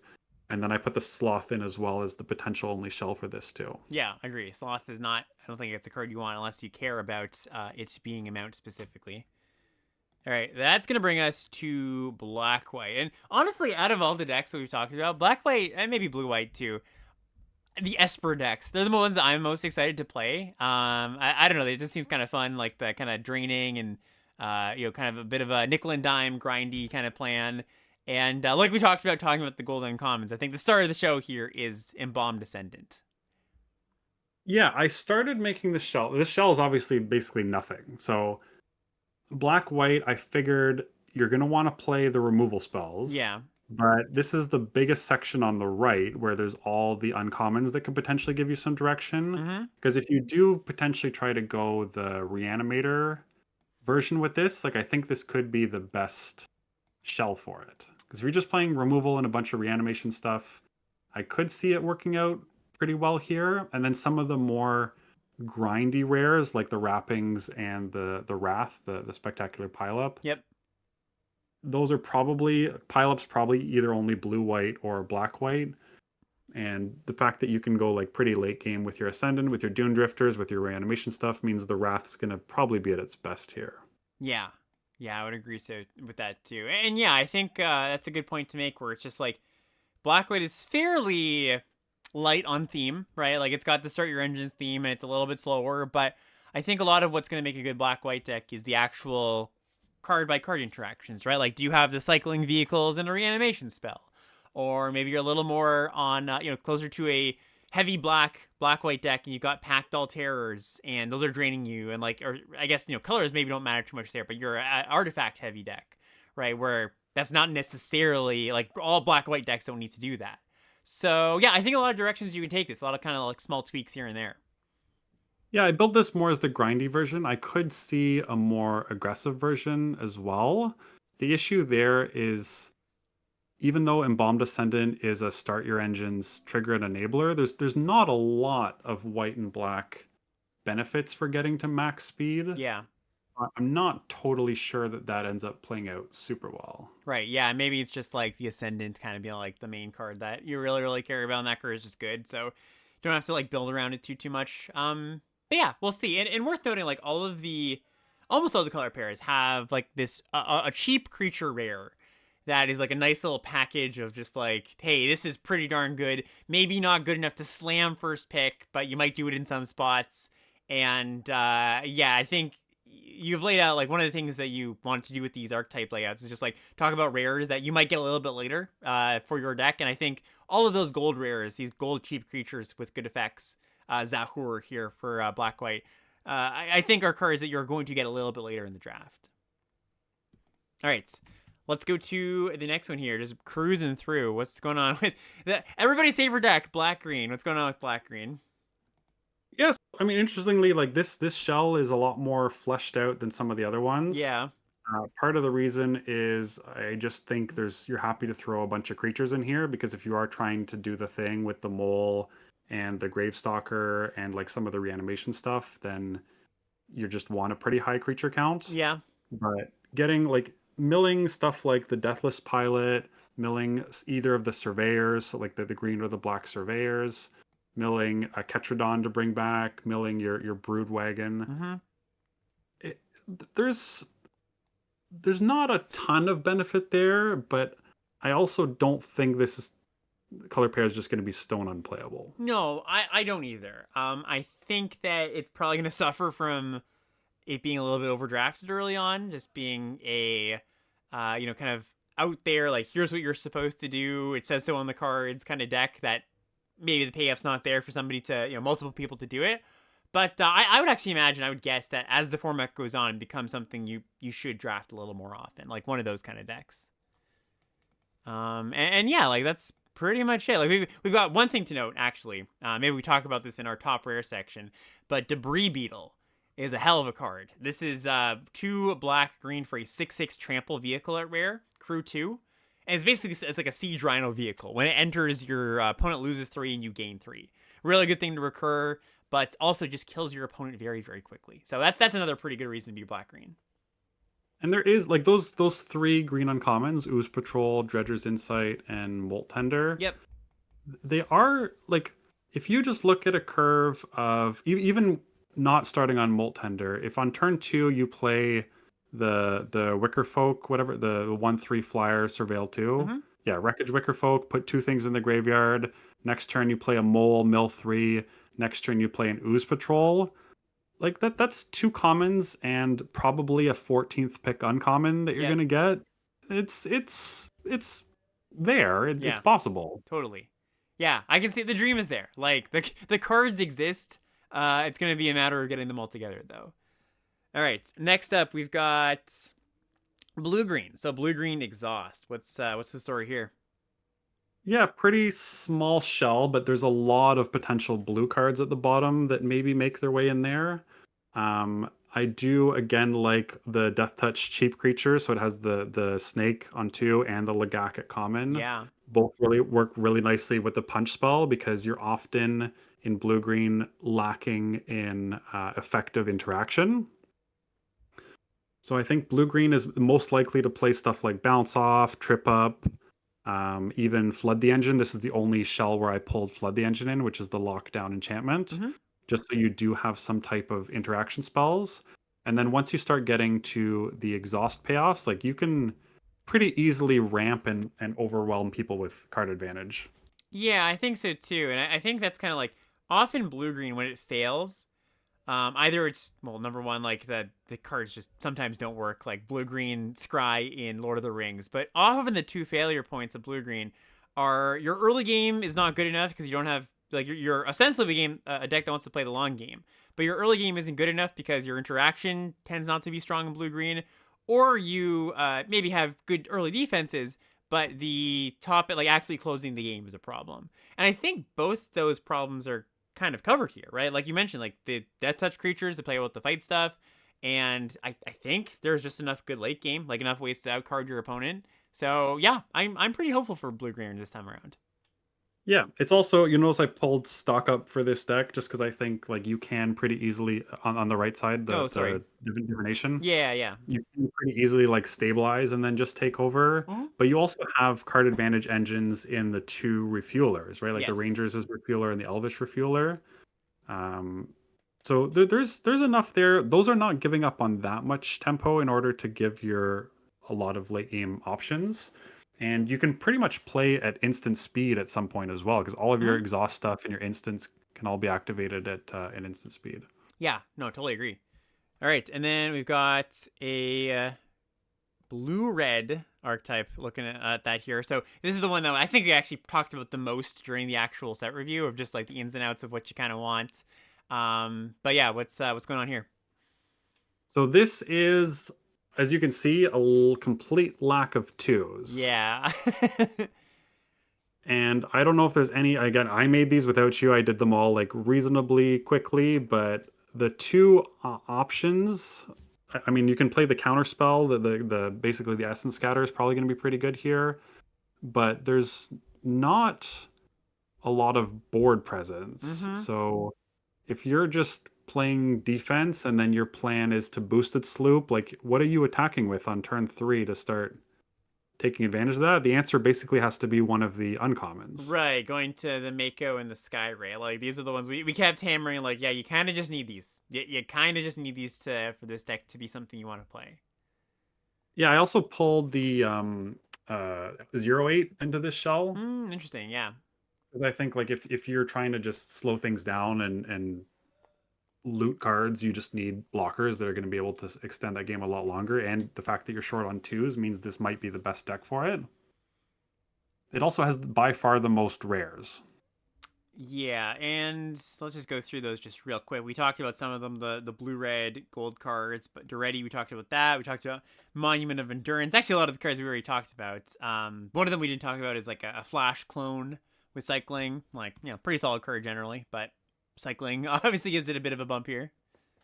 Yeah, that one I don't think that card's a great card, but if there's any deck that wants it, it's probably the one that cares about the cycling. So Yeah, I think this, like, if I'm just to throw out a guess, I would assume this is going to be the worst deck early on, as far as the numbers go, just the stats. Partially because there isn't as much inherent support, partially because I think it's going to be tricky to build. I think there's something here. You just have to be good at drafting the deck. And what that looks like is going to, we're not sure just yet. But yeah, just proceed with caution. Some powerful stuff going on here, but you really want the overt, powerful, uncommon payoffs. Mhm. All right, and then last deck, last archetype we're talking about, Pretty simple one, pretty straightforward. Red white. And what do you notice? Great curve, lots of twos. Lots of twos, no threes. Yeah, Like the threes in this set at common are mostly unimpressive. yeah, agree. So whether it remains to be seen whether one of those starts to overperform and do really well or not, or whether you're just supposed to play a 2 plus a 1 on turn 3, especially in these like really aggressive decks. Maybe light shield parry plus a 2-drop on turn 3 Mm-hmm. is your turn. But despite the lack of threes, I still think this deck looks pretty good. Like there's a pretty good number of cards here. There's a lot of vehicle options. There's ways to start your engines early.